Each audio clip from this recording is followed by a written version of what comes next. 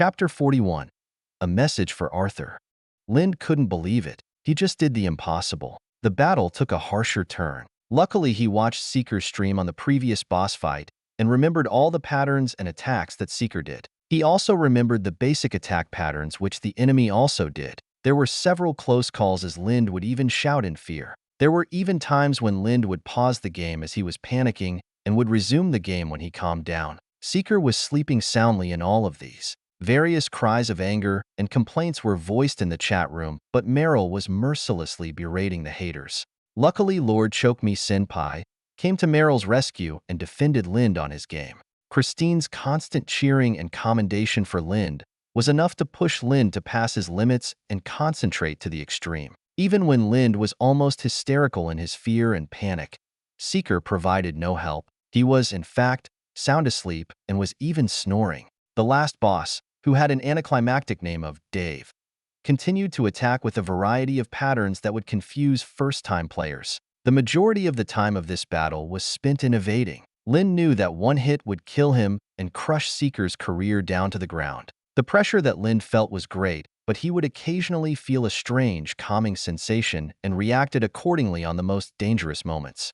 Lind was well aware of the harshness of facing this Dave. Seeker said that in the future, Dave would be classified as the hardest boss on any game ever made. Its attack patterns were designed to be almost random. This was why the bets made against him rose all the way to 25,000 credits. But Lind managed to persevere and got Dave's hit points down a half. It was then that the attack patterns became more intense. More viewers placed their bets at seeing the ruthless attacks. They expected Lind to slip up and die at these attacks. But Lind persevered. Slowly, he managed to attack Dave, and later, the number of his attacks started to increase. Nearly an hour later, the hearts of these gamblers were shredded. They wouldn't have dared to agree to this gamble against casual Carlean, but since it was this stranger was a nobody, who would have expected that this lindiculous man proved to be almost as skilled as Seeker? He could be pro. Cronus commended as Dave's hit points became critical. Join us, Lind. Do you forever want to be under Seeker's wings? Best friends are also the best rivals. Cronus offered. Everyone was shocked to see this offer. No way. Lind would definitely join us. Lord Chokme Senpai countered. Of course, she didn't do it because she wanted Lind to join, but because Arthur motioned that she tried to take Lind as well. We don't know about that, Meryl, but this Lind is also a monster. Pseudo-instant calculation and pseudo-millisecond reaction. He has both. Arthur smiled. If honed, Lind would be another figure that would rule the gaming world. The world isn't as small as it was after all. Arthur smiled. As Dave's hit points fell to critical, Seeker's fans were cheering while those who placed their bet against Lind were cursing. The ending is as what Seeker expected. This was no gamble for him. News reports of it circulated around the globe. The biggest gaming upset that has ever been streamed live concluded with the winning side being a young teen, Seeker Carlean. His official gaming handle was set at this victory. Every gamer knew of the name Casual Carlean. Precept Gaming was blamed by many of the fans who concluded that Precept Gaming was collaborating with Seeker Carlean and was using him as an instrument to promote their game. Right now, Piercing Bullet broke several world records. Some of the most known records included game with highest recorded bet, game with the most purchases within 1 week, most talked about game on social media, and several others. Precept Gaming released a public statement denying to have any involvement with Seeker Carlean. They denied even knowing of the bug that Seeker Carlean revealed during his stream and that they are immediately working on a patch to fix these errors. When asked for a statement regarding Seeker's victory, Precept Gaming's president Hisashi Suzuki applauded Seeker's skill. We at Precept Gaming accept the faults that our game has. If Seeker Carlean was able to take advantage and exploit the bugs that were even unknown to us, then his victory is justified. Seeker's stream was monitored by our own dedicated servers, and we can assure the public that there were no cheats or hacks detected. Much so, on the impressive gameplay by that Lind Indigo. While the world erupted in this news, a certain video call was happening to formalize the deals between Seeker and Covenant of the Strongest. Seeker was happily tapping his fingers like a drum and had a glee smile on his face. Well, Seeker smiled. We are willing to offer you 2 times my pay. Arthur spoke blankly. Seeker continued to drum his fingers on the edge of the table as he sat down. Lind and Meryl could be seen sitting on the back. Not a bad start. I'll take you up on that offer. Seeker smiled. Christine was surprised. I was expecting you to demand more. Oh, I can. I bet Get Godlike would offer me something close to 4 times Arthur's. Not to mention since whoever gets me, gets little OL Lind here. But I'm not greedy. Seeker smiled. Arthur had a slightly grave look. So about the trip, Christine began. We'll talk about it after the nations of the World Esport meet. For now, the priority is joining your team and learning to play together as a team. Seeker smiled. All right. Christine nodded. A spark of excitement was in her eyes. They were sure to bring home the championship this year. Don't worry about our travel expenses. We'll go there on our own. Seeker grinned. That's good. If convenient, we would like to meet you on Monday. That's fine. Just send us the full details of our meeting, and we'll be there by Monday. Seeker smiled. Let's talk more then. The gang and I have a party to celebrate. Seeker waved goodbye. The video call immediately ended. Christine sighed. Luckily, Seeker didn't make things hard for her and Arthur. You all right, Arthur? I was expecting you to talk. Arthur shook his head. He was tapping his fingers. I was curious about that Lynn, though. He seemed like a nice kid. Christine turned and noticed that Arthur's look was very serious. He was tapping Morse code. He was clearly altering the speed of his taps to make it look normal. Christine was shocked at this. Arthur was a master of many things. Morse code was one of them. You sure? What if he was just tapping playfully? I mean, remember the time you thought you were hearing some code and it turned out to be a baby banging his rattle? Not this time. I was sure his message was Lennox danger. Christine was shocked at the message. Arthur opened the computer and replayed the video call. They recorded it in case any legal discussions would arise amidst the negotiations. Arthur listened to the first part of the call. It's really it. I'm not being crazy this time. Arthur frowned. He knows your father? If he does, he should know the absurdity of what he just said. But the manner in which he said it was too precise. It's as if everything he did so far was to get that message to me. Arthur frowned. Christine sat there silently. Her heart was in turmoil. Well, at least we know now he's not after your body. Christine smiled. Arthur simply shook his head. I'm not sure whether I should be relieved or terrified. If what he just said is true, then the world's about to change. Arthur copied the file and deleted the one in the computer. Tell our sponsors that Seeker accepted and no legal issues were discussed. The fewer people who know about this video, the better. Arthur commanded. News of the deal emerged online. Seeker Carlean had officially joined the Covenant of the Strongest. This news made its way to mainstream media as Seeker became the highest-paid esport player of all times without competing in any arena. While the whole world was shaken by this, Seeker and his team continued with the celebratory party. It was late in the afternoon that they dined at Harker's restaurant and ate to their heart's content. But this wasn't the celebration. Upon arriving at the abandoned factory, Alian, Charles, and a very depressed Cliff awaited the three. Congratulations on getting in the team. Alian greeted Seeker. She then turned and gave Lind a sweet smile. Lind blushed and nodded. Did you get the weapons? Seeker immediately asked. Alian sighed. It's inside. But first, I have questions about everything. Of course you have. Seeker smiled. This unlocking thing. Is that how you did it? Your sudden rise to the top in the gaming world. If it is as Charles says, then if 1 second felt like 5 or more, you could easily dominate most sports. Yes, that's how I do it. Of course, I may have overstrained myself a bit earlier. Seeker laughed. Then why are you unlocking me and Cliff? Alian asked seriously. Well, for you. Lynn likes you, so it's best to save you. After all, you do have quite a pitiful life growing up under your father. For Cliff, it's more of a whim, I guess. I mean, I need someone to do the dirty work if you and Charles are busy. Seeker laughed. Save us? Alian asked in confusion. These are troubling times, Mississippi. The world will soon change. A war will occur and throw this world in chaos. No doubt you've heard of the reports. The secret wars between Africa and Russia. Seeker smiled. A grave look surfaced in Alian's expression. So you know even about that, huh? Dragon is the least of our problems. Why do you think Dragon's after your dad's tech? He's preparing for it. It's going to be a world where the unlocking would be your only option in order to survive. Seeker smiled. Now let's go see that weapon collection. Seeker strode into the main building to find a collection of weapons hanging on various stands and laid out on a table. Swords, spears, axes, maces, flails. It was an assortment of weapons. It was as if they entered a gladiator's ring. Sweet. Looks like your contacts are very helpful. This collection pales from Charles's set. Be sure to give Charles some. He's got a thing for collecting weapons. Charles gave a slight smile. He didn't dislike that suggestion. Allian sighed and shook her head. Shall we get on with it then? The faster we get over this, the better.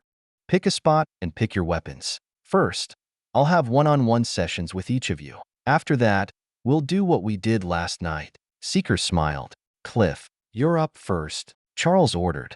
Cliff's face paled at Charles's order.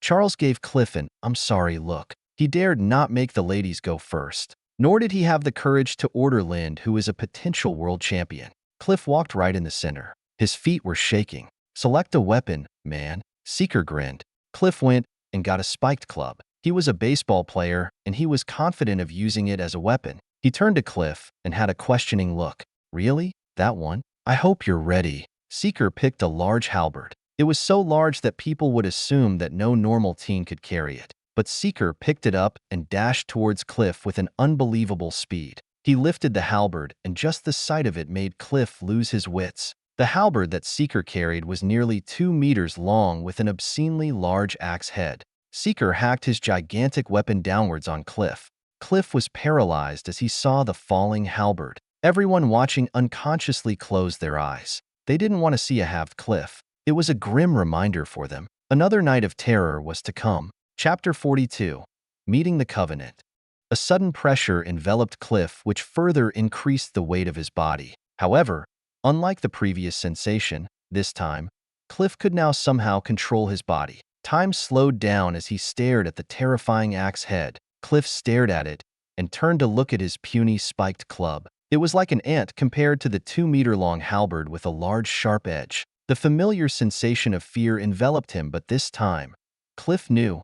Somehow he could move. He could see it more clearly. In fact, somehow he thought he could see the immediate environment around him. He could see his body standing and Seeker right in front of him, who was about to attack him. He has had similar sensations and experiences on the previous sessions. But this time, Cliff felt that he could move. Cliff forced his feet up and finally managed to jerk it awake. He took a sidestep and the sharp axe head crashed down on his previous location. The amount of force that Cliff exerted somehow catapulted him, as if he exerted all his strength to jump. Cliff crashed on the ground to the side. Sweat was dripping all over Cliff's body. From the perspective of others, Cliff made a ridiculously fast dodge on the last second of the hit. Everyone stood amazed at the sight. Cliff clutched his foot as he could feel he somehow sprained his muscles. However, he realized something and a happy smile surfaced. I did it. I saw it. I could see it. Cliff shouted excitedly. Not bad. Looks like this training is effective after all. Seeker smiled. Cliff laid back down in relief. He finally managed to do the impossible. Let's continue, Seeker said as he dashed towards Cliff with the axe head held up in the sky. Wait, Cliff wailed in fright as he saw Seeker not giving him any moment to breathe. The session continued for 10 more minutes. Cliff was trembling in fear as he lay flat on the back. His sweat spilled forth from his clothes and made the immediate dry pavement beneath him covered in his sweat. Next, Seeker ordered. No one took the initiative to step forward. Fine, I'll choose. Seeker immediately dashed on towards Charles, who also ran towards the nearest weapon shack. The round robin of repulsion continued until everyone had their session with Seeker. Like Cliff, everyone managed to adapt to the situation and make basic evasive maneuvers. However, an unexpected surprise was seen when it was Lynn's and Meryl's turn. Allian and Cliff stared in shock at how the two teens managed to easily adapt despite the increasing harshness of Seeker's training regime.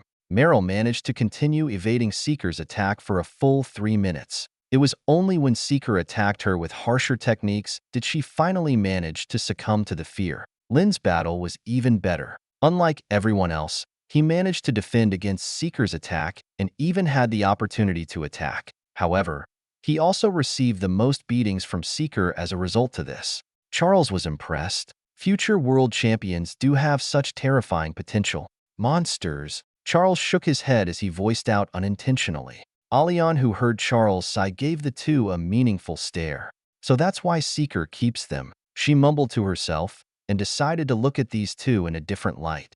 Seeker and Lind continued on, with Lind escaping and doing an occasional attack. Suddenly, Seeker dove in and abandoned his weapon. His speed increased to a point that although he could see Seeker's approach, he couldn't do anything. Seeker ducked down and gave Lind a strong punch at the stomach, and as Lind bent over on Seeker's shoulders, Seeker immediately did a shoulder toss. Lind crashed on Charles and Alian. Now it's time for the group session, Seeker announced. He walked towards the side and dropped the halberd. He then eyed a magnificent silver broadsword. Seeker smiled before picking it up. He then turned to his friends and started marching towards the group, who was still recovering from Lind's crash. The sudden change of events gave the group quite a panic as they ran to grab whatever weapons they could manage. A scene that can only be explained as a massacre occurred. Only in this massacre, no one was dying. They were just being beaten up. Seeker, who carried a blade that bigger taller than the wielder, was a very intimidating scene for the group. The night continued with a set of round-robin followed by a group session. There were relatively no other improvements other than Lind and Meryl being able to keep up on the relentless attacks of Seeker. While the night of terrors passed by for the group, the world was celebrating the rise of yet another world-famous figure that was birthed in the humble islands of the Philpangaea nation. Seeker's stream continued to circulate around the world as media groups covered and talked about this phenomenon. It created such a huge impact on the world's culture that strange trends started. Experts on various fields of sports, arts, and other odd jobs would stream themselves getting a massage while instructing a random Joe to perform the very skills that they were good at. The phenomenon was known as Carleaning. The term lindiculous found its way to the internet and became a popular meme. Lindiculous was used to describe a miraculous event or performance from the most unexpected person. Lind's image started to circulate around the globe as well. A random stranger who defeated the last boss with severe disadvantages such as weak weapons,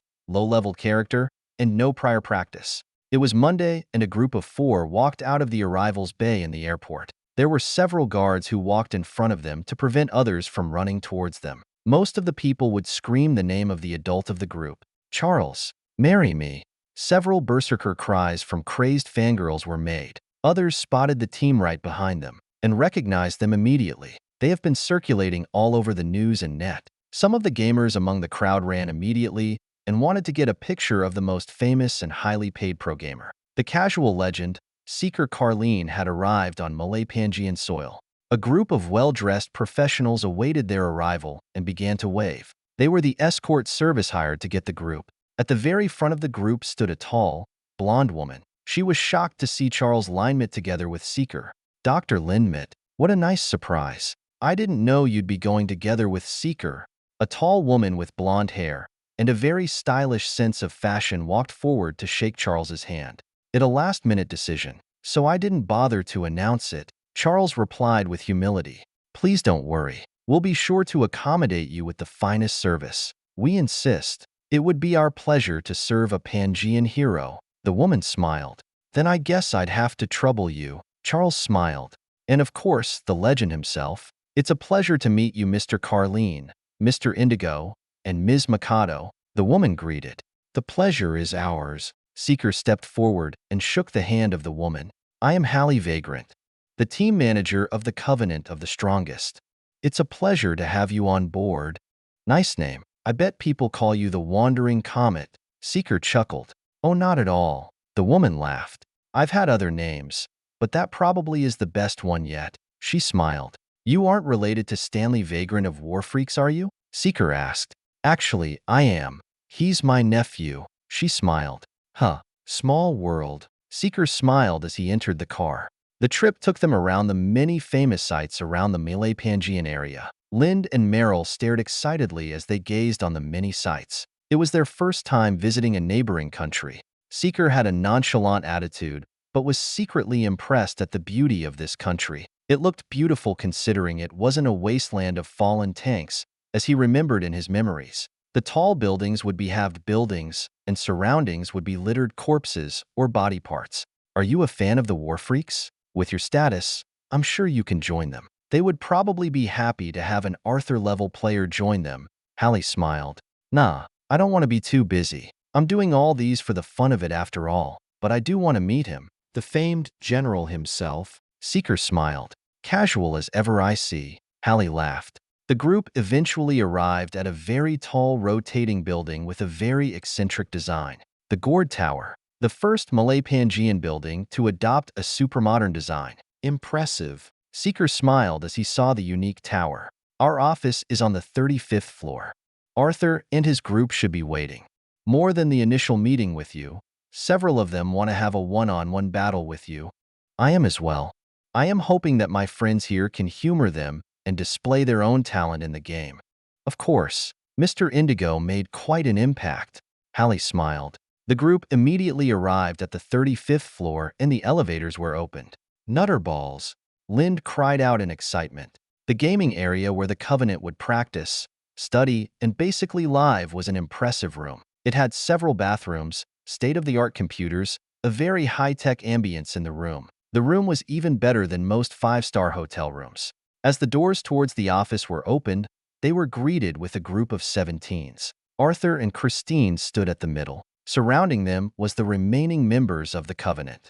The most good-looking youth stood at the far right. He was Danny, the most famous member of the Covenant and the only one who used his real name as his game handle. Next to him stood a plain-looking man. He was the most silent member of the Covenant, the Range Master, Asterisks. The official tank of the team stood next to him, a petite woman with a very heavy amount of makeup. She was the famed Tiny Warrior, Malicious Unicorn. The last member of their group was an odd-looking youth with buck teeth. His face was as odd as his name, Strawberry under UPS. Ladies and gentlemen, the newest addition to our team, Seeker, the casual Carlean. Arthur announced blankly. Wait, is that Charles Linemit? Christine exclaimed.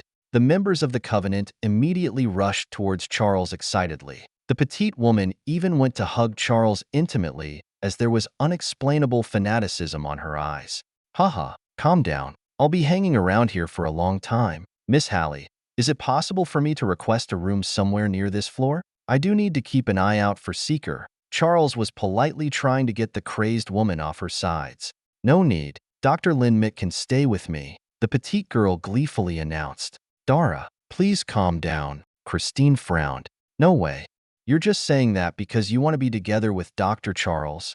Oh, not at all. If anything, I'd rather have Seeker in my room. Christine gave a soft giggle. Lind was blushing to the extreme. You're interested in him? Malicious Unicorn laughed. Seeker gave a confused look. Let me tell you something, newbie. I made my way up this ladder giving everything I have. I conquered pros after pros until I reached this place. And now, someone like you could just pop out of nowhere and become a Covenant.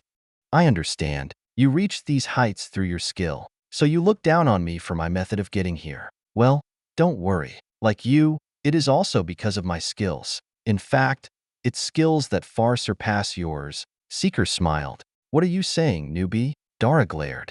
How about a bet? You and two other members except for Arthur versus me, my friends. Seeker's trademark devilish grin appeared once more. Chapter 43. A Clash with the Covenant. Malicious Unicorn gave a very angry frown. Seeker. Meryl quietly tugged Seeker's shirt. I think we all got off at the wrong foot. Christine began. No, it's clear that some of your members don't approve of how we got to where we are. Seeker interrupted. Especially Ms. Malicious Unicorn. I know the eccentric path I took, and it's understandable that you won't respect me because of this. Then allow us to prove you wrong. You pick any members of the Covenant excluding Arthur, and we can have a 3-on-3 matches. Seeker smiled. I'm in, Danny laughingly announced. Asterisks raised his hand up high as well. All right, then it's settled, a 3-on-3 matches. Dara didn't even look back as she stormed off to the game room. Arthur, Christine whispered, leave it. This is good for the team. It's also a chance to see how good Seeker and his two friends are. Meryl and Lind was shocked. While everybody was walking in towards their respective rooms, the two stood where they are petrified. They were going to fight the Covenant of the Strongest? Seeker, Charles whispered. Yeah. Is this a good idea? Can you win if you fight against the three of them? No, I can't. I'm fighting actual players here, not sequenced attacks. Not to mention you did tell me to cut down on my unlocking at around 15%. Exactly. You already fainted after the last fight. You cannot exceed 15%. I won't. Don't worry. Then why are you challenging them? Because I'm certain we will win. You just said you can't handle them. I just said that we will win. Seeker smirked. Do me a favor and drag those two in the room. Seeker pointed to Lind and Meryl. Charles sighed and went back to give the two paralyzed teens a little push. So what do we bet? Seeker asked as he entered the lounge room. There was two separate gaming rooms, no doubt used by the Covenant for a practice match. Credits, of course. How about 50,000 credits? Dara dared. Nah, a little too boring if you ask me. How about this? If we win, I get your spot at the 5-on-5 championship matchup. Seeker smirked. Dara glared angrily. That way we know the Covenant is sending their best for the 5-on-5 championship matchup. Seeker laughed. What gives you the right to challenge me with that? Not even your sad credits can make up for that position. Dara scoffed. Seeker pondered for a bit. Then a devious smile emerged. How about this? I bet 30,000 credits, and if you win, Charles will be your boyfriend for a month. He'll take you on as many dates as you want in that time period, and is required to earnestly respond to you. Seeker smiled. What? Charles asked in shock. What? Hallie shouted in anger. What? Danny and Christine exclaimed in surprise. What? Dara cried in delight. What? Seeker asked in confusion. Are you serious? Dara asked immediately. Clearly, the unreasonable gamble awakened a beast hiding within her petite frame. Of course not. Charles is a respected doctor. He doesn't have time to spend with you little kids, Hallie announced in anger. Charles, agree to this, Seeker commanded. All right, Charles sighed. What? Even Arthur was surprised at Charles' sudden surrender. Everyone stared with mouth agape at how Seeker could control Charles. Zeke, this isn't a good idea, Meryl pleaded. Since we're putting relationships on the line, Danny, why not go out with Meryl if we win? Seeker smiled. Seeing as how Dr. Lindmid is agreeing, how can I disagree? Danny gave a carefree laugh. Let's do it, Meryl announced as she positioned herself on the seat. The colors of her eyes started to have a subtle change in color. Seeker smiled as he noticed the very almost unapparent change. It was no secret to Lind and Seeker that Meryl had a poster of Danny on her bedroom. Lind gasped at Meryl's sudden change of character. He was alone. There were tears in his eyes, and he looked pleadingly to Seeker. I'll have Miss Allian take you out on a date if we win, Lind. I think I can even make her kiss you on the cheeks. Seeker smiled. Lind nodded with determination. There were tears of joy as he hoped for the best in this battle. His unlocking immediately soared to unbecoming advent. Everyone else stood in great surprise at the sudden turn of events. Charles was chuckling at the sight of the two friends. Then his chuckle turned to a gulp of fear as he noticed an eerie look from his sides. Dara looked at Charles like she was eyeing a cake coated and overflowing with chocolates and all the sweetness of life. Let's go, guys, Dara announced as she excitedly paced towards the first gaming room. Aren't you worried? I must warn you, Dr. Lindmid, that Dara is not kidding. She's a huge fan of yours, and I'm afraid this could complicate your reputation. You shouldn't have agreed to this. Hallie spoke to Charles with eyes full of worry. Don't worry. Seeker seems confident that his team would win. I do have a feeling that his two friends would give you a nice surprise. Charles smiled. Look, even if Seeker could beat the game at record speed, any one of the Covenant could do just about the same. They are worlds apart from these students. I've seen Seeker stream and when Lind played. I know he's good, but only that. They are both nowhere near a pro. It's different when you fight the AI and fight against players. Hallie continued to warn. Let's just look at how this battle progresses, Charles smirked. Lind, use a tank build of Blade. Meryl, use whoever you feel using, Seeker ordered. Oh, so Meryl knows how to play? Charles asked curiously. You haven't seen her play? Hallie asked in surprise. Yes. I assumed only Lind and Seeker knew how to play. The worry on Hallie's face grew more. Dr. Charles, you need to talk to Seeker to stop this bet. This is crazy. You're putting too much at stake here. Seeker knows what he's doing. Charles sighed. The Piercing series was so famous as an RPG that when it released a multiplayer online battle arena version, it immediately became the top esport that everyone followed. The standard competitive game style was the 5-on-5 deathmatch with the goal of destroying the enemy's main supply building. However, Its popularity rose as the amazing game features a very complex set of controls and diverse freedom of control. Due to this, Precept Gaming even released a specialized controller having 12 buttons, a D-pad, and 2 analog sticks. This very complex set of commands allowed players to control their characters precisely. All characters of the Piercing series had specialized weapons, its own playing style. Adding from that was how players can assign the skills of their selected character to create a build. This ensured that no single character was similar. Even if 2 players used one character, its general playing style may be vastly different as players could tweak the skills of the character itself. Lynn selected a character wielding a large broadsword. Meryl selected a female character wielding a pair of sai which emitted electrical sparks. Seeker used the leading character of Piercing, Edge, who carried 2 large handguns which could turn into a blade. The fight began. "Let's kill the 2 first and focus on Seeker later," Dara announced. Their characters dashed towards the main base of Seeker's team, and very soon the avatars of the Seeker's team were on site. "Let's show these twats what it's like to mess with pros," Dara screamed. The battle didn't take long. It was a one-sided massacre. Barely 10 minutes since the game started, Seeker's team had already won. Lind was unhittable. Not even the fast hands of Asterisks worked against Lind, as the harassment of Seeker's handguns kept him from syncing with Danny and Dara. Meryl played her usual playstyle, which Seeker and Lind were very comfortable with. Meryl kept ambushing and continued with her sneak attack as the 3 were already busy with Lind and Seeker's combo. The clashes and battles eventually moved towards the base of Dara's team, and eventually, the main supply line was destroyed. Hallie was tongue-tied in her surprise. He never expected her team to lose so badly against Seeker. Seeker stood up from his feet and started flexing. "That was easy. Let's go and have lunch somewhere." Seeker smiled. Arthur and Christine was in their room the entire game. Christine had a bewildered look on her face, while Arthur looked as if he expected this result. "Amazing. The 3 of you are so good," Christine exclaimed. "Indeed, I knew Lind had pseudo-millisecond reaction, but now I've met another one." Arthur stared at Meryl. "Looks like bringing Seeker into this team is a good thing. We paid for the price of 3. Arthur spoke candidly. "I trust that you will put me on the champions match." Seeker smiled as he spoke to Arthur. "We will need to sort some things out first. I request a private meeting," Arthur announced. "I believe that my 2 friends and the good doctor should join." Arthur's eyebrow raised, but consented. "All right, Christine, please join us as well. Would you be so kind as to keep everyone out of the room for now, Miss Hallie?" Arthur asked blankly. Hallie nodded and went out of the room. Arthur closed it and locked it. "This place is soundproof. We can talk openly." Arthur immediately spoke with a serious tone. "Who are you and what exactly is it that you want?" "Down to business, I see. Just like my old pal little Arthie." Seeker laughed. "I'm from the future, Arthie, and I bring tidings of terror. Right now, with the way you are, you will die. You need to run back home and train with your old man if you want a shot at surviving."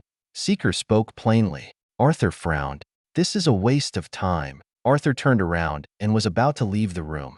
"You haven't found your sister yet, have you?" "I know where she is." Seeker smiled. Arthur froze. Suddenly, Arthur immediately dashed towards Seeker. He punched out his hand, but his fingers were stiff and straight as if his very arm was a blade and wanted to pierce Seeker with it. "Relax," Seeker spoke. A massive pressure enveloped the room. Christine dropped to the floor and was gasping for breath. Arthur managed to keep his footing, though his movements drastically fell down. Seeker casually evaded the thrust and delivered a powerful punch on Arthur's chest. Arthur was sent flying back, but managed to remain to stand and immediately adopted a fighting pose. "Disgusting monster. I see what you mean, Zeke." Charles spoke jealously. His legs were shaking, but he managed to withstand the pressure. "Wow, he managed to stand after all that," Meryl admired. The fear that gripped Arthur's heart clenched his throat. But despite the danger, Arthur did his best to turn his head around and check on Christine. "Will you behave now? If you do, I'll stop this and Christine will feel better." Seeker smiled. Arthur did his best to open his mouth, but to no avail. After a bit of struggling, Arthur then nodded his head. Immediately, the pressure disappeared. Christine and Arthur were now gasping for breath. Christine couldn't stand up. She remained on the floor shivering. Arthur, on the other hand, kept breathing until he stabilized his condition. Arthur stood and glared angrily at Seeker. Nutterballs. Ranked heroes are awesome. He's got to be on the Advent rank now. Lind admired. No, he's not yet on the Advent rank. Seeker smiled. How? I had to get used to your pressure, and this is Arthur's first time. How did he manage to remain standing at the full force of your pressure? Charles spoke angrily. You haven't met his father. Seeker laughed. Anyways, Charles, the reason I asked you to join is precisely because of Arthur, one of 3 eccentrics of the unlocking. Those who broke through by studying and reading books. One of 3 people allowed to use a nuke emitter. Ranked hero Arthur Humphrey. The Atomic Thresher. Chapter 44. He who treads the threshing floor. Arthur stood on the sandy beach as he gazed at the mountain range. 3 gargantuans could be seen hovering over the mountain range. The array of ships that floated in the sky, as well as the enemy soldiers that rode huge mechs by the cliffs of the mountains, seemed to blot out the light of the setting sun. You sure about this? Seeker solemnly spoke. Yes. Thank you for not telling her, Arthur replied with a smile. I'm not used to seeing you smile. This will be the last time. I assure you. Arthur continued smiling. Seeker gave a sad glance at Arthur. You know, I never liked you. The pleasure is mine, Seeker. It's funny how you get to love someone because you need them. The 2 silently stared at the army that could be their doom. There's got to be another way. Your father said that, Dad. My father knows that there is no time. If this army manages to break through, then not even 3 world champions can pull back the wave without getting killed. It's still too early. We can't afford to lose all our queens. So we sacrifice 1 bishop? Seeker asked slowly. Yes. You and I both know that we stand at the bottom among the heroes. And of the 2 of us, only I can pull off this task. Arthur smiled once more. At the bottom? Come on. At least you rank second to the bottom. Seeker laughed. Well, don't beat yourself up. I always thought you didn't belong among the heroes. But seeing you that day, as you dove fearlessly into the fray risking your own life, proved that you were better than me. If it was me, I wouldn't have done it. Really? Seeker asked in confusion. Yes. You see, on your debut as the Death Tide, there were too many factors in that little dive of yours. I've watched the video countless times. Countless? Was the math that hard? It wasn't. Over 90% chance that you'd die. It was a stupid move. I appreciate your calculations. Seeker laughed sarcastically. And that's why I wouldn't have done it. It's also the reason why I have confidence in taking this dive. It's a 20% success rate, by the way. Seeker's eyes went wide open. Only 20%? Then why are you doing this anyway? The same reason why you did what you did. You were confident. You were determined. You had to win. Arthur smiled as he recalled Seeker's attack. Trust me, Zeke, I will succeed. A bright smile was displayed on Arthur's face as he said that. Seeker sighed. Tears started to roll down his eyes. What will your precious team think? Their commander, the Death Tide, shedding tears. Arthur mocked. Seeker took a deep breath. He calmed down and controlled his emotions. You know, you never did tell me why you used a mace as your weapon. Seeker smiled. The mace seemed to be the most convenient. You see, I don't want to use a sword or any blade. It cuts. I can't determine the theoretical hit point of an enemy. If I cut off an arm or slice of a part, the calculations I need to make are frustrating. Arthur laughed. What do you mean? It's another one of my math habits. You see, if I cut off a part of a limb, I have to change the theoretical 100% of the enemy. Because it's no longer attached to the enemy, you have to re-evaluate the theoretical 100%? Yes. Ha ha ha. Arthur laughed with a carefree expression, while Seeker had a bewildered look. Don't tell anyone. You see, unlike the sword that cuts off the parts, the mace damages the enemy. I can feel its vibrations, and it can tell me how much damage I inflicted. Cutting off a limb or a part causes a lot of potentially unbalanced calculations. What if the user's dominant arm was the other arm? How does he adjust to the circumstance? In the end, it's easier for me to deduct the theoretical hit points rather than recalculate the theoretical 100%. But you still damaged Seeker, who could easily memorize and mentally read a 200-word essay within 5 seconds, was fumbling in his words. Leave it, Zeke. Arthur laughed once more. It's just a part of my obsessive-compulsive behavior. When I used the sword, it was so frustrating and annoying that I almost got hit. I switched to a mace and life was easy. Seeker was shaking his head out of disbelief. So this was why the most calculative hero used the most inefficient of weapons. Sir, a soldier suddenly arrived. They are ready. Seeker and Arthur's expression returned to a solemn one. Get into position, Commander. The war will begin on my first attack. Stick to the plan, Arthur ordered as he walked out. Seeker stared at the departing figure. Tell her I'm sorry. Arthur spoke calmly. Are you? Seeker asked. Not really. The tears on her eyes wouldn't be enough to sway me. As long as she can smile long after we win, it would all be worth it. Arthur smiled. The 4 cylinders attached on his back started to glow. The next second he was gone. Arthur sped as low as he could go and approached the guarding forces. But before they could even react at the sudden bleep that appeared on their radar, the attack had already begun. A mini nuclear blast exploded on the east side of the mountain. The nuclear explosion itself looked contained, as if an invisible barrier prevented it from spreading out. The shockwaves of the blast, however, was as strong as ever. A battle immediately began. The enemy soldiers started moving, and the 3 gargantuans that had long looked to be on hibernation started to move towards the army. Several ports were opened and more ships started swarming out of the gargantuan. Huge electric sparks could be seen arcing all over the ship. Then suddenly the arc of lightning danced through the sky, zipping through the swarm of flying allies and thundered on the UN Army's base. Light speed attacks. A soldier warned as the 3 gargantuans started sending out rains of thunder. It was blindingly fast. Even Inhumans would die without being able to make attempts of evading. The swarm of enemies that descended on the UN armies arrived near the base and a chaotic battle began. People were dying left and right, and the UN armies slowly dwindled in numbers. Every now and then, a light speed attack would shoot through the gaps of the battlefield. Though the African forces were as many as a locust swarm, the beams could still zip through the swarm and kill UN soldiers. It was a massacre. The UN armies took a lot of hits and its army was dwindling by the second. Several attacks from the champions and other ranked heroes were executed to damage the gargantuans, but it was no avail as they could not zip through the swarm and evade the light speed attacks. 3 gargantuans, when positioned in the right way, could create a gravity field. With this, light speed auto attacks could be made as it used gravity to map the area and ascertain the possibilities of attacking without causing friendly fire. Anything deemed as an enemy within this zone would automatically be shot at if the system determines that no friendly fire would be incurred. When 3 gargantuans would form this formation, it would be something that even a world champion would not recklessly dive into.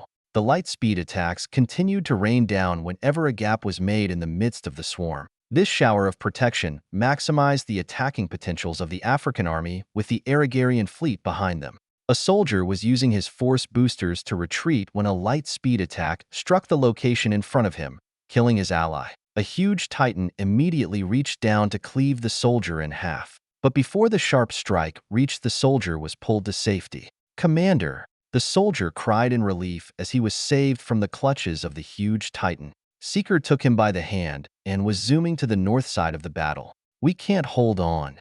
Relax. Trust in your general. He's just about to set the stage. Seeker frowned. Immediately after Seeker finished his sentence, several nuclear blasts exploded in various areas of the battlefield. The sudden blast killed enemies and left several others disoriented by the shockwave. As the ring of explosions began, the enemy troops were thrown into disarray. Chaos ensued as the ships and mechs shuffled to regain their formation. Amidst this chaos was an arising order. This order was achieved through the application of various mathematical variables. It took into account the possible behaviors, reactions, and the very psychology of the enemy. In the midst of the swarm of enemies, a path was made leading to the 3 gargantuans. The path, which was about 4 miles long, had a lot of enemy ships and mechs. In fact, it didn't look like a path, but for Arthur it was. The path would exist barely a second long. If there were any more enemies in this path, Arthur would be unable to thread this path. But despite the long length and the short time that this path would remain open, it was enough. Especially since Arthur has selective unlocking.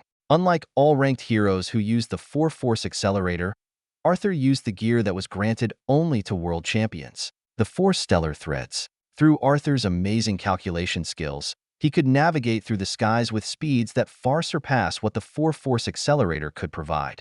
Arthur looked at the path before him and smiled. Large ships and huge titans stood between him and his destination. It looked impossible, but in Arthur's eyes, he never felt so sure of his math. Time to start threshing on the threshing floor. It was now time for Arthur to attack. A reading from the book of Isaiah, chapter 41, verse 15. Behold, I will make thee a new sharp threshing instrument having teeth. Thou shalt thresh the mountains and beat them small, and shalt make the hills as chaff. Zurum. A sonic boom blasted through the path. Mechs of metal and ships of steel stood in front of him, but carved metals and splintered steel lay before him. The threshing floor. This was Arthur's most powerful attack. With speeds that only a world champion could control, Arthur pierced through the swarm of enemies, grinding anything along its path to dust. The moment Arthur pierced through the last enemy ship, light speed attacks pierced through his torso. A large hole could be seen as the light speed attack ended. Without a doubt, Arthur would die. Time seemed to stop for Arthur. He looked in disdain towards the three gargantuans. HMP, idiots, we've already won. Arthur clutched the nuke emitter on his hand, and it self-destructed. A powerful nuclear explosion shook the three gargantuans. The explosion was so big that it seemed to cover the entire mountain range. The explosion caused the three ships to move away from each other. Sadly, its hard armor plating resisted the blast and did not critically damage the ship. But what Arthur did was enough. The world champions made their move when the threshing floor started and even before the flames of the nuclear blast could recede. The world champions pierced through and boarded their assigned gargantuan. The rage of the champions could not be easily quenched during that battle, for in the entire history of the war, there was only one recorded instance that several world champions managed to win a battle by deliberately sacrificing a ranked hero. Seeker's eyes grew red as he saw the powerful blast. It was beautiful. Arthur's artistic side was clearly displayed as the explosion formed what looked like a gold crown in the sky. No doubt, a work of Arthur's calculations. The UN Army's morale soared. There it is, men. The last gift of your general, the Stephanos, the victor's crown. We have one. Let us claim it. Seeker roared. He clutched his sword and flew towards the enemies with a berserker expression, and the army followed. Without the support of the gargantuans, the African army was easily subdued. Mission 100 Mountain Hunt successful. The UN armies of Asia successfully eliminated a third of the African forces. Victory attributed to the brave sacrifice of ranked hero, General Arthur Humphrey. Chapter 45. The First Prophet. Charles sat down and listened as Seeker gave the summary of who he was, what he saw, as well as the future of Arthur. Seeker, who remembered the painful memories of how Arthur died, contained his emotions. Seeker made no mention of that battle, which he had just unconsciously remembered. What exactly is selective unlocking? Charles finally interrupted at the conclusion of Seeker's tale. It's a state wherein the unlock individual managed to increase their unlockings in certain specific areas, Seeker explained. Arthur and Christine were now seated on the couch with hot teas served for them to calm down. Arthur had a peculiar look on his face. Let's take Arthur's case as an example. Right now, by measuring the capacity of his brain, it definitely can go beyond the normal function. He isn't unlocked at all. He probably has about 12% of his unlocking complete and wouldn't even qualify as an unbecoming advent. Seeker sat down in front of Arthur. But this increase in 2% is specifically locked in certain areas. I'd say overall mental fortitude. This means he cannot accomplish the usual things an unlocked mind can. No improvement in sight, hearing, and all the other benefits that generally follow once you unlock the limits of your brain. What do you mean by mental fortitude? Meryl asked as she served the remaining teas. Thinking, of course. He can analyze data faster than normal people. That is why he has instant calculation. I can calculate things because of how my perception is faster than a normal person's perception. Because of that, I have enough time to make the necessary calculation. For Arthur, it's different. He can calculate things almost instantly. Arthur was silent. He continued to ponder Seeker's words. Christine still had a very apprehensive look towards Seeker. She could still recall the deep fear that gripped her heart. Impressive, Charles commended. And you're saying that he managed to reach this far just by studying? Yes. I'm assuming that Linux managed to do the same. I'm pretty certain Linux's unlocking should probably be somewhere in between unbecoming proficient to inhuman proficient.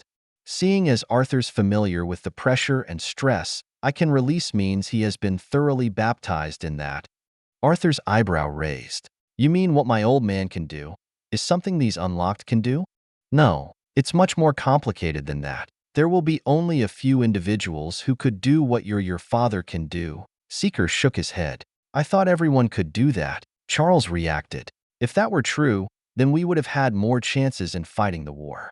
Some would only manage to release this scent when they reached ranked hero. So there are others who are far worse than my dad? Arthur asked again. Not really. At most, they would probably be on par with your dad. Then why did you say danger? To get your attention, of course. Although there are some who can kill Linux, myself included, it would probably a close fight or a Pyrrhic victory. No one wants that. My intentions for saying that was to warn you. You'd probably ignore it if my message to you was simply danger. So I had to say something as strange as that to make you want to meet me and allow a private conversation. So the reason why you wanted to meet with me isn't that of my father, but just to give me this message. Yes, you are a rare case after all. If you do manage to break through to higher ranks, it would hasten the research of Charles. If we could improve the chances of directly creating an inhuman without sacrificing hundreds. The procedure for creating unlocked individuals have a high mortality rate after all. But if Charles can improve on it, then the chances of our winning the war may improve. Seeker smiled. Exactly how can his unlocking help me? Charles asked immediately. His eyes sparkled with rich desire. Beep. Seeker took a look at his phone. Oh, just in time. Lind, Meryl, please ask Miss Hallie to go down with you. Alion has just arrived. Go pick her up. Seeker smiled.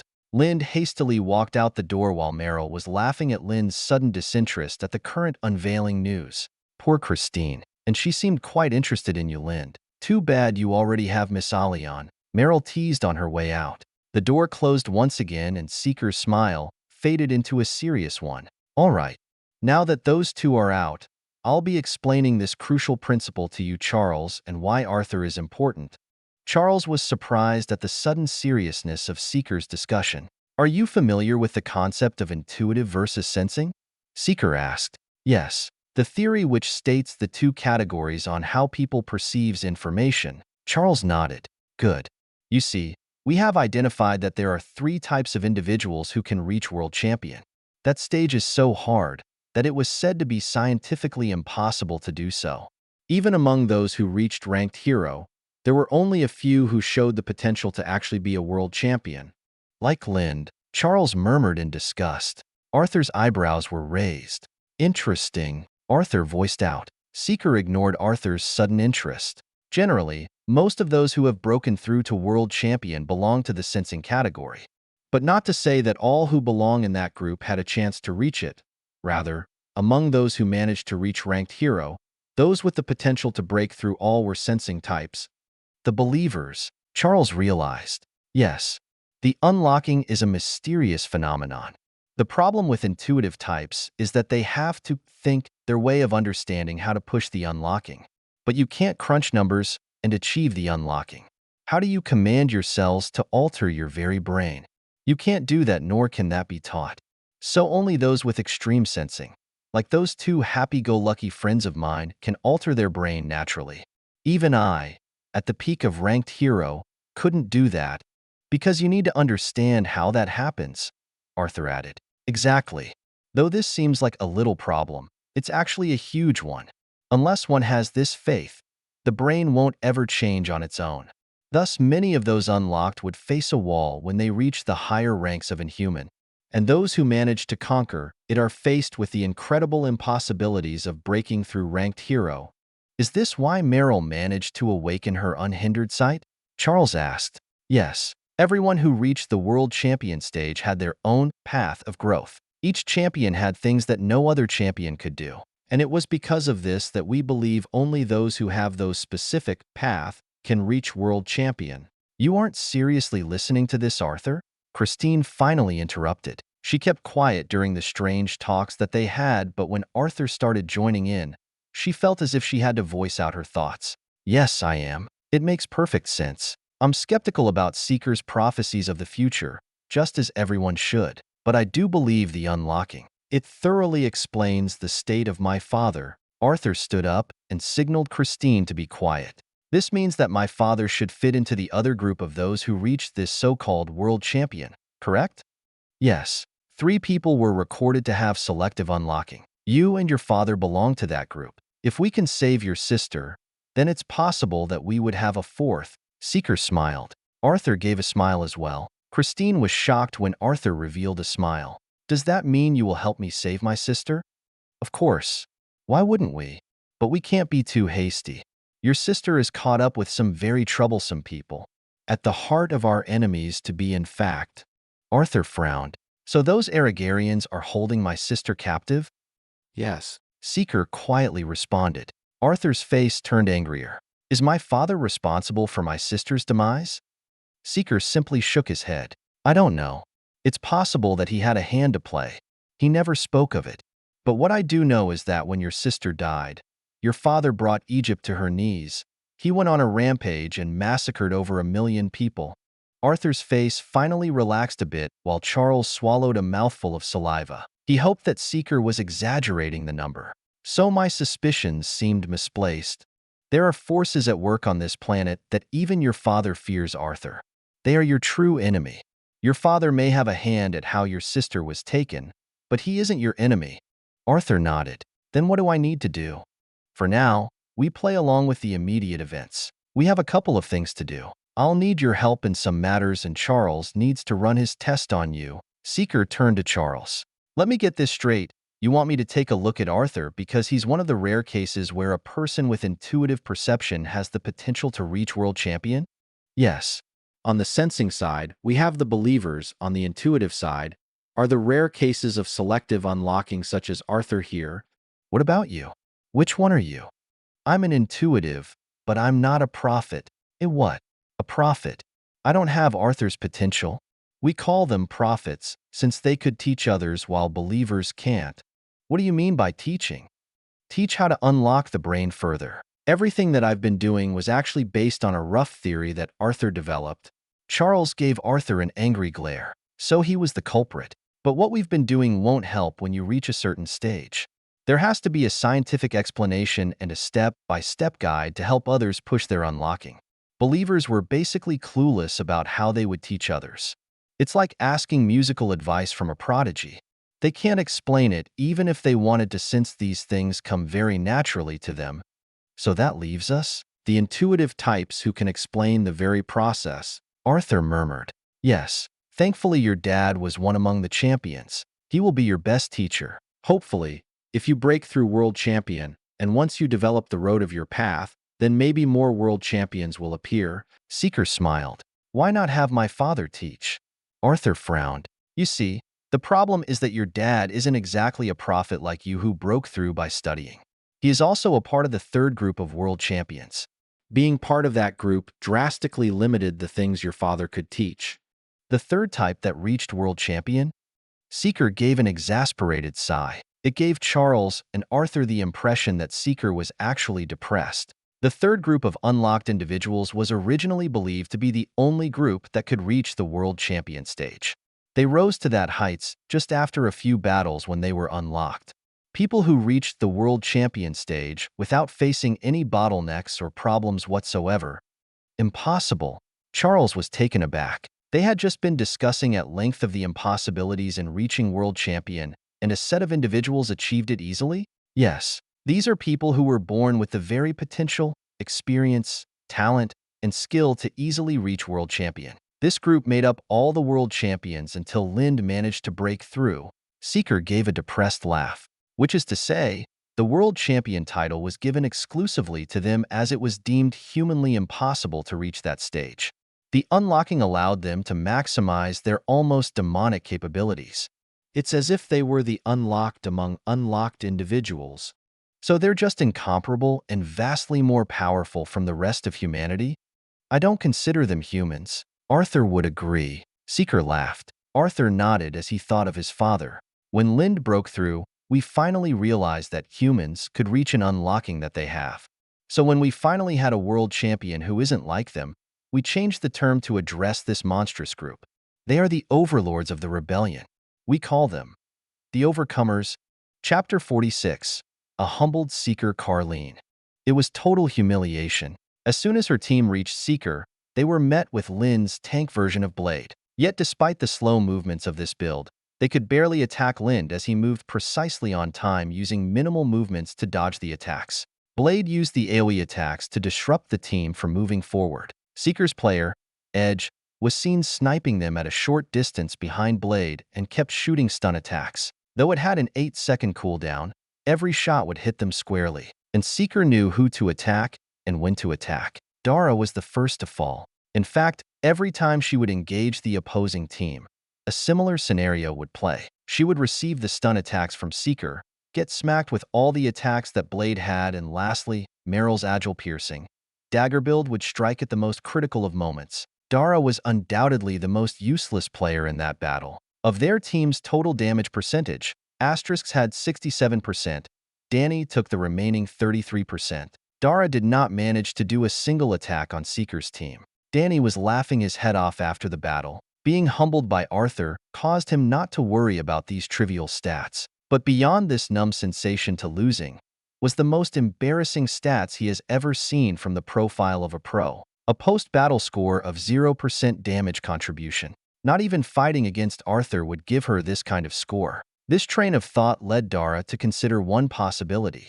During the battle, she realized that Seeker's attacks were all timely and on the mark. Meryl's attacks were terrifying, reckless, and executed perfectly that she didn't even manage to do a single strike. This was how people described Lord Choke Me Senpai. She argued with Danny and Asterisks that it wasn't Seeker, Lind, and Meryl they were fighting, but Seeker, Arthur, and Christine. Edge was played by Arthur, who made precise control and memorized the timing of all attacks and knew when to disrupt them. Meryl was definitely Christine, and Seeker, being a renowned evasive player, would easily fit into as Blade. Danny and Asterisks did not agree as there was a clear difference in their playstyle. But an innocent sigh drove Dara of the edge when Danny murmured that he had to date Meryl now. It was there that Dara realized that she has lost the bet. Her dreams would no longer come true. Their date on the Sky Garden, the couple's massage room plans she dreamt, the wine, candles, and whips. It was all gone. The most frustrating thing to ever experience is to see a giant ray of hope that you thought you would have, only to disappear as the clouds of reality came to shade its rays. This great frustration turned into anger, and so she did the only thing she could do. She took out her phone and used her secret weapon. "Dad, I need your help." "Dara? What happened?" "It's this newbie that joined our team. He humiliated me and even replaced me as the main roster for the 5-on-5 battle." "What?" The voice in the other line took a sudden angry tone. "It's that casual Carlean. He managed to trick us all and replace 3 of the main roster. Even Danny's off the team," Dara complained. "Even Danny? No way. The fans will go crazy. And Arthur knows that. Why isn't he doing anything?" "Probably blackmail. Arthur is definitely being used. Daddy, do something. My career is on the line. I'll see if I can talk with Feltrick." He had his misgivings towards this Seeker person. "I'm sure he'll find a way to kick him out of the team." "It's impossible. Arthur won't agree to it. I'm sure. He's even using Dr. Linmit to seduce Hallie." "Dr. Linemit's there?" A surprised voice continued. "Yes. I have this strange feeling that Seeker has been blackmailing him. And now he's doing that to Arthur. You have to do something." "I'll call Feltrick. He should be on his way right now. Tell him to hurry. That Seeker's onto something. I'm sure of it." Dara abruptly ended the call. The anger in her eyes had not disappeared. Meanwhile, back in the room, Seeker had just updated their newfound ally of the current situation. "I see. So you aim to start a continental war. This could lead to a world war, you know." Arthur was deeply pondering the situation. "Impressive. What gave you that impression?" Seeker smiled. He expected Arthur to predict this move. "War is the only avenue for you to be able to sneak in and meet high-ranking officials. If you're going to try to meet people like my father, then no doubt you will need to travel to enemy countries. War's the perfect cover. Also, no doubt that you will use this opportunity to gather more resources and pilfer technology from the various armies across the world. Exactly. Since a world war will soon happen, I'll just cause one. Besides, it has to disrupt the Aragarians' plan. A continental war should be big enough to surprise the Aragarians. If that could disrupt their plans even by a few months, then it can give us even more advantages. But you're diverting too much from the original timeline. Things won't go according to your memories. It's all right. Those high-ranking people that I need to meet are potential overcomers. Several of the world champions have often voiced out their lament when these peers of theirs died during the early stages of the war. If we gain 3 to 4 new overcomers, then it's definitely worth the trouble. If these overcomers are anything like my father, then I'd risk that change even for just one addition. However, you caused quite a ruckus with your actions tonight. Arthur stared straight at Seeker. What? Why? A confused Seeker stared back. Dara. She's the problem. Your overwhelming victory was too showy. She would never believe that you 3 fought against them. She probably thinks that Christine and I played instead of Meryl and Lind. Also, considering her loss to a bet that would have fulfilled all her wildest fantasy, she's bound to do something immature. I'm too bored with a little child's game. I'll fix it just like I did Alion. Seeker shrugged. Seeker. She's a child. You know that it is written, document spare the rod, spoil the child. Seeker gave a malicious reply. I'm not talking about her. Her father is well affiliated with one of the board members of our company. And that board member's a Scrooge. He was initially against you joining our team considering your demanded salary. It's all right. I've blackmailed a corrupt general back in Philpangia. I can handle this corporate Scrooge. That Scrooge is Feltrick Unglaive. His secret background is the head of an internationally wanted criminal syndicate and weapons dealer. You cannot intimidate him. Arthur spoke plainly. Seeker frowned. Even Charles felt his palms sweat. This background was not something they could easily mess with. I can do my best to water down the trouble. He won't kick you out of the team, but he'll do his best to intimidate you. Even my father refuses to cause problems towards his organization, as it would lead to quite a troublesome task. Seeker was in deep contemplation. I swear I know that name. All right, I'll keep it low-key. Seeker sighed. A knock was heard. Arthur, Feltrick is here. Hallie spoke with a worried tone. Seeker frowned. Speaking of the devil, I'll deal with him. He will insult you and even resort to physically hurting you. You have to act humble. Don't even dare to intimidate him, Seeker. He has full authority to kick you out of the team. It will cause too many problems for you, and even more so for me. Arthur glared. All right, I promise I won't intimidate him. Seeker sighed. The group went out to see a slightly chubby man with a strict face. He wore a brown tux and had a large walking stick. Surrounding him were his bodyguards, but everyone in that room knew they were Feltrick's henchmen. So, you are the arrogant one who's causing problems in my organization. The fat man walked arrogantly towards Seeker. Dara's smile was beaming. This was quite a sight for her eyes. Out of respect to Dr. Charles, I won't make it difficult for you. Confess to whatever crimes, Seeker, blackmailing Arthur Humphrey, and even cheating on your fights to win here. If you confess now, it will be simple. We will announce that you met a freak accident and that you fractured your arm. Outwardly, you will be treated as a part of the covenant, so as not to break our contract. Do we have a deal? Feltrick's smile was a wicked one. Mr. Feltrick, with all due respect, Seeker didn't cheat. I was there in the room and witnessed it. He is as good as the rumors have him to be. Arthur, it's all right. You don't have to put up with his nonsense. We can get you out of this contract legally. Think of what your poor father will do if he finds out you are caught in the bad end of this deal. Feltrick gave a sincere smile. Ding. The elevator opened. A happy pair of teens walked out of the door. Hi guys, we're back. Alion's downstairs fixing up Charles' room. Meryl walked over. She looked at the fat man and immediately recognized him. Oh my, you're Mr. Feltrick. I recognized you on the big picture on the lobby. It's a pleasure, sir. My name is Meryl. Meryl happily approached the fat man with a hand extended forward. Without warning, Feltrick suddenly threw a strong slap towards Meryl. Meryl was about to evade the slap, then she noticed Seeker shaking his head as he gazed straight at Meryl's eyes. The confused Meryl stopped evading and allowed the slap to reach her. Smack! Meryl stumbled sideward as the slap echoed through the room. Seeker gripped his fist tightly. He had to control it. He's someone even Linux wouldn't touch. He's someone even Linux wouldn't touch, Seeker chanted under his breath.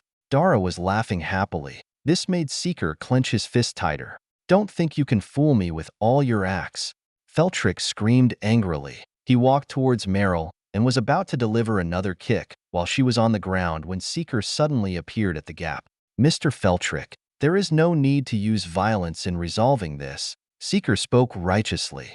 Feltrick gave an angry stare at Seeker. You faked your skills, blackmailed our team captain, and you're even trying to turn my team against each other. Get out. A sharp slap was made against, but Seeker stood firmly in his spot.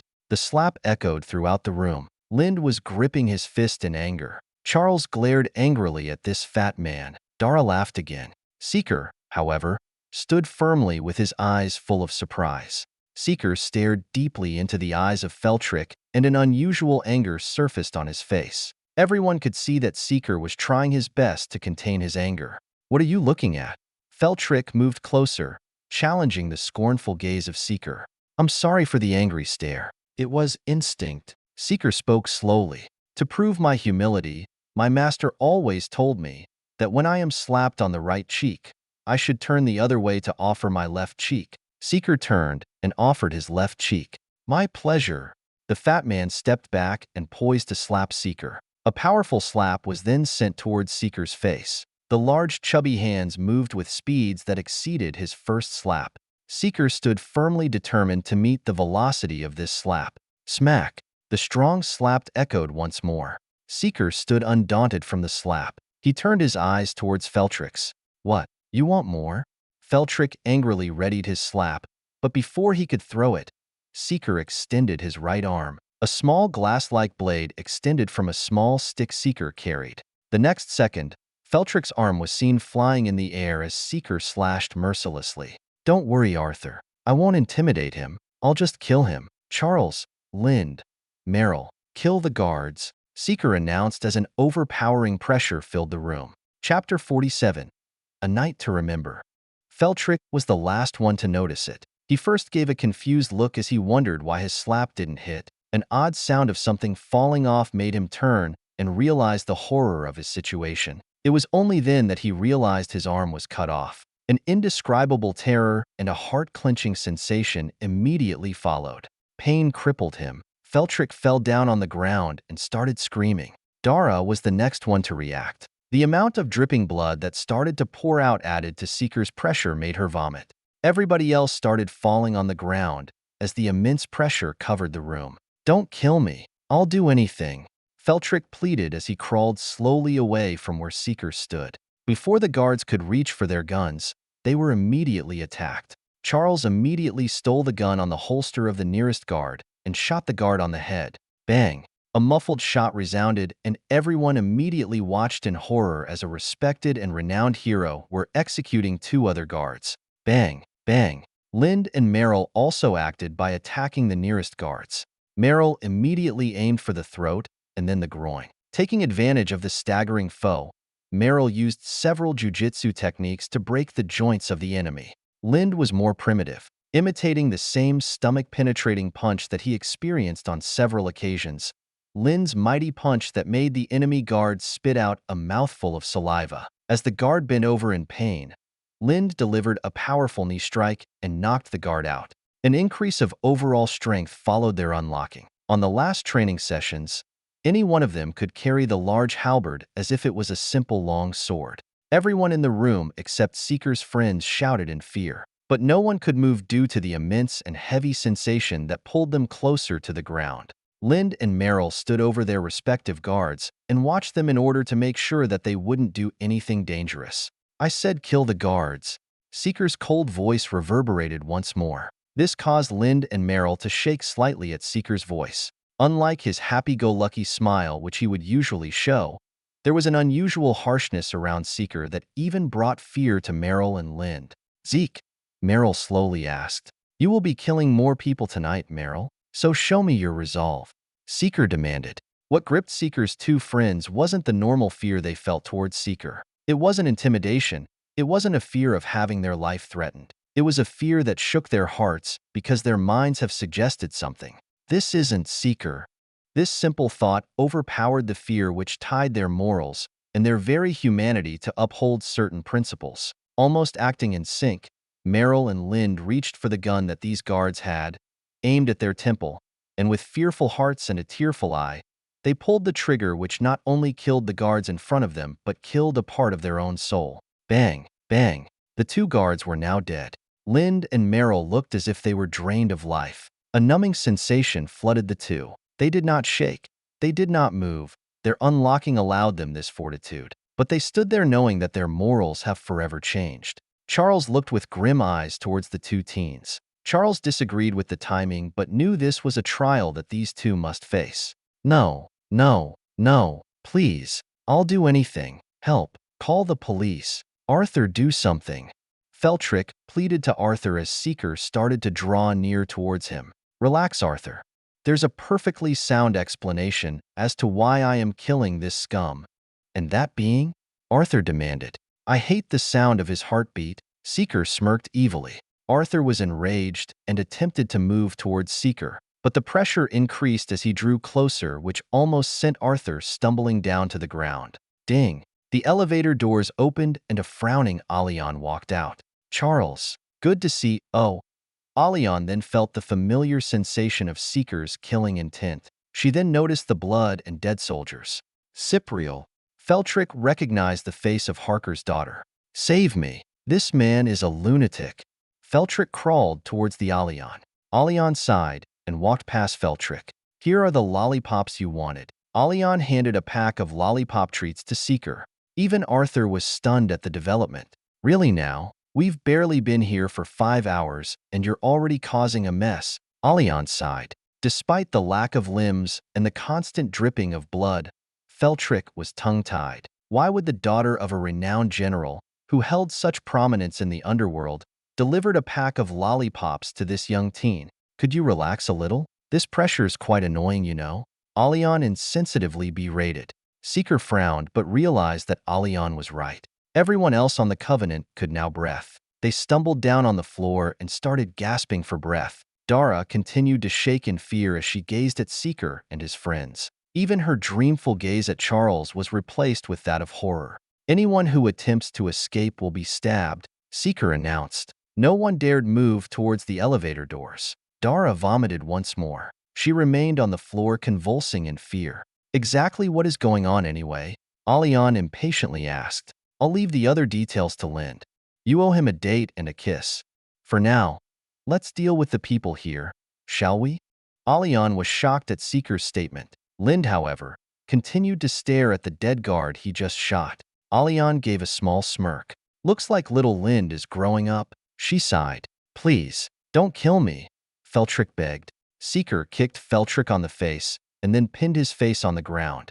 Move and I'll kill you, Seeker warned as he stabbed the sword right in front of Feltrick.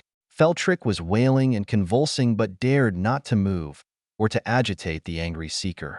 Charles, check his heart. Charles had an unusual look, but immediately went to feel Feltrick's chest. After a few seconds of checking, Charles frowned, then moved immediately to check the right side of Feltrick's chest. Citrus inversus, Charles immediately announced. Meaning? Arthur frowned. His heart. It's not on the left side, but on the right. He has a rare medical condition where his major organs are mirrored. So basically his heart's on the right side, and his organs are positioned on its mirrored location. Why is this significant, Seeker? Charles turned questioningly to Seeker. It's significant because he doesn't have citrus inversus, Charles, Seeker calmly responded. No, I'm sure he has, Charles countered with a slightly confused expression. He doesn't, Seeker responded flatly. The two stared at each other in silence. Then it hit Charles. Aragarian, Charles exclaimed. Arthur's eyes went wide open. What did you say? The pinned Feltrick immediately reacted. A trace of fear in Feltrick's voice surfaced. Exactly.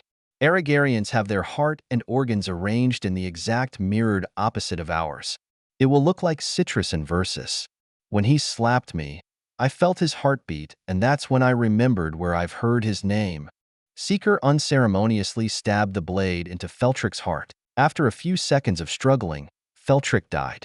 The sudden stab surprised everyone. Arthur glared at Seeker because of his sudden actions. You used realm somatopy to map out his body when he slapped you? Charles asked immediately as he realized how Seeker knew of the strange anatomy of the person before him. Seeker had already explained the theory of realm somatopy to the rest of his team. However, the lessons they've had were fruitless. Not even Lind and Merrill could do the basics of realm somatopy. Since I am limiting my unlocking as you have prescribed, I could only use it if I were physically connected to him. The slaps he did gave the right vibrations for me to feel his whole body. Then why 2 slaps? I didn't know he was Aragarian. I was planning on doing what Arthur suggested. But when he slapped me, I accidentally used realm somatopy, and there I realized that his heartbeat was on his right side. Of course, he really could just have one of those rare heart disorders. So I asked him to slap me again.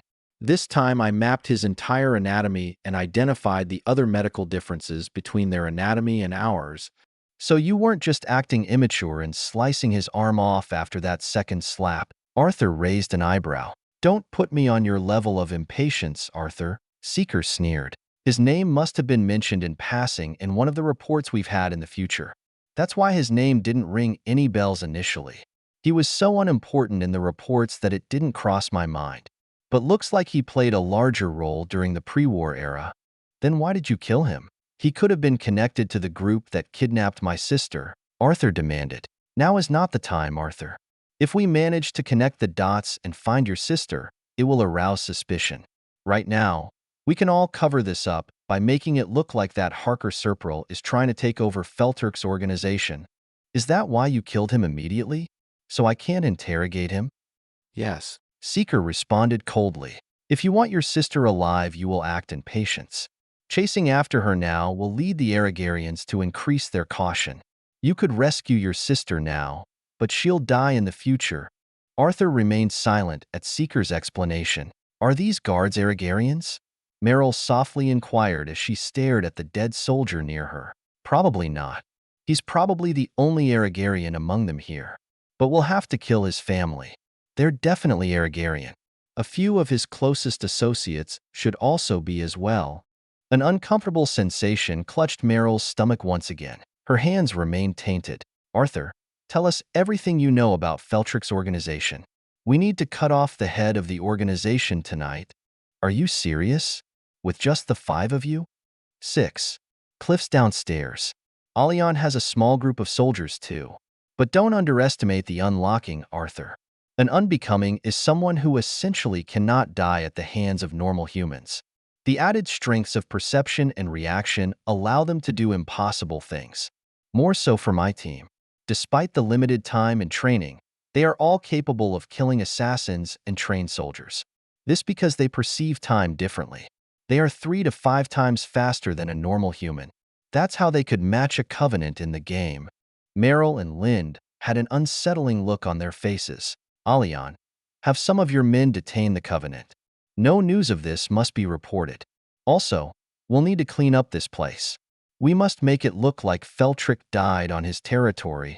Alion sighed, but immediately took her phone to call her father. Tonight will be your first field exam, students. We will split up into 3 groups to attack the known base of operations of the Feltrik's organization. Alion, you're with Lind. Charles, take Merrill and Arthur with you. I'll bring Cliff and Christine with me. This is crazy, Zeke, Merrill complained. We don't have a choice. This organization must die tonight. The faster we destroy it and scavenge the remains, the more beneficial this will be when the war begins. You know the math, Arthur. What do you think? Arthur was silent but sighed in contemplation. Seeker's right. An organization this massive might have been providing the necessary weapons to start the wars that aim to benefit the Aragarians. We also don't know where Feltrik used his funds on. He must have been using it to aid Aragarians around the world. See? Even Precision understands. Seeker smiled. Charles gave a depressed laugh while Alion rolled her eyes in annoyance. Lind and Merrill had a conflicted look. They just killed for the first time. And now they were forced to walk the bloodied road. That night was a monumental night for the people in the Pangean nations. The horrors hidden within the darkest depths of their country would be put to light. A criminal syndicate which was tied to several terrorist groups crumbled and its spoils laid out in the open. The world was shocked at the existence of such an organization, and that night became a night to be remembered in Pangaea. But who would have thought that at the epicenter of this disaster, which led to the deaths of 214 criminals, were simple teenagers who massacred their way while enjoying watermelon-flavored lollipops? Chapter 48. Midnight Massacres. It was midnight. Several men in white coats were observing the status of the samples on the large room below. Various machines and computers were used to maintain and monitor every sample in the room directly below. The main control room overlooked a larger room full of glass chambers with kids inside. Each glass chamber listed the age of the boy, and each had a ticking timer. Some showed hours, while others already indicated a few days. It was clear that those who had more days and hours looked sicklier than the ones with shorter times. Those who exceeded 5 days were even showing signs of rotting arms and legs. Interesting. Chamber 50 is clearly resisting the drug. The head scientist looked intently at the displayed status of the boy. That child was taken from the Maldives, right? He asked his subordinates. Yes. Is it because of the radiation levels there? His assistant suggested. Probably. But we have 3 other samples which were born there. And none of them have that. Should we report it to the boss? It's the unlocking. Seeker suddenly interrupted. The 2 scientists were surprised at Seeker's presence, but lost the capability to scream as their throat were no longer attached to their heads. Seeker was drenched in blood. Cliff stood beside him but had a cleaner attire since he used guns. Christine felt as if her stomach continued to clench at the grotesque display of murders that these 2 teens did on the way to this room. Sickening. So this is how they created it. An angry look once again surfaced on Seeker's face. Christine and Cliff watched silently. Cliff had long observed that Seeker wasn't his usual playful self. There was a spark of rage on his face. After having spent so long with him, and trained to the death with him, Cliff knew that the Seeker tonight was vastly different from the Seeker before. Christine soon noticed the poor rotting youths on the screen and gasped. The plague of locust. Seeker started to operate the complex computers before him and observed the status of the children. The plague of locust? Christine wondered. As the war against the Aragarians began, this chemical warfare slowly made its debut. Those affected would slowly decay to the point that most of the person's body part would rot. It was a painful and gruesome disease. The enemy used locusts to carry and spread this disease across the world. Hence its name, the plague of locust. How many did it kill? It couldn't kill. Rather, it was designed not to kill. Why would they develop a drug that couldn't kill? Simple. This drug was made to weaken all opposing countries. It weakened our armies in 2 ways. First, though it couldn't kill, it greatly weakened our offensive power. As for the second reason, it explains why they chose to test it on children. Seeker asked. Cliff suddenly confirmed that what Seeker said was true. He gazed at the several chambers, and not one were adults. How cruel! Christine was shocked, especially after carefully observing the rotting bodies of the kids as displayed on the computer. They seemed to be constantly crying in pain, scratching their arms as pus and blood would come out. Still, despite the wounds, the kids would continue to scratch it, drenching their arms with blood. Because of this plague, it forced us to use up a lot of our medical provisions. There were very few fatalities from these diseases. With constant treatment, it would almost be impossible to die. But that was the point. Seeker continued to read various reports on the computer. They were bleeding us dry. We would continually expand our resources to provide medical support. Christine realized the Aragarians' plot. But why kids? Cliff couldn't help but be shocked at the brutality. It made his guilty heart grew lighter. Perhaps massacring those soldiers wasn't necessarily a bad thing. Because of their immune system, if the virus manages to cause this decay for a long time without killing these kids, then the drug is successful. It seems that the development is still in the earlier stages. Over 100 fatalities, according to this report. Seeker grimly reported. 100 kids? Christine was shocked. Cliff stared at the various kids in the chamber. They're as old as my younger brother. Cliff clenched his fist in anger. Cliff, secure this building. Massacre everyone. No exemptions. My pleasure. Cliff walked out angrily. He readied his handguns and dashed off to eliminate everyone in this den of evil. Now do you understand why we have to kill? Seeker asked Christine coldly. How did we ever survive this? Christine asked as tears fell down her eyes. This plague actually brought more blessings than curses. Seeker smiled. A blessing? You see, the unlocking is a very expensive and dangerous procedure. The success ratio was 1 in 30. But when this plague happened, we could finally identify who had the potential to be unlocked. Seeker smiled. How? Do you know that Meryl and Lind just began their physical training a few days ago? Seeker smiled. What? Christine was confused at the sudden shift of topics. The unlocking has a tremendous impact on one physical body. For some reason, an unlocked brain would also awaken the cells of a person. They have faster regeneration, faster muscle development, and would therefore easily make them physically formidable.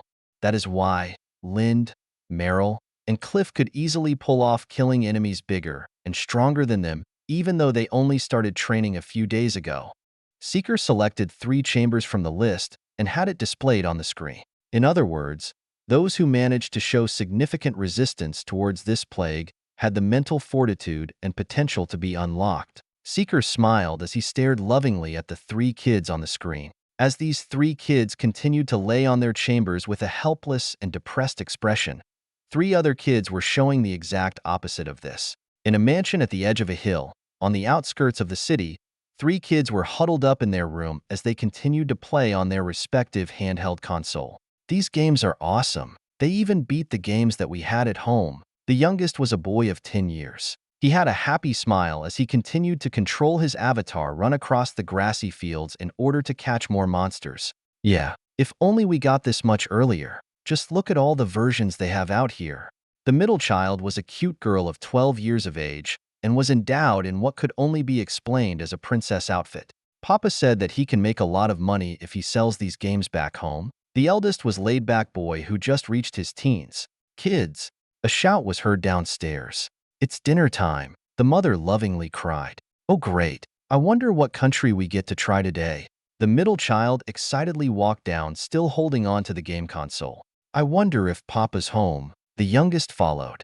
Several chefs stood at the side as the waiters served the array of dishes from all over the world. Oh, Italian. The eldest excitedly ran and sat at his usual position. Mom, can I have Japanese? The youngest begged. You heard my son. The woman turned to the chefs at the side. Suddenly, a small glass cylinder was thrown right in the middle of the large dining hall. An immense pressure paralyzed everyone. Meryl coldly walked towards the table. Tears continued to fall from her eyes. Blood dripped down her dress as she walked towards the center. She carried a glass blade which was also dripping with blood. Everyone could only look in shock at the raging steps of the girl. They couldn't scream as the deathly piercing pressure made them unable to breathe. Hello. Sorry for dropping in unexpectedly, Charles suddenly greeted. We just had to visit your house after finding your little operation down the mountain. Impressive operation, by the way. I counted about 300 organs harvested tonight. I wonder what the monthly quota is. A sweet smile on Charles' face appeared, but a raging anger and disgust hid behind it. Your dad's home. Meryl then rummaged the white sack she carried and took out Feltrick's head. I just had to take him along to show you what we've done to him after witnessing what you've been up to. Meryl was smiling as she placed the head right at the center of the table. Everyone else around the house was already killed off by Charles. He silently shot the heads of everyone other than the Aragarians in front of them. The middle child had already fainted upon seeing the head of her father. The 2 others were trembling in fear. The wife could only stare in disbelief. Cruel? Not as cruel as you. We probably look like livestock to you guys. Meryl slowly pressed the blade towards the right chest of the eldest child. Meryl was not hasty in her push. She slowly and smoothly pressed. It was as if it delighted her to feel the blade penetrate through the skin, tissues, and finally the heart. It took around 5 long seconds until the sword pierced through the back of the boy. The boy was gasping and struggling at first, but his life slowly dwindled until he couldn't struggle anymore. The trembling mother couldn't shout in horror, but tears were falling down her eyes. She tried to slowly reach for her children but couldn't. Meryl slashed off the head of the middle child, as it did not please her to slowly kill someone who already fainted. The youngest, however, experienced the same thing his brother did. Even Arthur had to turn around when Meryl started to slowly torture the mother. Sorry, Arthur. Seeker's orders. Charles patted Arthur's back, who looked disappointed at the deaths of the family. You all right, Meryl? Meryl remained silent. She sat down and stared at the lifeless bodies of the once happy family. Don't think about the dead. Think of how many we saved. Arthur comforted. There was silence in the room. Tonight was just a surprise. Seeker was the first to report his findings, and now Meryl's team witnessed a nauseating scene of kids and adults slowly dying as their organs were harvested. Were they reserving this for their own army? Meryl suddenly broke the silence. No. If Seeker's story is correct, and they never planned to participate in the war but have us kill each other, then this family was harvesting organs and blood for their own pockets. Feltrick was probably planning on selling these organs towards the Allied countries when the war starts, Arthur said coldly. So, his reason for that massacre was so that he can make money during the war? Meryl started to slowly sob. Soon she started to cry. The horrors she saw today weighed heavily upon her heart. The guilt of murder no longer remained, but was replaced with a sense of guilt that she could have saved him. A small boy was tied on a complex machine when they arrived. Meryl did her best to reach him, but it was too late. The boy died as the machine drained its blood. Everyone in the building who conducted the harvesting of organs was brutally murdered by Meryl.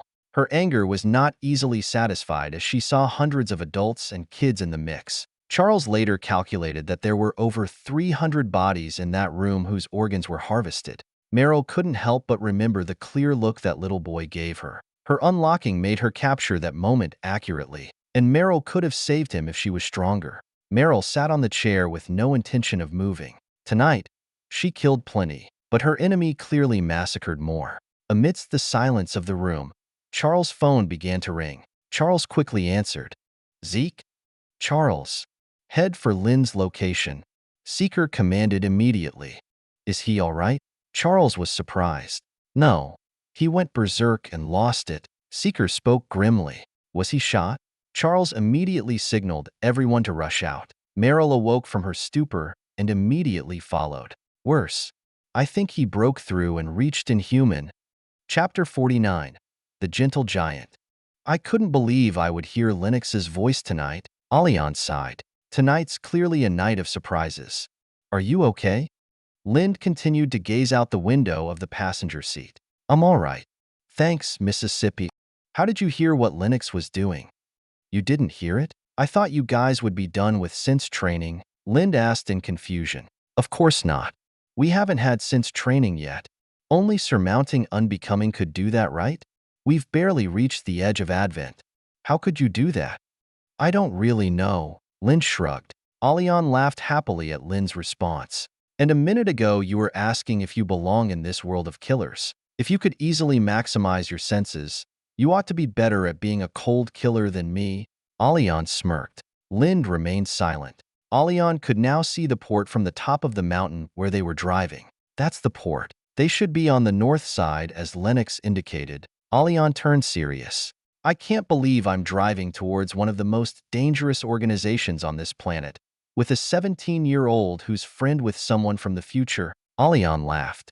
Lynn's story gave Allian quite a shock, but after everything she's witnessed, it didn't take long for her to accept it. Allian parked the car a long way from the port, and the pair started to quietly move towards the buildings. The pair kept on reaching the inner areas of the warehouse. As Seeker instructed, their priority is to kill the head. This person could flee if they caused a ruckus, so the pair decided stealthily infiltrate the warehouse.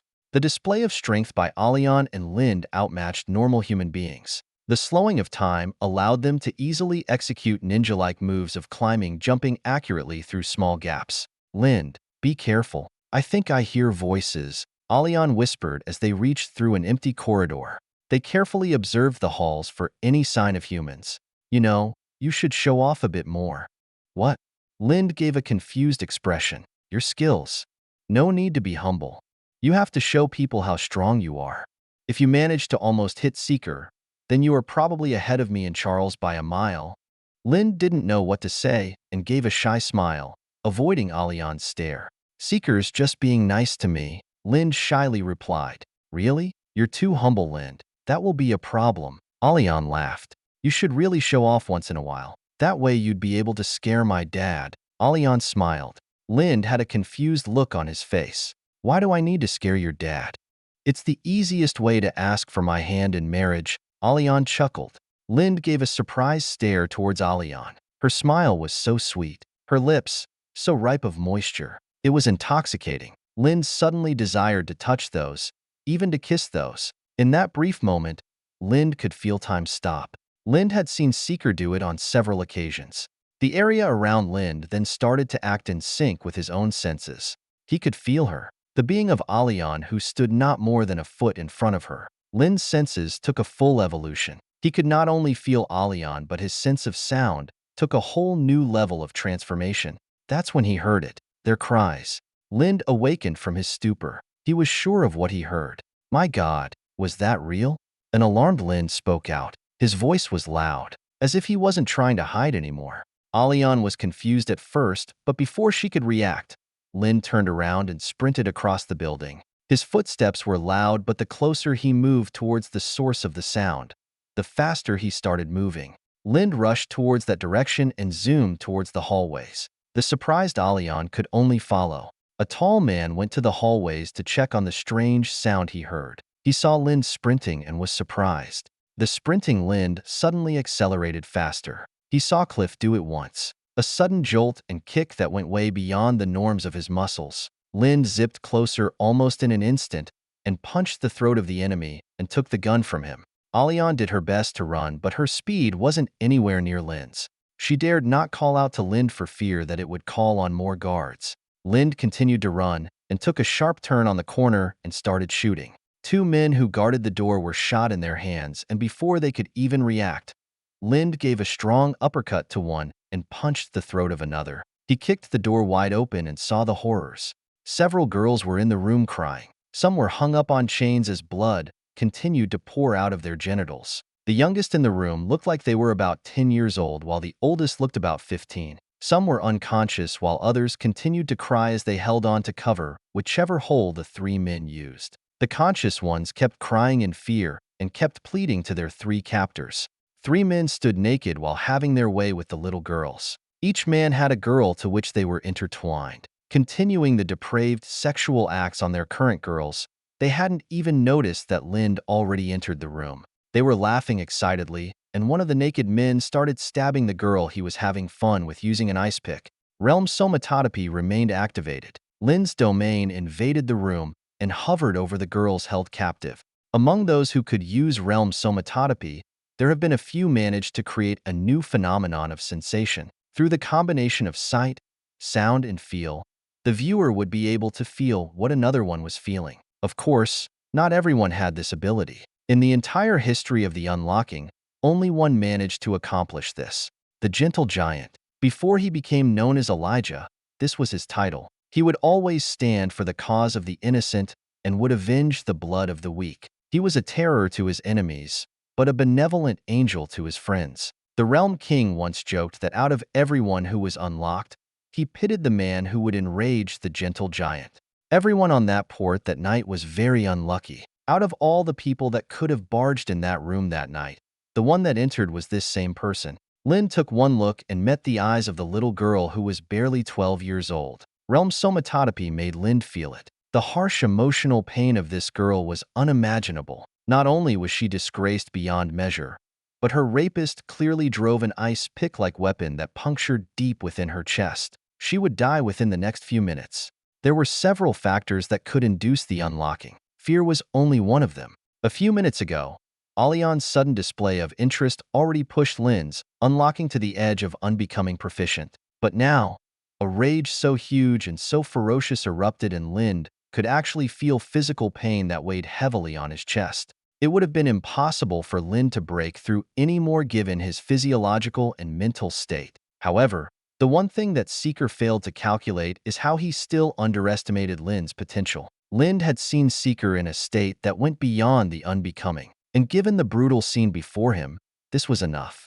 That memory was the only thing that Lind could think of, the strongest moment that Seeker had ever displayed. Almost instantly, Lind's realm evolved further. His heart was in so much pain as he started to feel the pain of the other girls who were raped and killed within that room. Lind could no longer think straight. He just wanted to kill everybody in this port.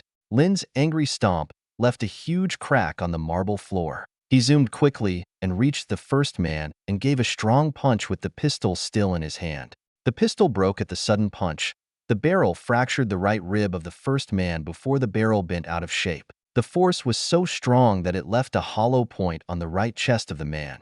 Lind wasn't finished. Using the force of the impact, he pushed back and readied himself to deliver another punch. Lind stomped forward once more and punched the exact same area. The chest of the man caved in on the second punch. Lind confirmed it. The man's heart was on the right side of the chest. The remaining two started to panic at the sudden appearance of Lind. The man that Lind just punched was gasping for breath, and blood continued to pour out. Lind managed to punch right through his ribs and beat the man's heart. He was dying. "Please help." The poor little girl who the punched man was raping voiced out once last time. Her wounds were too fatal. She died. The two started to panic and run towards the other room where they kept their guns. Lind stayed on the first room and looked at the little girls around. It dawned on him now that the girls who he thought were unconscious were actually dead. "Girls," Lind spoke as soft as he can to contain the rage that was bursting forth. "Take a deep breath and cover your eyes." Lind smiled. The girls who were unwounded did what Lind said and took a deep breath as they shut their innocent eyes. The two Aragarians rushed out of the small room at the back. They aimed their guns toward Lind, but then a shockingly powerful pressure filled the room. Lind jumped towards the first man and drove the man's head towards the wall behind him. The man's head was embedded in the thick pavement behind him. The other man could only scream as he witnessed the brains of his friend being painted on the wall. Lind remembered the laugh of joy that this man had when he was raping the other poor 10-year-old. The only thing that Lind wanted was to wipe that smile off his face. Lind angrily swooped his arm, grabbing the man by the lips, and Lind pulled. The entire skin on the lower jaw was ripped off cleanly. The painful scream of the man vibrated across the building. Lind grabbed the man and slammed him down the floor. Lind took the enemy by the legs and smashed him on another side of the floor. Lind kept doing that until bloody pulps are what you could see as the man's blood was scattered across the room. Several men reached the room and were horrified by what they saw. Their three bosses were beaten dead as a madman was smashing one of their bosses around like a hammer. Lind stared at the guards and roared once more. The three guards couldn't aim their guns as a powerful fear paralyzed them. Lind took one man by the arm and smashed him towards another. While still holding on to this man, Lind smashed him to the remaining guard. Lind went back and forth using the man-made hammer to smash the other two guards. The speed of Lind's hammering was getting faster and faster as his rage could no longer be contained. Eventually, the arm of the man couldn't handle the stress and his arm was torn off, and the remaining dead body flew across the corridor. Alian stood in terror at the sides, not daring to even talk to Lind. She quickly took out her phone and dialed. Lind dashed off towards another area and started a killing rampage that was gory as his first. Gunshots were heard, but it was clear that they couldn't kill this rampaging beast. "Seeker!" Lind went berserk. Alian shouted. Chapter 50. The Way. Seeker was quickly tailing General Indigo as they walked through the piles of rubble around them. The battle was a success. 3 of the cities in the Southeast Asian regions have been liberated. Soon their attack would finally return to the main Pangean nations. The appearance of ranked heroes shocked the enemy. Soon, more and more cities joined in the revolution. "So much for Taiwan. You really need to control your attacks, Lind." Seeker laughed. Lind turned at Seeker. He wore an outfit that was similar to him. He gave a confused look at Seeker. "Zeke, I thought you told me that you have to address me as general when we are around soldiers." Lind laughed. "What? But there is no one around. Come on, you really need to train more."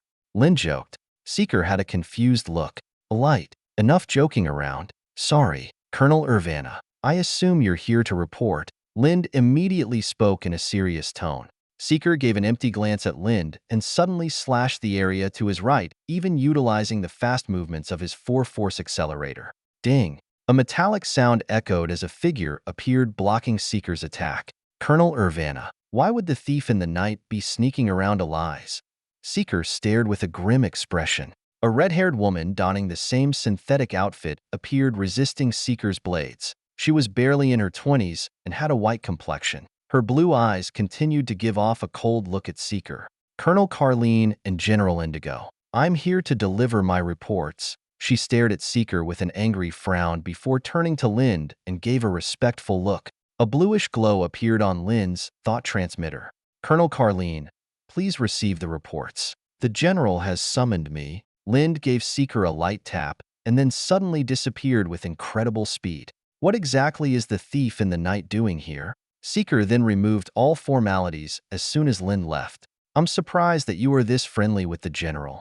Considering you have this complicated relationship with Dash, just give me the damn reporter, Vanna. Seeker gave an exasperated sigh.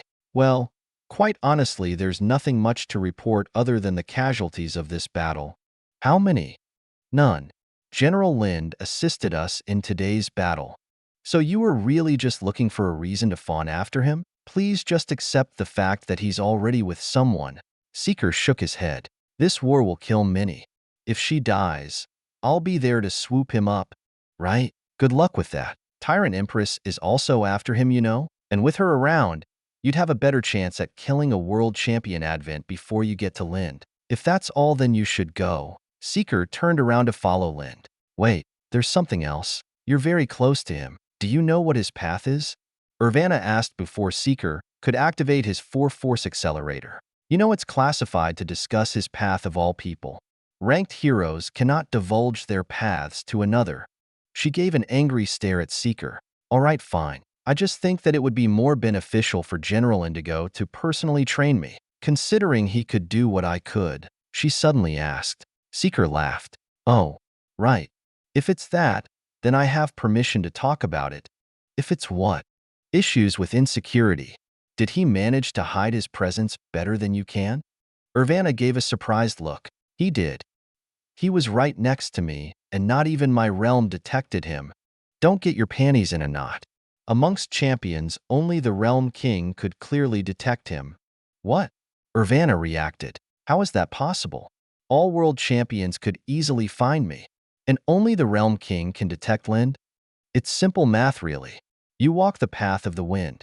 When you accelerate at high speed, you are almost undetectable, unseen, unheard, and unknown. I know. That's why I am ranked 4 places above you. What's this got to do with General Indigo's path? Urvana voiced out impatiently. Everything. This is the same reason why he's called the Prophet Elijah. He who prepares the way. He walks several paths, but then again, he walks one path. His unlocking is the path of 2 things. The first is what the Realm King called incredible sympathy. Sympathy? How's that any helpful? Right. Coming from the woman whose path was formed by hiding herself in different parts of the house so she could hide from her abusive father, Seeker gave a sarcastic smirk. Urvana glared angrily at Seeker. We all know that all paths, regardless of their apparently worthless use, would result in incredible things. Colonel Merrill would be a good illustration.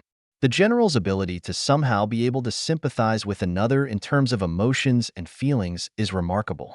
At his level now, he can literally feel the way you feel just by looking at you. Wait, you mean he knows that I like him? Urvana cried in terror. Seeker laughed. You're such a child. You do realize that the Realm King is here and he likes to tease his disciples, right? Urvana almost choked as she forced her breath back down and used her technique. Almost suddenly, she turned invisible. Seeker shook his head. Of course Lynn does, but don't let it bother you. I mean, I'm around him all the time. Imagine how he feels. Seeker laughed. Urvana reappeared once again and gave Seeker a strange look. Anyway, the second path that Lind has is as annoying as the first. Observation. What? Observation. He has a knack for observing things. Back when before we were even unlocked, he could always beat me after a few rounds of piercing. Bullet. He could imitate the very skills that I have. It's as if he's mirroring me. A crazed look appeared on Urvana as Seeker explained. Looks like you got it. If he can sympathize with your heart and he observes things in a manner that no one else could, what would his path be? Seeker smiled. The path of imitation. He could imitate all the paths of ranked heroes. Urvana's smile of delight suddenly appeared. Her idolatry and lust towards Lynn skyrocketed to world champion level. Ugh, sickening. Seeker shook his head. But you're wrong. He can't copy a ranked hero's path? Not just a ranked hero. That's why all the world champions value him. If he breaks through, then theoretically it would be possible to reverse engineer Lynn's path, and we could just have the ability to produce several Omni-champions. One who walks all the paths to form dash. The way. Exactly. That's why we call him the prophet Elijah, the one who prepares the way. Seeker smiled. This memory started to fade away as Seeker gripped the steering wheel tighter. I messed up, Seeker voiced out unconsciously. Christine and Cliff continued to wonder why Seeker acted this way. Seeker was thoroughly awakened from his recollection of the future as he saw the state of the port. Christine and Cliff stared in shock as they saw the port as if it was a war zone. Seeker frowned. I hope Lynn's all right. Don't worry. The destruction you are seeing must have been caused by him. Seeker pushed the pedal harder as their car zoomed on. Meanwhile, at the center of the war zone, Lind was moving at speeds that couldn't be considered human. How's he doing that? Meryl asked Charles as they just arrived at the port. I don't know. He's moving almost exactly like Seeker. But how? Seeker said we can't do that unless we have the same physical attribute that Seeker has. Allian immediately cut in as she jumped down towards the area Meryl and Charles were heading to. Allian, Charles cried. What happened? How did Lind end up like this? I don't know. He suddenly just went crazy. I tried to stop him, but he threw me and attacked the soldiers. Another explosion went off, and Lind was seen charging at impossible speeds. 3 soldiers kept shooting at Lind, but Lind's speed was just too much. Lind easily avoided the aim of the soldiers. He could easily map out the area and feel what the soldiers around him were doing through echolocation and his increased perception of time. The torrential rain of bullets could do nothing to Lind. What did Seeker say? Allian asked Charles. We have to kill everyone first. Seeker will take care of Lind. Lind hurled himself towards the location of several armed men. Lind stomped on the head of one of the enemy, effectively breaking the neck of the enemy. The neck was bent in a weird way with the head almost touching the back. Lind thrust his hand towards the neck of another soldier, and his fingers pierced right through the neck. He grabbed the enemy by the spine of the neck and used the dead enemy like a shield. The Kevlar blocked most of the bullets while Lind evaded the rest. Lind's tall figure moved with incredible speed despite his large stature and the dead man he carried by the spine. Meryl, Allian, and Charles were also moving stealthily around the base. The commotion Lind caused took all the attention of the soldiers. With that, Meryl, Charles, and Allian sneakily killed soldiers that were shooting at Lind. Suddenly, a car broke through the port's barrier and went straight to the center of the war zone. Cliff, I'll pin Lind to the ground. When you see him down, throw Christine towards us. Christine, try to calm Lind down, Seeker ordered. What? Just do it. Get ready to jump out of the vehicle and close your eyes for 5 seconds. Then get ready to throw Christine. The two hadn't managed to react when Seeker suddenly turned the wheel and stepped off the car. The car drifted sideways towards a concrete wall. Cliff cursed and immediately grabbed Christine and exited the spinning vehicle. The two jumped off and landed. Seeker finally brought out a flashbang and tossed it right in the middle of the battlefield. Meryl, kill everyone, Seeker ordered. The sudden entrance of this car took the attention of everybody, and while everyone's eyes were fixed at the center, bang, the flashbang exploded. Everybody was blinded. Even Charles and Allian were affected by the light. Lind was startled at the sudden brightness and could not see. Meryl, however, took this opportunity and grabbed the gun of a nearby soldier and started shooting all the enemies in the area. Seeker approached Lind and delivered a strong punch. Lind used his human shield to block it, but at the last second, Seeker stomped his foot and threw himself sideways. While in midair, he continued his punch and it smacked Lind right at the jaw. Seeker took the opportunity to exploit Lind's groggy state and gave a sweeping kick to make Lind stumble. Lind tried to regain his balance as he stumbled backward, but was met with Seeker's elbow strike which pummeled him down to the ground. Cliff finally tossed Christine after opening his eyes. Seeker kicked the dead soldier off of Lind's hand, while punching Lind right in the chest to keep him down. Christine was flying over, and Seeker gracefully caught Christine to lessen the force of her fall, while delivering her right on top of Lind. Seeker then started to pin Lind's arms to keep him from hurting Christine. Do it!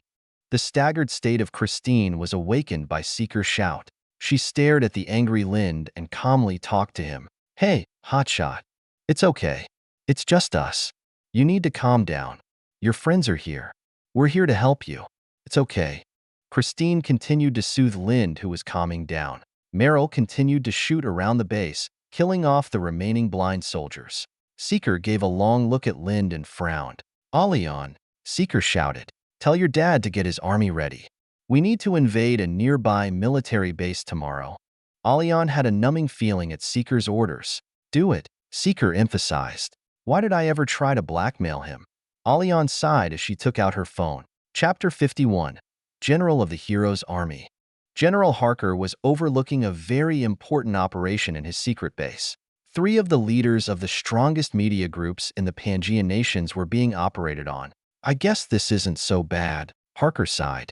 "Sir, the operations are commencing," a soldier reported. "Also, we have managed to secure a meeting with the remaining 2 targets." "Good. Looks like, with this, we can finally move forward with little problems." "We will be ready, Dragon," Harker smiled confidently. Suddenly his phone rang. "Alion." "General, we've just attacked 3 main bases of operations of Feltrick. You should know him as the head of the Malay Pangaean criminal syndicate group Dash." "You attacked the Annals?" Harker felt like his heart was jolted with a defibrillator. The Annals was a terrifying group in the Pangaean nations. If Harker ruled the underground of the Phil-Pangaean, then the Annals were equal to a tri-nation criminal syndicate, the worst in Southeast Asia. "You're crazy. We cannot afford to infuriate him. His organization is too strong. He's in control with several military factions, even on Phil-Pangaea." "Relax. We already killed Feltrick. All his known officials are also dead. Whatever remnant remains will be confused and lost. We've already cut off the head, and we've destroyed 3 of their main base of operations." "What?" Harker exclaimed. "You've barely spent a day at Malay Pangaea? How the hell did you guys kill him?" "He came to us. It's a long story. Listen, General, we're very busy tonight. There are 2 more bases of operations that we need to take care of. I called because Seeker asked for you to prepare an army to attack Fort New Birth." "Why are we attacking New Birth Fort? You've already raised hell in Malaysia, now we're attacking Australia?" Harker shouted in anger. "Just do it. I will be taking over command of all military forces loyal to you here. Send a written command to promote me as major so I can gain approval. We have a lot more to do. Also, play along with whatever you see in the news tomorrow. Seeker already has a plan to take advantage of this attack. He said you should be the new president of the Pangaean nations within a few days. Just make sure that your army is ready to attack by 11 p.m. tomorrow evening." Harker was about to shout back when the call disconnected. His face looked like he aged a decade. Seeker stormed straight to the room where Alion prepared Charles' devices.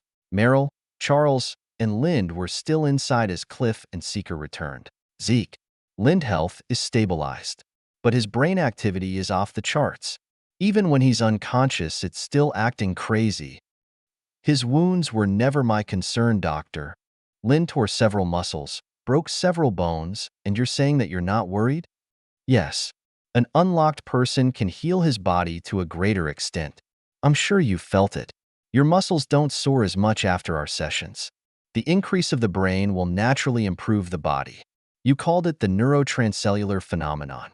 At the inhuman stage, it is even possible for humans to regrow limbs."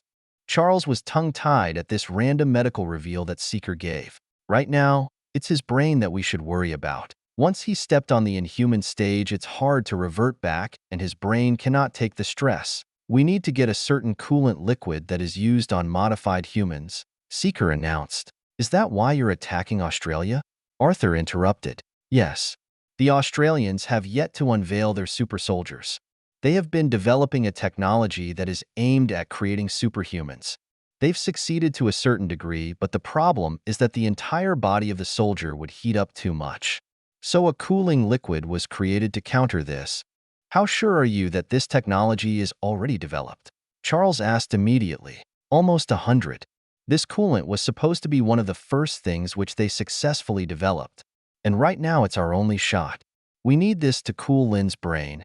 "This will cause more ripples than you originally intend," Arthur coldly answered. "It's not a problem. We already have a free ticket to Australia for the nations of the World Esport Meet. This will make it easier. We infiltrate the base and disable the systems before Harker's attack starts. We can use today and tomorrow's events to start a war with Australia." Seeker smiled.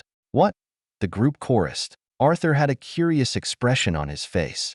Tomorrow is a special day, even in my past life. If we take advantage of the coming waves, we can make Harker president, start a war, and declare martial law all in one go. Seeker greedily smiled. Right now, we wait for Allian to do her job and pray that tomorrow will be a good day. The night soon ended and shocking news reports circulated the globe.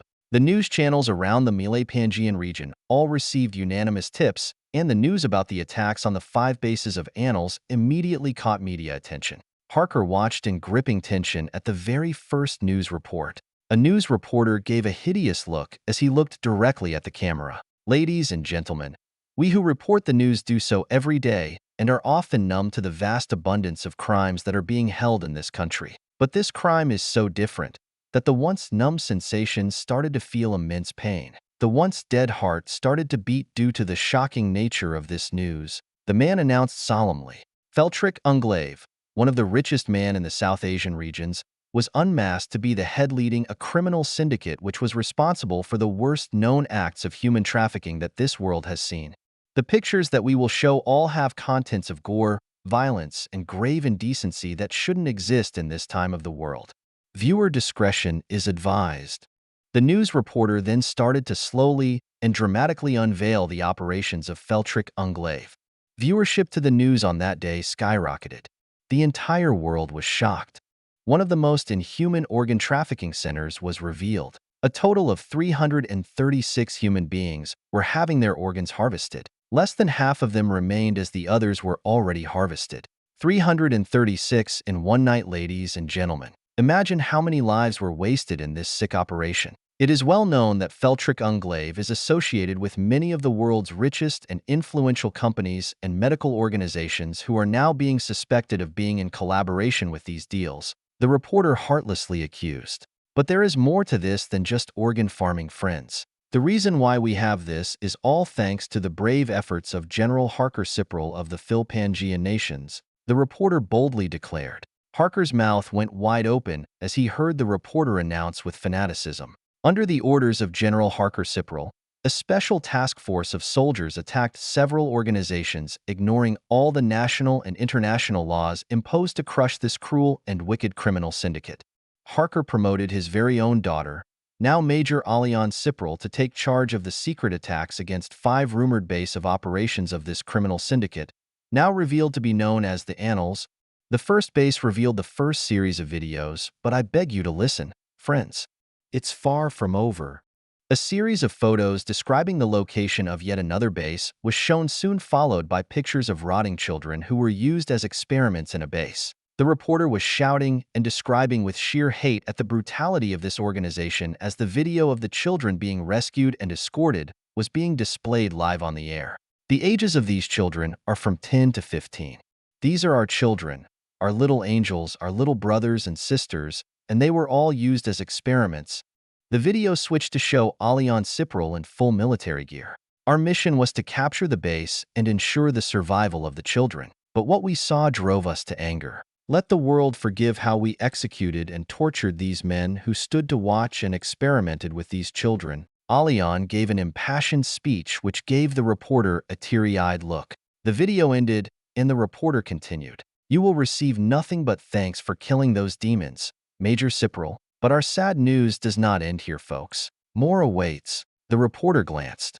The news continued to show how Feltrick has managed to create a human sex trade industry which was secretly at works. Soon, the videos displayed the weapons depot that Feltrick built. Several weapons of mass destruction were found. But of all these news, what gripped the world was the last base that was attacked. Ladies and gentlemen, what you have witnessed is the work of the devil. So much so in regards to the last base that General Harker attacked. My heart is personally crushed because I have an 8-year-old girl. I'll just show you the videos and pictures, the reporter announced with a fainting expression. A series of videos and pictures were revealed showing a group of young girls who were being treated as the reporter announced that they were being used as sex toys by 3 men who were closely associated to Feltrick. It was with that the world cried out in terror and disgust. It was only when Allian explained what was happening in the room that the world was jolted awake. They saw the faces and bruised bodies of the girl and also the dead ones who were killed in the depraved ecstasy of the three men.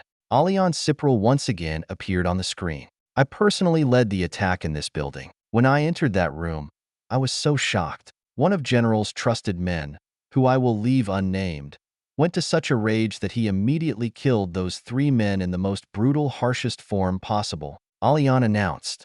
This operation was not sanctioned by the Philpangian government. We only knew that there were human trafficking operations being performed here, and in a flash of moral rage, my father, General Harker Cipral, ordered his elite team to charge in here and save the ones we could save, disregarding the military code we vowed ourselves in. He said our vow is to the people.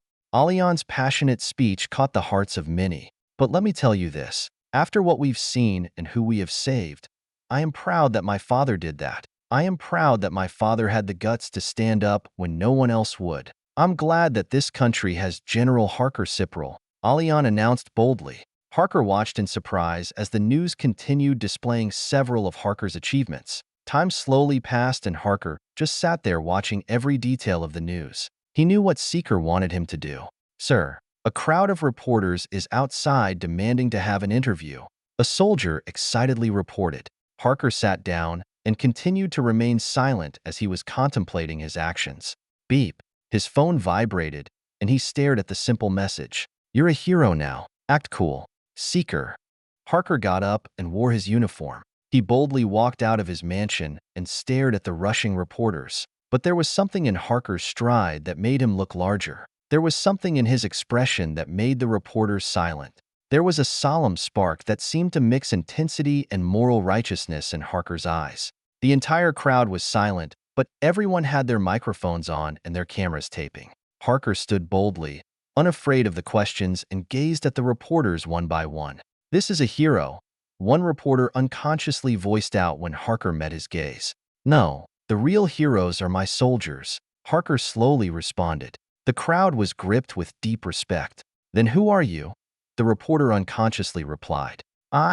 Harker paused and took off his cap for dramatic effect. Am the general of the hero's army. Chapter 52. An unexpected guest. The Nations of the World Esport Meet is an event which is held once a year to host the most competitive esport competitions. As online gaming continued to gain highlight, a worldwide online competition easily emerged as esports could not be held in the Olympics. Piercing. Bullet wasn't the most popular game in the world. War of the Generals is an online shooter game which took the world by storm. The simple shooter game was so phenomenal that it was estimated that about 62% of the entire world plays this game. War of the Generals had several distinct features that made it so different from other shooter games. The game was designed to imitate an actual war. If one dies in a game, the player remains dead until the end of the game. It had the most realistic simulators on using tanks, helicopters, and jet planes. War of the Generals allowed over 300,000 players per team. The game was literally an army against another army, and at maximum, 6 teams were allowed to play an all-out melee or a cooperative alliance. Each team would play on large maps that imitated actual terrains in the real world. The game became so attractive that its vast number of players led players of various origins and even non-professionals to have the chance to join the prestigious games even on the now. The teams was to assign the very same ranks assigned in an army. Privates who made up the soldiers, and a squad would have a lieutenants, captains, majors, and eventually a general.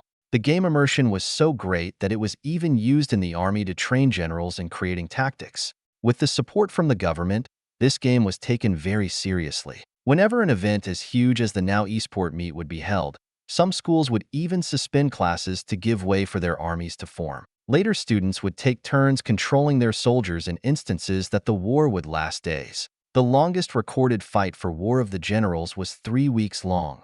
The top teams of this war game were United Americas and the New Republic of China and India. The reason behind these teams' constant victory is largely attributed to their number. These 3 countries could easily employ millions of players with above-average skills in-game. But the best player from the humble lands of the Pangean nation. His intellect and strategical skills were so eccentric and effective that he was primarily the reason why these 3 nations experienced defeat from the Pangean nations, even when the Pangean nations was barely half of the enemy nations in terms of number. Located in the most prominent city in Australia, a large tower stood towering above every other building. A team of 5 people just checked in on the Stormson Tower. But the paces of these rowdy teenagers garnered respect towards all the staffs of the building. They were the highest-ranking members of Team Warfreaks. Because of the amazing skills that this team has displayed, they held on to this prestige and continued to act as the official generals of every national-level war of the generals competition. For the last 5 years, this team continued to remain unchallenged.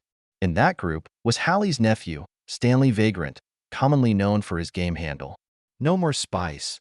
Stanley continued to talk and berate people on the phone as his other team members did. Only their team leader did nothing but silently pace the hall towards their lodging. Boss, the teams under my regions are all ready to go. We've exceeded the initial count. My team has an 8,000-strong army in Dash. How many could be considered special forces? 218. Good. Tell them to join a room I'll create, to listen to the plans, the leader coldly replied. Roger. Stanley smiled and continued to call on the phone. At the second floor, overlooking the lobby was Seeker and Arthur. There he is. Lohengrin. Seeker smiled. Is he strong? Arthur asked. Not really. He couldn't go over the inhuman hurdle, but that doesn't mean he isn't important. No inhuman would ever compare to the worth of Lohengrin. Seeker smiled. He's that good as a general, huh? Arthur almost smiled. Yes. Although he was immediately overshadowed when world champions started appearing, no one would doubt his worth during the war. He stood in equal standing with world champions in terms of respect. His efforts on the initial stages of the wars led to many victories which allowed the United Earth armies to be formed. I always thought he was good. My father is particularly interested in him more than his father. Well, right now Lohengrin's only of secondary importance. Our mission is to meet and talk that father of his alone. Malay Pangean President Albert Horace. So this is what we need to do in order to kill time before invading Fort New Birth. This is an important step to ensure that our actions in New Birth won't leave problems in the future. I take it you'll be trying to recruit Lohengrin?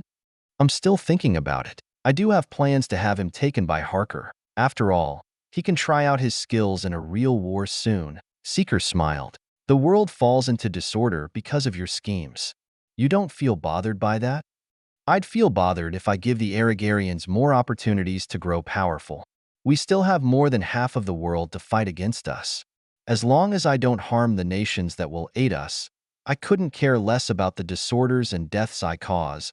Harsh, fitting for a leader. My father expressed that he would like to meet you, though I'm not sure why he cannot meet you immediately. I imagined him to come running here if he knew about you. Arthur frowned. Don't blame your dad. He wasn't as free as you think he was. If I'm not wrong, he must have been killing people as you talked. Seeker laughed. What? Realm Somatotopi, remember? Although I couldn't mimic the Realm King, I could still hear and thereby have a rough understanding of what your father was doing. At the start of the call, he probably was bound and was undergoing interrogation, but when he picked up the phone and talked to you, he started untying himself and proceeded to silently kill his captors. Seeker laughed. You're kidding, right? I'm sure of what I've heard. So don't blame him for his apparent apathy at your report. He must have his hands full right now. But enough of that. We got our hands full as well. Look. Seeker pointed to a group of well-dressed businessmen. It's a cover. All of them except the man in the middle has guns. He must be our target. What a doting father. He is the president. Yet he secretly comes over to an enemy country just to wish his son good luck. Seeker laughed. Zeke, we have movement here. There seemed to be suspicious-looking janitors arriving in the queue. Charles reported over the intercom. All right. Keep them busy for a while so I can talk to the president. Remember, you cannot kill anyone. Not allowed to kill anyone? That doesn't sound like the sweet Seeker I know. Alian laughed on the other line. You should have met my past self. He was sweet. Oh wait, you did, and you made his life a living hell. Be glad that I'm not getting back at you for that. Seeker smiled. How do you still cause dread to my heart despite being so far away? Advanced sound technique. My very voice could cause fear. Seeker casually remarked. Seriously? Get in position. We're moving, Arthi. Seeker ordered. Seeker and Arthur immediately rode the escalator. Send us to the penthouse, Seeker ordered. Roger, sir. A voice responded on the other end of the intercom. I wonder if I should start training these soldiers that Alian brought? Nah, can't trust them yet. Seeker spoke to himself. Half of the troops would be suffering from post-traumatic stress disorder if your training is anything like last night. Was I too rough? Come on, Artie. I know it wasn't your first time. Seeker perversely laughed. Still, it's impressive that you easily reached the unbecoming stage, Artie. Seeker smiled. Thanks for your help, but I wished you were more gentle with Christine. Arthur clenched his fist, containing the deep rage within. Relax. I needed to be that harsh. Unlike you who have a freakish dad, she needed to be thoroughly baptized in it. She's not any closer to being unlocked. Although I'm sure I pushed her brain a bit last night. Seeker calmly answered. Who is she to you? Arthur asked directly. Where is that coming from? You're from the future. You tell me. I've spent a greater half of my life being with her. I know what her path will be if she becomes unlocked. Oh, so that's where it comes from. Emotional discernment, right? She must have been feeling queasy every time I look at her. Seeker took a more serious look. She said she can't tell what. As if regret, pain, and longing are mixed into one. You can't tell even after what she explained? Or is it that you don't want to admit it? Seeker sneered. She's my sister, and you know how heavily I weigh upon that. Arthur glared at Seeker. Seeker paused in silence and stared back at the serious Arthur. Seeker finally sighed. She's mine. Arthur froze at that statement. And what does that mean? What it means, Arthur. We're here. The elevator doors opened. Seeker moved out and saw several dead bodies in the hall. These were the same men who guarded the Malay Pangean president. Slightly ahead of them was a group of soldiers who were forcibly taking the president. Are we too late? Arthur immediately inquired. Relax. They wouldn't kill him. Let's go look for him. Seeker smiled. Seeker and Arthur took the guns belonging to the dead guards and continued down to the main door, to which was the entrance to the penthouse. 5 enemies. Will you do the honors? Seeker asked Arthur. Fine. Arthur dashed forward and immediately kicked the door open. The armed guards were surprised at the sudden entrance of Arthur. At the center of the room was a bound man who Arthur recognized to be the president. The enemies wore a padded armor over their chest, but it meant nothing to the reborn Arthur. The moment Arthur caught sight of the enemies, he immediately unloaded 5 shots that pierced through the skulls of the enemies. Done. Seeker, the president awaits, Arthur coldly announced. Seeker remained unmoving. He continued to gaze back to the elevator shafts to which they came from. Seeker, Arthur called out once more and turned to check on Seeker. Arthur then realized that at the very end of the hall, a figure was walking out of another elevator. He was a skinny man. He wore a stylish tuxedo. He looked at Arthur and Seeker and had a disappointed expression. But then he saw the dead soldiers, and an impressed smile appeared on his face. Behind him was another person. He looked like a simple businessman and didn't even have any armor on. Seeker was frowning. Everyone, change of plans. Knock all the enemy soldiers out and immediately head towards the penthouse. I need you all here in 4 minutes. Extraction team, maintain a distance of about 2 kilometers from this building. Cliff, I need you holding a sniping rifle. Prepare to back me and Arthur up, Seeker immediately ordered. Arthur was surprised at Seeker's orders. I take it that we are in danger with the appearance of these new guests of ours. Who is he? Arthur aimed his gun at the approaching man. The businessman should be an Aragarian, but it's his bodyguard that I'm worried about. I didn't think he'd be here. Dread appeared in Seeker's eyes as his glass sword immediately extended out. This serious, huh? A powerful enemy of the future? Arthur aimed his gun at the walking man. Worse, Arthur, if anything happens to me, you take command. That's not just any random bodyguard. Seeker readied the gun with his left hand. That's an overcomer. Chapter 53. The Terror of the Overcomer's Name. Arthur's expression suddenly changed. Another being just like his father stood not far from him. Only this one would definitely try to kill him. The thought alone caused Arthur's spine to chill. The skinny man had a tall frame, as tall as Lind, and had very pale blue eyes. He held a scabbard with a sword that had the handle similar to a curiously small broadsword. Seeker fixed his gaze at the monster approaching. Hey there, I take it you guys want to threaten this Pangean president? Seeker smiled. The businessman had a confused stare. He then noticed that his other henchmen are dead. Who are you? What are 2 kids doing up here? The businessman frowned. Careful, Gary. Those two is the reason why your men are dead. The one with the glasses killed them, entered the room and shot 5 rounds. 1 round for each head of your men. The tall man smiled. Arthur frowned. And why do you say that? We're just kids who were at the wrong place at the wrong time. I trust my instinct. So mind telling me who you are and how you managed to kill 5 trained men in what might have been less than a second? The tall man smiled. Arthur was shocked. How did he know the manner of Arthur's attack? What else can you expect from Lennox's own flesh and blood? Seeker interjected. The tall man had a surprised look. You're Arthur? No wonder you looked familiar. And who might you be? My young brave friend? The tall man turned to Seeker as he was impressed with Seeker's demeanor. You somehow feel more dangerous than Lennox's son. Casual Carlean? The businessman gave a surprising stare as he recognized Seeker. The gamer? The tall man gave another surprised look. So exactly why is the Covenant here? The businessman asked with a confused face. We're here to save the president, of course. General Harker sends his regards. Seeker declared immediately. The businessman who was called Gary suddenly had an angry expression. That guy again? Gary roared. Kill them, he ordered the tall man. Give me a sec, Gary. You'll be in a lot of trouble if we don't deal with this situation carefully. Lennox is strong. Even I don't want to face him. The tall man laughed. Gary was shocked at this simple sentence. There was someone in this world that he wouldn't cross? Listen, kids, we just won the president. I suggest you retreat. You are no match for me. I'm doing you a favor. Don't get in between me and my mission. I'm sure even your father would want you to retreat.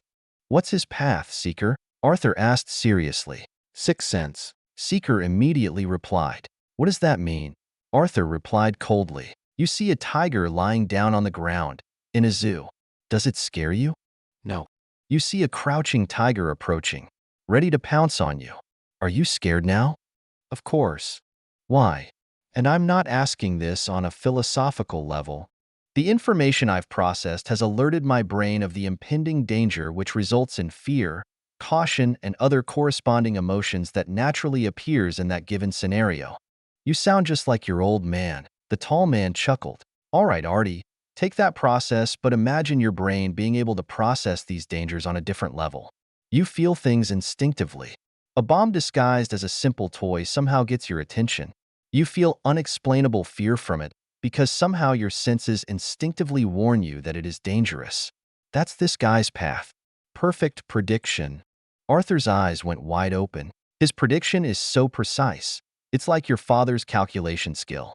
The only difference is that your father calculates, but this guy knows what to do by instinct. This means daft. This is bad. Of all the overcomers, we actually are faced with someone who can negate all our surprising advantages. Arthur was deeply worried. A surprise display of skill won't be effective. Seeker laughed. Funny, right? We're really screwed big time. Perfect prediction. Huh? The tall man stroked his chin. I like the name. You are very informed. And I thought Arthur would be the smart one of you two. The tall man laughed. All right, before we begin this deadly dance, what's his world champion title? Seeker. Arthur took a serious stance. He knew that he could die in this battle, but even in these last moments, Arthur still yearned for knowledge. And at this point, he simply wanted to know the terrifying name of this overcomer. Richie, Seeker replied solemnly. Arthur paused for a bit to process the information. Did he hear the name correctly? Richie? Who's Richie? Arthur asked with a confused expression. That guy over there. Who else? Seeker gave a why wasn't it so obvious reaction as he pointed to the tall man. Richie? That's his world champion name? Richie? Arthur replied angrily. Yes, Arthur. That man's name is Richie. Seeker replied with an angrier tone. I didn't want his name. I wanted the name he is known as. That's what he's really known as. You're telling me that whenever the most powerful and cruel men of the underworld need someone to assassinate someone with impossible chances of success, they open their phone contacts and they dial the number registered under the name Richie? Arthur expressed in frustration.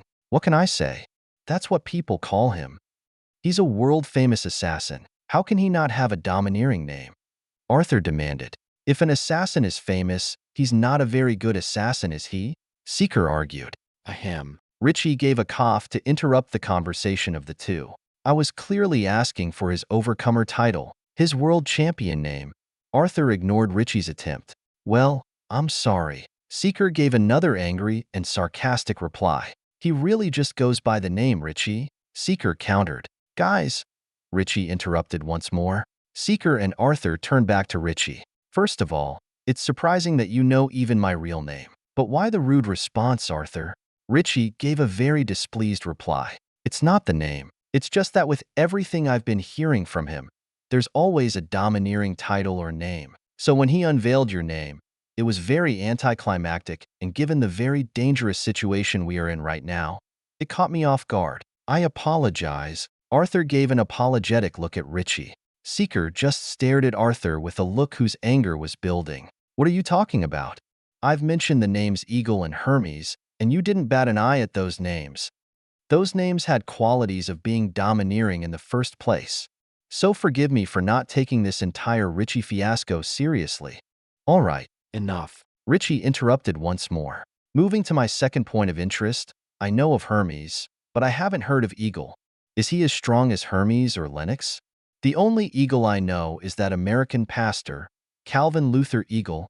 That's the one. That very same Eagle. You should try and kill him. You're into one big, delightful surprise. Seeker smiled wickedly. Richie's gave a curious expression as his eyes opened wider. It looked like he was excited at the thought of fighting Eagle. Duly noted. I'll take that advice. Richie paused as if he was waiting for something. Arthur's heart was throbbing. They managed on time. It looks like Seeker has finished delivering his coded message. Thirdly, I know you've been wasting my time, so you can deliver that Morse code signal to the sniper on the chopper on how to kill me discreetly. So let's just start the dance since I know of the plan already. Richie smiled mischievously. Arthur's face was flustered. Richie could hear the silent taps that Seeker made on the intercom. Damn it, Richie. Seeker cursed. All right, Cliff. That was a stupid plan. As expected of a freaking overcomer. Maybe I should just order you to shoot me instead to send me to the afterlife painlessly. Ugh. Just fire at will, Cliff. Seeker was about to dash towards Richie when Richie held his hand forward. Hold on. You sure you want to do this? Even with that sniper, I can easily kill you. You seem to like to have understood my skills. Do you know how I feel towards you three? Richie sneered. Cautious. Seeker hoped. Unless you're Lennox or Hermes, then maybe I'll be. Richie laughed. I don't feel threatened. Richie unsheathed his sword. It was a broadsword which had a unique design. Its handle followed the typical broadsword, but its blade looked more like a katana. I'll give you one more chance to escape since you two are associated with Lennox and Hermes. But this is your last warning. I do have a job to finish after all.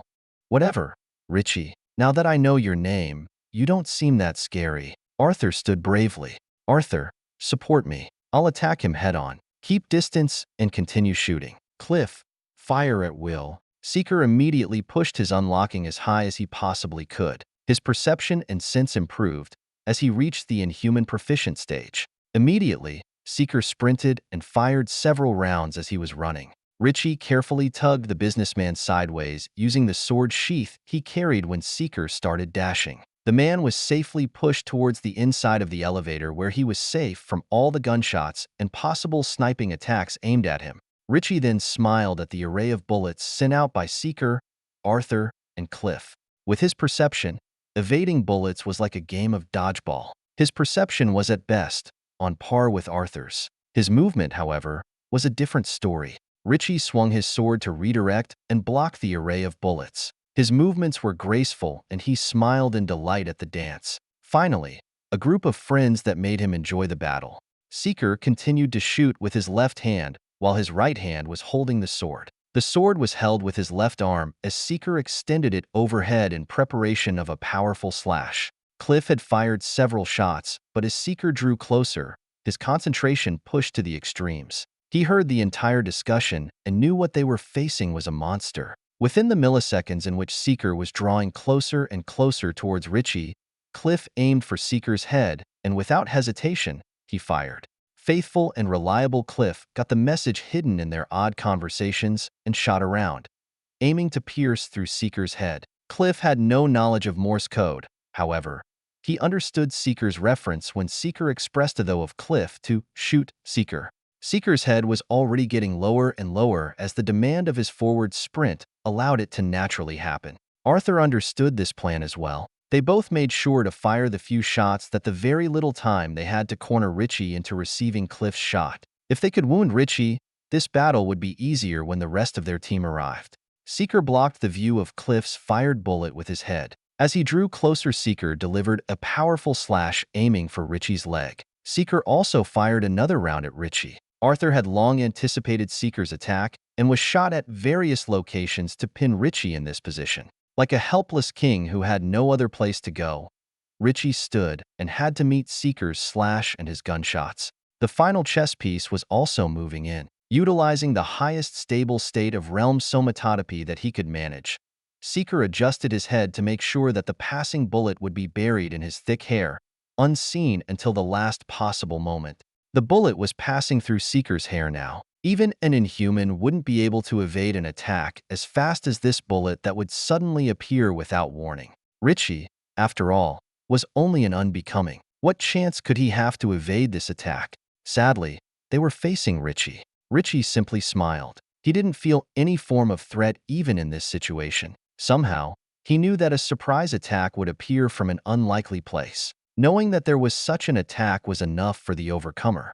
But then, he caught a glimpse at Seeker's serious gaze. Strange. Why was Seeker's gaze as calm as his? Chapter 54. To overcome an overcomer.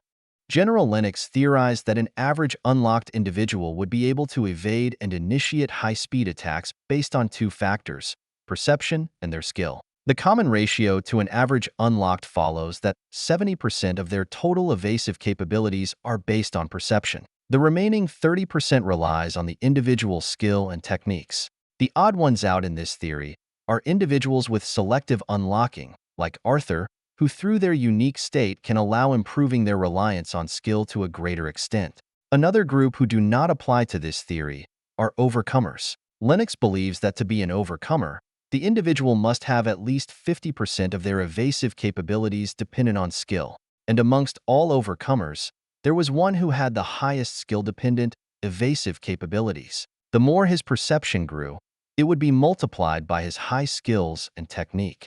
That overcomer brought terror towards his enemies. Gargantuans would even gather together and form a gravity field to maximize their light speed attacks, but use this immense firepower only as a defensive measure. It was reckless for them to attack, as this overcomer could dance in the midst of light speed attacks.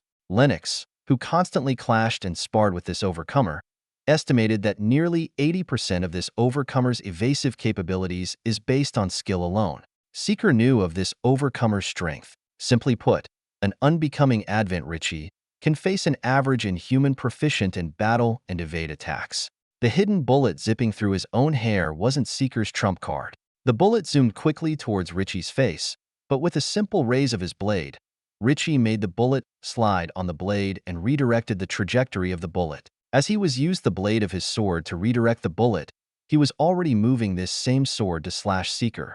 Seeker stomped his right foot hard the moment the sniping bullet came into view and evaded the quick slash attack by jumping towards the left. Seeker then used his own sword to stab the nearest door to halt his flight. The sword penetrated through the locking mechanism of the door and pierced through it. Richie was just behind him and was readying an upward slash as a combo to his previous downward slash, which Seeker had just evaded.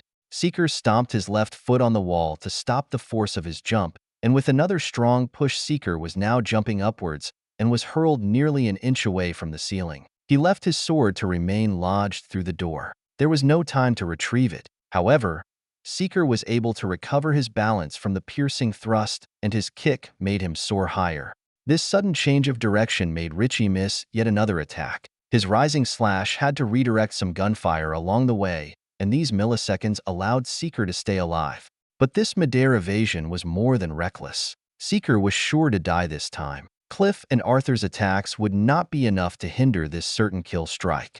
Richie readied his blade to slash. He wouldn't need to look back at Seeker. He was confident Seeker would be sliced.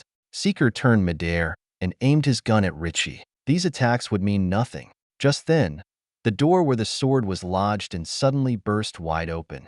Strangely, the sword that was once stuck also gave out and flew to the side as the door itself also opened. Richie glared at the figure that stood behind this suddenly opening door and had one simple thought: That's one hell of a shotgun. Charles had entered this room through the window, but knowing that Richie had an absurd sense of hearing, Charles made a strong jump from the window towards the door. He shoved the shotgun onwards to push the protruding blade off the door, and thanks to the powerful thrust that Seeker did to destroy the locking mechanism, the door could easily give way when Charles kicked the door. Without missing a single second, Charles opened fire. The pellets of the shotgun were zooming in towards Richie. Even Richie wouldn't be able to evade all of these bullets or use his sword to redirect every single pellet. Or so they thought. They weren't called overcomers for nothing. Whatever the challenge, they would overcome. The moment the Richie heard the door opening, he knew he would die if things remained the same. It had been a very long time that he reached this level of danger. Richie was so angry. He underestimated his enemies, and he would have died. But this raging pride and the desire to live allowed him to reach what Seeker and his friends called the unbecoming proficient stage. The sudden increase of his capabilities surprised Richie. He knew what to do if he needed to survive this surrounding barrage of bullets. The moment he heard the door opened, Richie had already stepped back instinctively. As if acting in sync with Charles's attack, everyone else were firing gunshots at the same time. Richie frowned. Despite his new unlocked potential, he was still in a pinch. The bullets were traveling in a direction which anticipated his moves. Seeker had shot a bullet at his location. If he remained there, he would deal with the shotgun pellets and Seeker's attack. Richie jumped headlong towards the incoming shotgun pellets. He used his sword, and with a rotating sweep, he redirected the bullets that would meet him in the trajectory of his dive. The sweeping attack redirected the bullets and created a small gap which in the middle and allowed him to dive through the shotgun attack unscathed. Charles was already backing away to ready his shotgun for another attack. Seeker was preparing his footing to kick the wall and maintain his aerial advantage. As he landed on the ground, he easily dodged the incoming bullets that were sent by Arthur and Cliff. Richie's speed was faster than ever. His adaptation to his new speed was so disgusting that it made even the midair Seeker feel so frustrated at his own skills. Richie swiped the last incoming bullet away and was one step closer to killing Charles. The last step was to deal with Seeker's second gunshot. He turned around to peek at Seeker's attack, readying his sword to swipe the bullet that he expected to be 1 foot away from him. But as he turned, no bullet could be seen.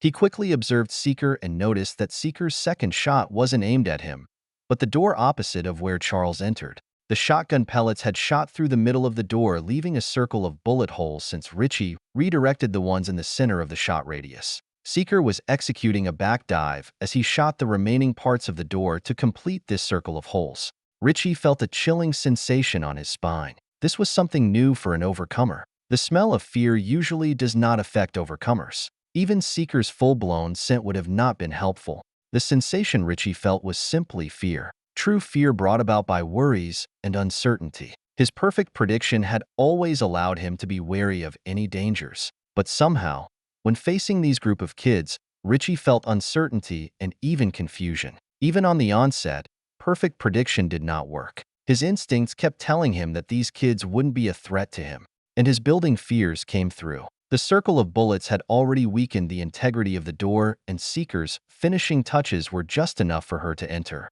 Smash! A figure smashed through the circular wreckage. It was a small girl who held a sword and a handgun. She was using the hilt of her sword to break through the door and aimed her gun towards Richie. She opened fire immediately. Seeker was falling towards the location where his sword was thrown to, and Charles continued to keep his distance, ready to shoot at Seeker's command. Richie stood at the center, dodging and slashing the attacks. It was then he noticed that the girl who just entered had thrown away her gun and ran towards Richie with a slashing attack. Richie frowned. It was one thing for these kids to shoot him, but to challenge him in close combat? Richie launched himself to meet the girl's slash. However, Seeker suddenly appeared on his peripheral vision. Seeker was holding his sword with both of his hands. His left hand continued to clutch the gun with his left forefinger on the trigger, with the edge of his other fingers clutching the sword handle. A gun blade, huh? Richie laughed as he recalled his younger days. Seeker slashed and pulled the trigger at the same time. Meryl also slashed her sword to cut Richie's head off. Arthur stopped his rush and started shooting at Richie's leg. While all of these were happening, Seeker winked, signaling Charles to prepare for his attack. Richie immediately knew that staying in this position would lead to another shotgun attack. Richie used the tip of his sword to push Meryl's slash upwards, allowing him to evade the slash as he jumped back to evade Arthur's attacks on his legs. Richie executed a mid-air twist to evade Seeker's slash and shoot attack. Using the inertia of his thrust which redirected Meryl's slash, he thrust his sword downwards as he turned towards Seeker. Seeker tried to dodge the falling thrust, but he was too late. The thrust slashed downwards on Seeker's chest, leaving a large wound. Seeker's ribs could even be seen. Richie was confident that this was enough to make Seeker relatively weaker and unable to fight properly. Richie landed, and he then set his eyes on Charles, who was inside the room. He moved carefully, avoiding the gunshots, and sprinted towards the inside of the room. That's when he noticed it. A grenade was happily rolling towards the door of the room's entrance. Carlean, Richie thought as he deduced that Seeker must have rolled this grenade discreetly on the floor when he landed. The grenade rolled inside the room and was out of Richie's sight.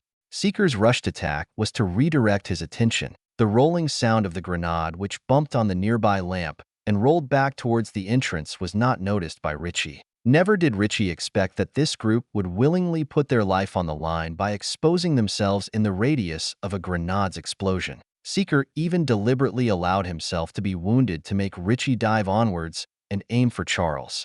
The grenade exploded, but instead of fire and shrapnel, what came out was a bright, blinding light. It was a flashbang. This was once again out of Richie's calculation. Why would they blind themselves? It made more sense for them to use a grenade. Richie failed, closed his eyes, and was engulfed in the blinding sensation that the flashbang gave. Richie had no time to be disoriented. He tried his best to make a decent landing and jumped to the side as a precaution in case his enemies would shoot through the open door. As he dove and rolled on the floor, a painful stab was felt as a sword pierced through his right leg while in midair. Meryl kept her eyes wide open during the explosion and rushed to stab through the wall and pierce through Richie's leg on the other side of the wall. With his right leg pierced mid-jump, Richie immediately used his sword to stop the force of his jump by latching it on Meryl's sword. As the rest of his body fell, Richie used his left hand to hold him up high, as the slightest twist in his position could add more wounds to his pierced leg. His right hand was just about to stab through the wall when several gunshots were heard. Richie's right arm was wounded, and another bullet pierced through his palms. The sword dropped on the floor. "Give up, Richie," Arthur ordered. Richie continued to use his left arm to keep him up in midair. "I can shoot your head anytime, and Meryl can slice your leg too? Impressive. Did you calculate my position like your father? Is that girl your long-lost sister?" "Yes and no. This is Meryl. She has a unique talent for being unaffected by bright lights." Richie laughed. "That's new. Oh well, I guess the younger generation has bested the older." The door of the elevators opened once more. But instead of Gary the Aragarian, Alian walked out holding Gary's head. "Your boss is dead," she calmly explained as she tossed Gary's head into the room for Richie to see. "Well, I guess I should stop trying to kill you." "Lucky you," Richie laughed. Chapter 55. Epilogue of Act 1. Meryl unceremoniously pulled the sword out of the wall. Richie grunted as he fell down the floor. He sat upright and stared at everyone who entered the room. Charles had already rushed towards Seeker to tend to his wounds.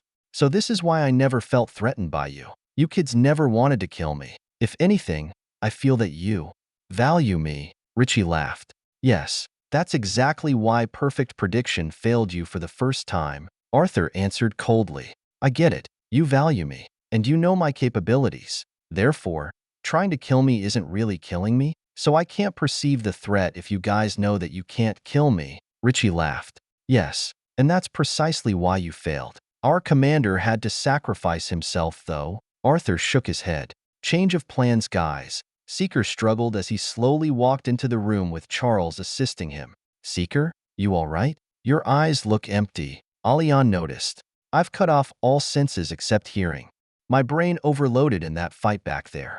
And I'm about to put myself in a forced coma." "What?"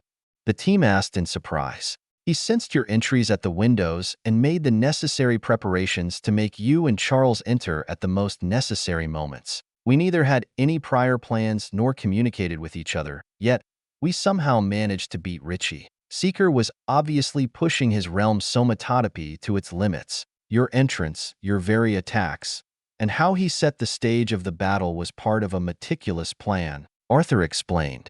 Thanks for the documentary, Artie. Seeker responded sarcastically. Charles positioned Seeker down on the floor. As you suspect, Artie, I might have gone a bit over the proficient level.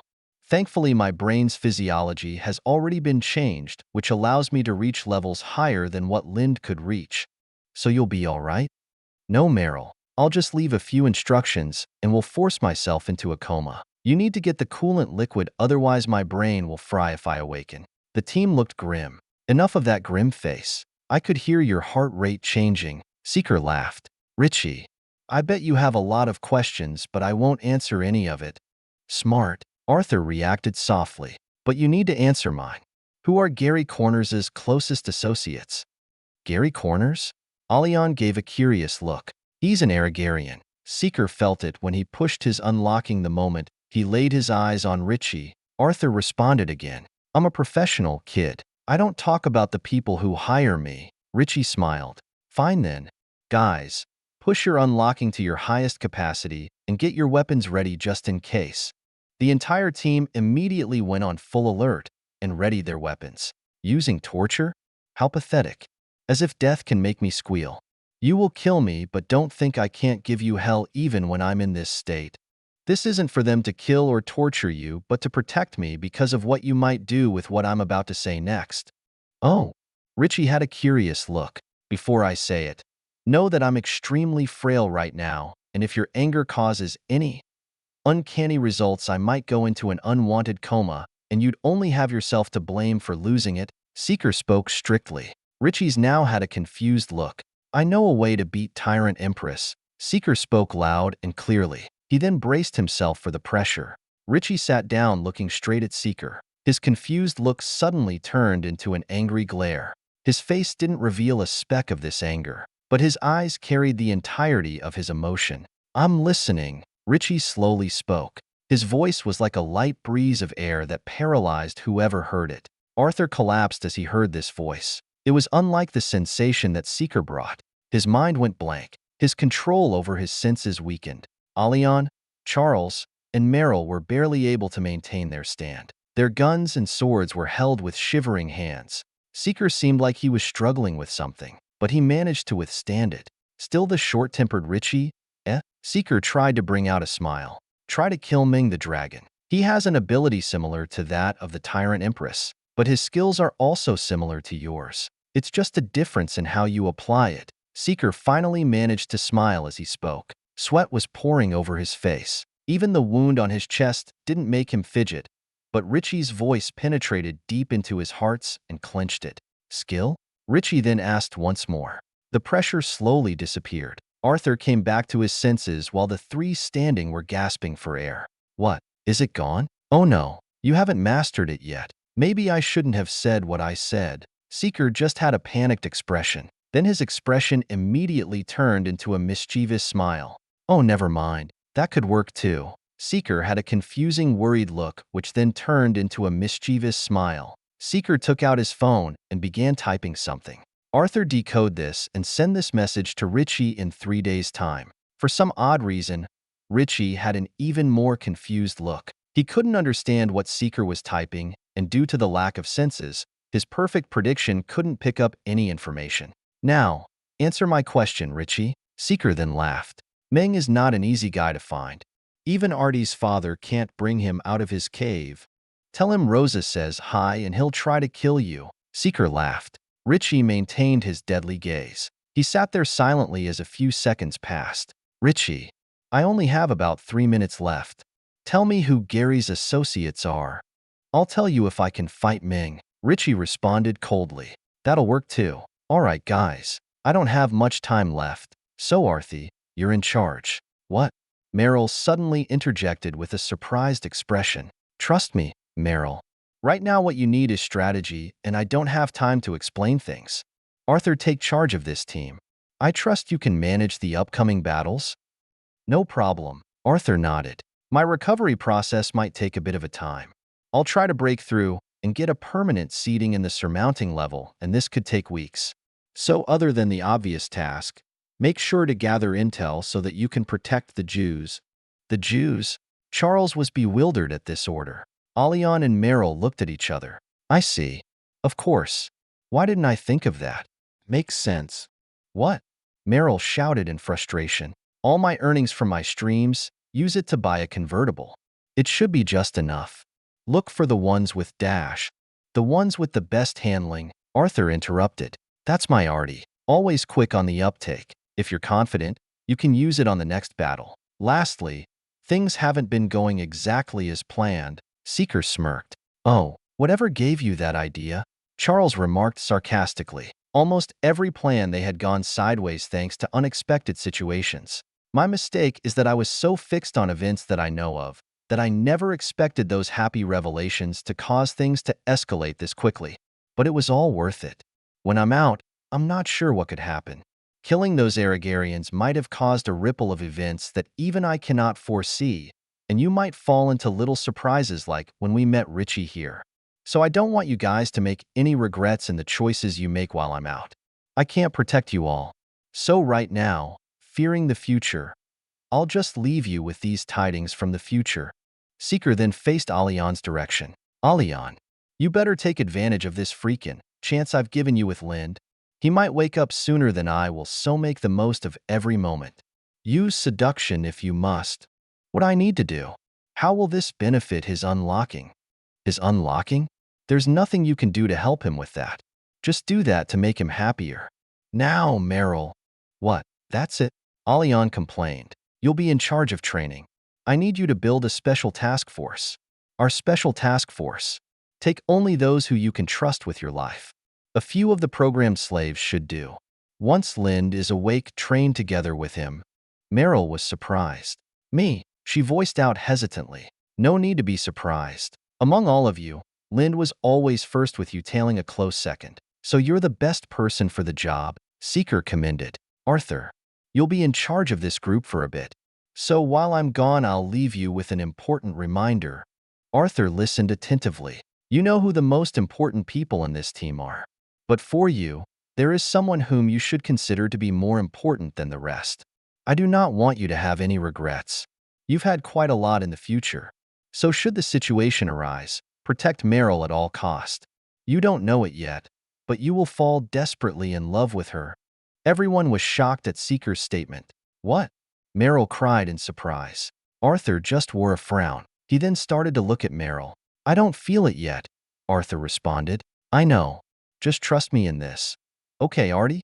I might have altered the progression of your developing romance, but knowing that you should be keeping her alive is important, as it may help you reach world champion.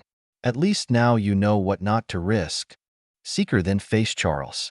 Charles, there's something you should also know about your future love life. In a world without hope, you will need that love to be stronger. And so because I don't want you to have any regrets, remember, Seeker began. Charles was listening attentively. Romance had never been Charles' strong suit. His strings of relationships left him broken and confused. It was a series of betrayal that led him to his books, to the army, and even to his now accomplished fame. But out of all the girls in his life, who would it be that would be the remaining joy in a dark world? Protect Ricardo at all cost. With the crucial information passed, Seeker then forced his brain to shut down. Seeker's eyes, which were opened, slowly closed as he entered his peaceful comatose state. Charles looked at the fainted Seeker. He did not know what to do. Suddenly, the urge to slap Seeker awake appeared, and he lifted his hands.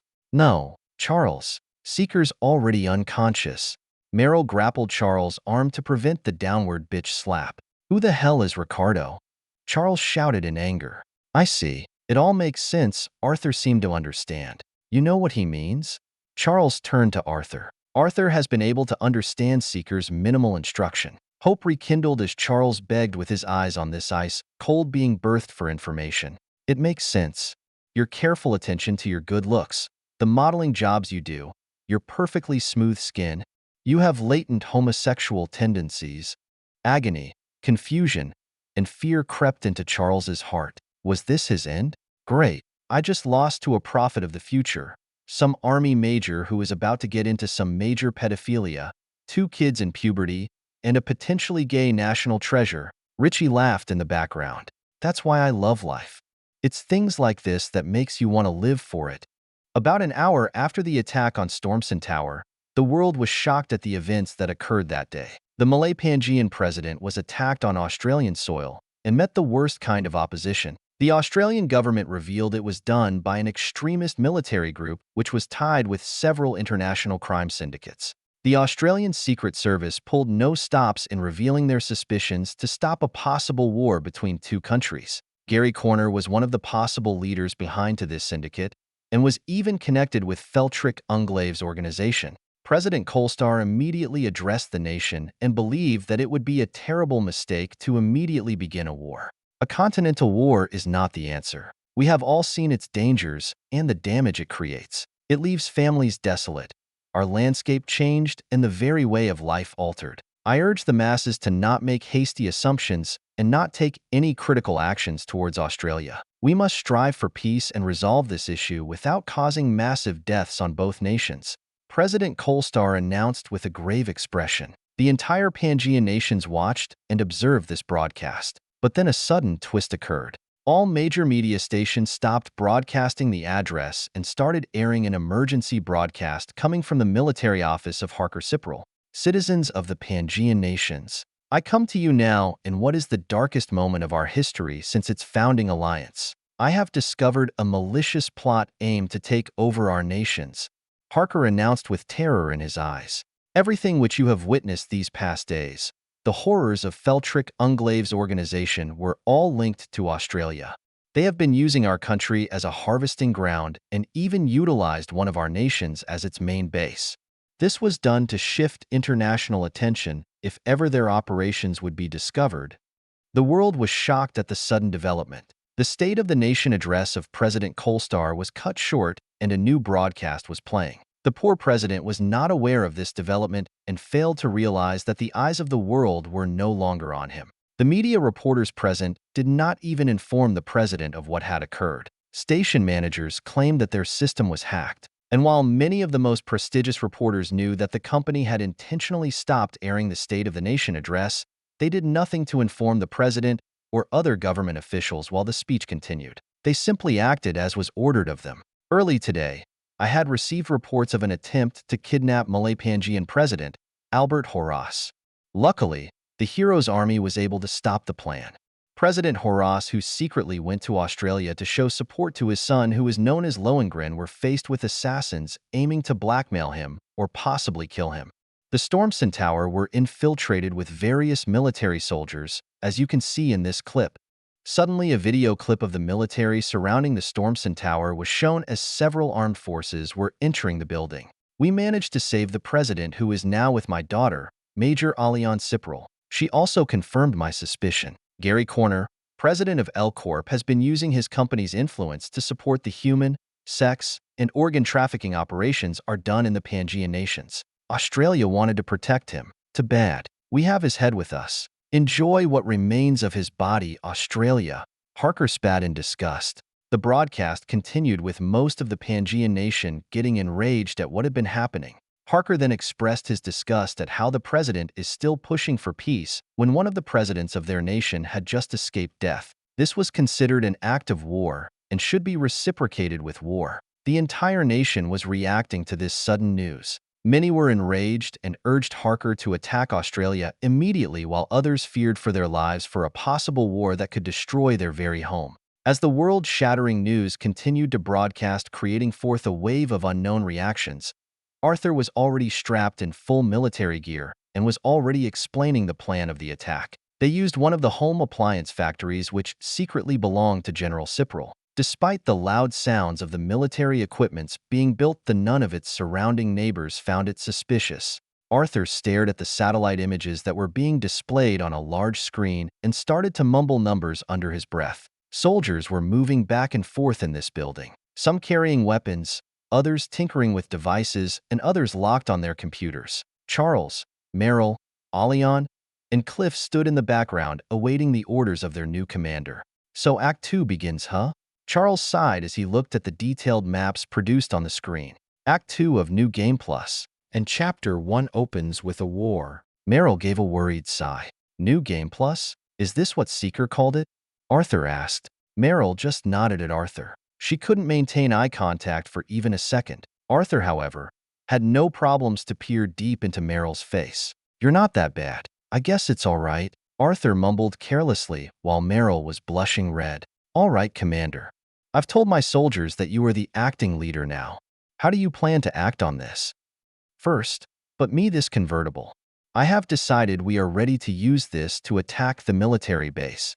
"Well, you sound as crazy as Seeker, so I guess it's a relief." Charles laughed as he saw the image of the convertible in Arthur's smart device. "Without Seeker, things are bound to get harder. I hope we all live through whatever hell awaits." "We can only hope, Doctor. For now, let's hope that Seeker's trust in me was well placed." New Game Plus, Act 2, Chapter 1. Arthur's Acts begins. Chapter 56, A New Commanding Officer. Olax Industries took a large bulk of this block. It was a simple factory but had a dark secret. Parker Cipral used this as a base to hold every kidnapped child that his human trafficking business could manage. But what once was a simple ploy to hide a terrible secret was now transformed into a military base. Deep inside the large warehouses of these buildings, weapons, rockets, and ammo were carefully placed in order as soldiers continued to gear up or tinker with new weapons. "Have you met the new colonel? I can't believe that he's in command," a soldier asked his fellow platoon member. "You don't know who Colonel Arthur is? He's kind of like a star in the gaming world." "Oh, so that's why looked familiar." Still, I couldn't believe that he carried with him such a commanding aura. "Tell me about it." "It felt like I couldn't breathe." "Enough." "Lieutenant," the two soldiers saluted. "I advise you to stop talking about Colonel Arthur. I just saw him questioning several Australian soldiers. He's far scarier than that. I don't want any trouble." The lieutenant could not help but sweat at the memory of what he just witnessed. High up on the building's top floor, several Australian soldiers were laying on the ground. What once was a simple office was now transformed into a torture chamber. Blood and limbs were laid all around the room. Some of the Australian soldiers had several limbs missing, while those with their bodies intact had a very traumatic look in their eyes, and some were even whimpering in tears. Albert Horace, the Malay Pangean president, stood in shock. But his shock wasn't due to the sight of Arthur torturing the soldiers and one particularly stubborn scientist. It was due to the revelation of Australia's technology. Human enhancement programs? EMP satellite attacks? With these two things, the Pangean nations do not stand a chance of winning if Australia declares a continental war. New Birth Fort was not just a military base. It was a national treasure. During the previous continental war, Australia was at its last leg and was about to be conquered by the one South Asian army. After several pseudonuclear attacks that penetrated deep in their territory, most of Australia was turned into a heaping wasteland. But on its last retreat, at their last stand, Australia decided to rename Sydney into New Birth City, a victorious declaration even on the brink of extinction. That was the start of their counterattack. After several key battles, Australia was able to push back the enemies and even began their counterattack.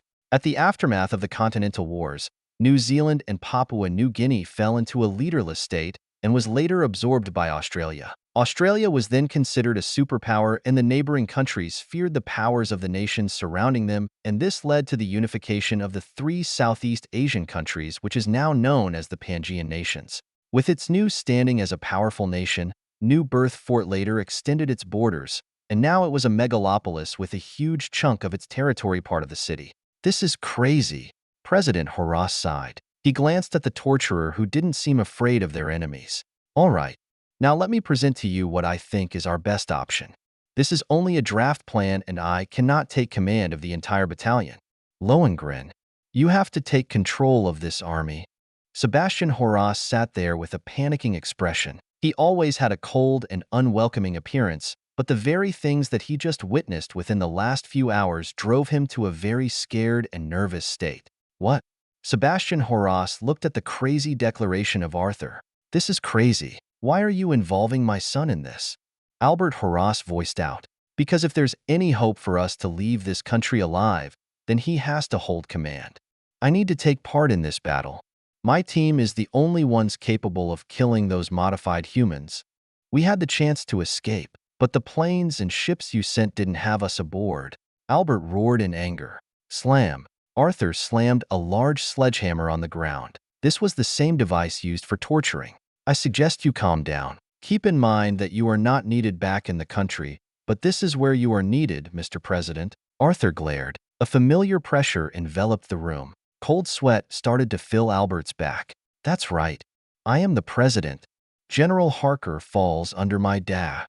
General Harker is not the commander of this army. Our real general is out cold, and right now, I am in charge. General Harker answers to me, and I won't take no for an answer. War is on the horizon, President. So it's better that we take the first strike rather than have them attack us. You will do the video shoot, and Lohengrin will become the commanding officer of this army, Arthur declared coldly. Albert and Sebastian could not even whimper in response as the bloodlust of Arthur made them shiver in place. Interesting pressure. Strong as Merrill, Allian finally entered the room. Seeker, Arthur asked. Stable. Merrill's also started doing 1 session per squad, though I cannot say how that will help. I doubt any of them will be unlocked after 1 session. Also, the training Merrill does is a lot weaker than Seeker's training. These soldiers can still stand and talk after each session. Seeker's would leave you in a state of shock. Allian shivered as she recalled Seeker's training. I'm making them go through that not to unlock them, but to have them experience a bit of hell before they dive into a real one. Why? The modified humans of Australia could be stronger than Seeker anticipated. Most of your soldiers will die, so they'll need to experience a little bit of what it means to fight against monsters like these. Steal your heart, Sepral. You yourself might even die. It's that bad? Allian frowned. Yes. Seeker's out of the count, so invading and destroying this base will be impossible. We just need to draw the battle out and have someone sneak in while all the ruckus continues. So the army will be the diversion while we sneak in? No. The army will probably be dead too soon before we manage our objectives.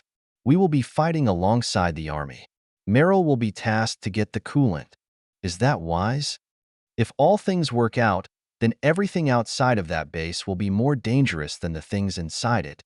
Haven't you just heard their report? Cybernetic humans and modified ones? EMP satellite blast? No matter what, this is a lost battle. Albert yelled angrily. It is. But it's a necessary battle. We need to get our general and our strongest man back. Allian, show the president and Lohengrin Merrill's training so that they can get a rough idea of what we can do. On the other side of the building, a battalion of soldiers presented themselves with their respective platoon. But with all the soldiers standing, there was silence. Right in the middle of the wide hall was a room fortified with bulletproof concrete. The soldiers would be thrown into this room and try to wound a small, timid Asian girl. All the soldiers could see through the video feed was the image of the girl, which then would be followed by a blur of movements leaving all the soldiers down. This girl carried a variety of weapons, some even bigger than herself, and would use these humongous weapons to attack and slash the soldiers who tried to use all their tactics to kill the girl. But it was pointless. The girl would easily sneak up on them and demolish their formation, followed by what looked like a massacre. It was amazing how no one would be critically wounded or found dead at the heart-clenching attacks this girl would make. The next 3 squads who was in line for a pre-battle training session was walking towards the room. All of them had petrified faces. The previous squads hadn't even managed to scratch or graze Merrill, and all of them experienced hell inside. As the platoon entered, Merrill did something totally different. She stood right in the middle of the room, exposing herself. I'll give you 10 seconds. Try to kill me, Merrill sweetly announced. A heart-clutching sensation gripped the soldiers, who immediately reacted by reaching for their guns and aiming at Merrill. Merrill sighed as the soldiers aimed their guns. Time was slower than ever. Unbecoming proficient was a totally new sensation for Merrill. Her reactions were more concrete. Her initial response when faced with guns was to ensure that the nozzle wasn't aimed at her. But now, she could evade bullets at a more efficient speed. She waited for the soldiers to pull the trigger.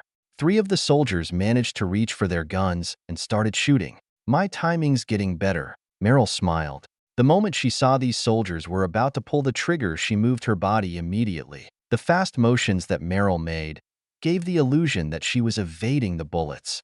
As more and more soldiers managed to start shooting, Merrill started to run around. Each of her strides made her leap several meters. Her speed, paired with her drastic movements, allowed her to easily take down all the soldiers while giving them the maximum fear she could do. Charles continued to observe Merrill from the camera feeds. Nearby were 2 pods holding 2 special bodies. Charles had a monitor up which was typing down everything that Charles was saying. Each stage of the unlocking seems to improve the overall physical capabilities of a person by over 100% from its original form. The effect is extremely fast.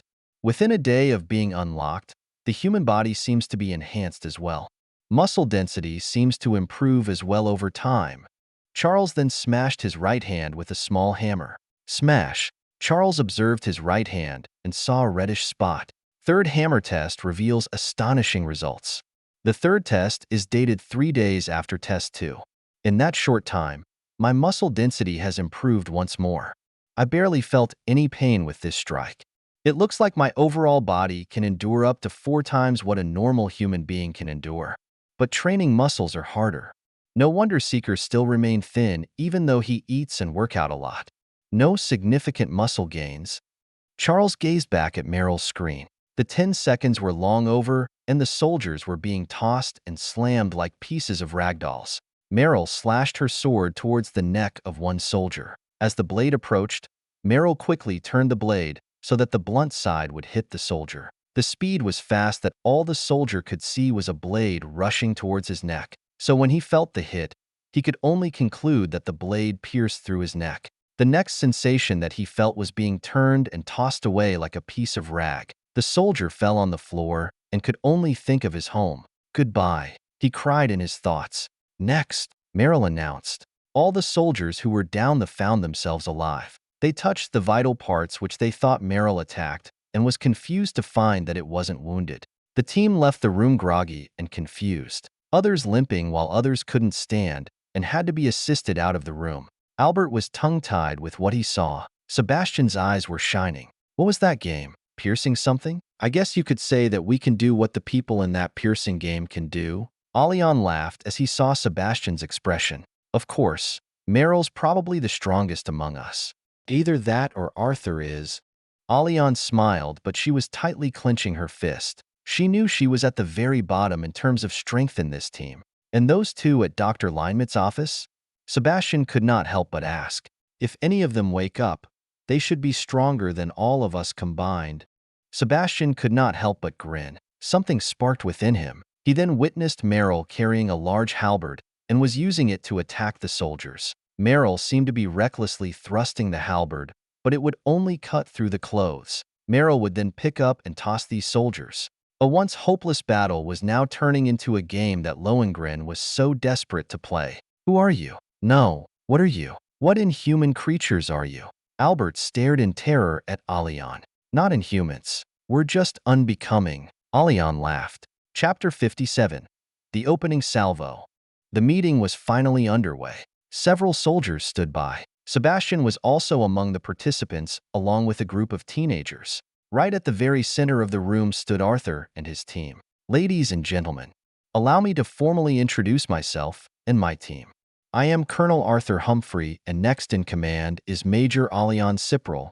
Arthur carried a domineering pressure. The soldiers had already witnessed how this small teen tortured the Australian soldiers to get what he needed. They knew that this wasn't a normal kid, and with Major Ciprel bowing to his every whim, they knew that this was someone they should respect.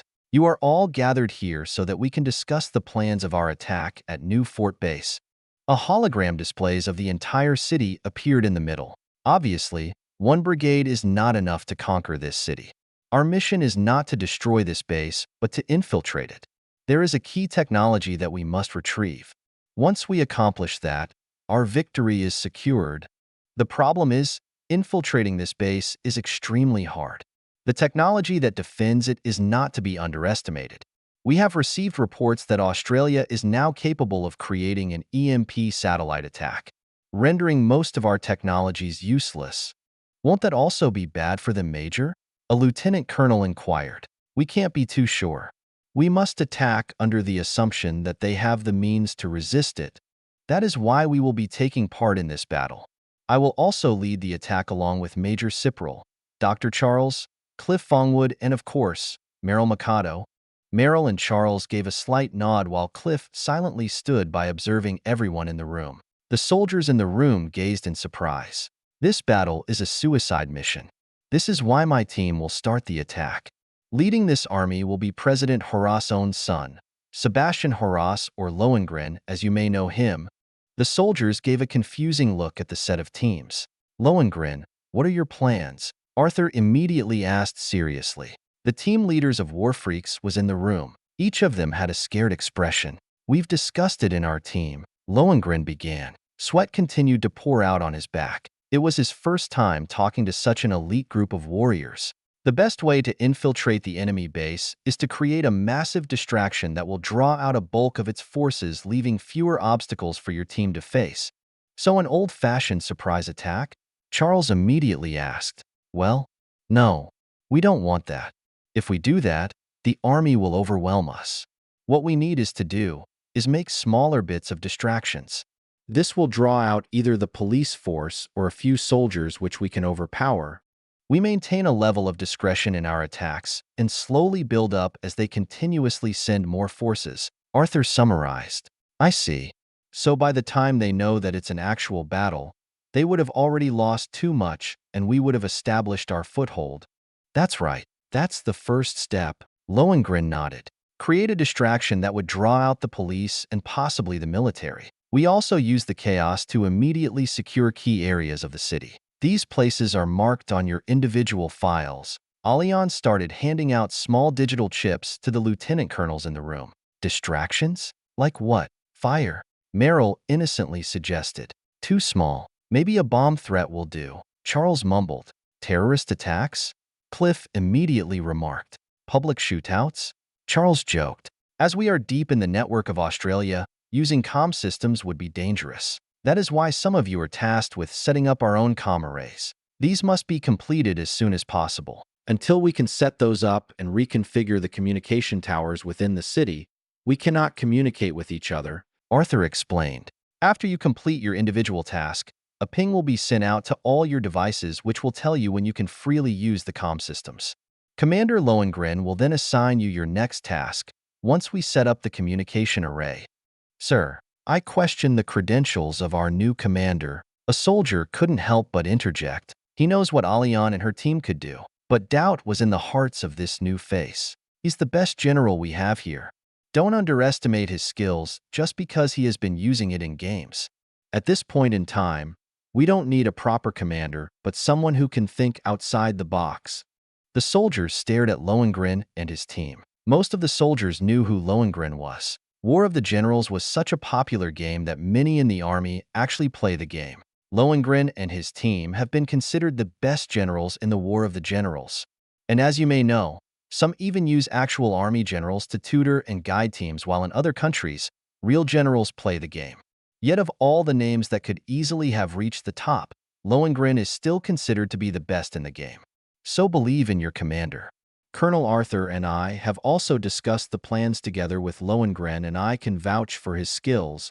The soldier gave a quick look at his commander and immediately nodded. We're in your hands, Commander. You will receive further specific instructions once the comm system is set up. Dismissed. The soldiers slowly went out of the room and were looking grim as they were to set out what would possibly take away their humanity. Are you sure you want your team to be your assistants in this battle, Lohengrin? Arthur asked as he scanned by each member of the Warfreaks. They're not ready, Cliff softly spoke. They know my plans better than anyone else's. If you trust in my skill, then having this hesitant team would still be better than any other soldier in this building. All right, let's get ready for battle. Warfreaks, please follow me upstairs for the last briefing session. Arthur then signaled Merrill to follow as well. Merrill followed obediently and went with Lohengrin and his team. Where are they going?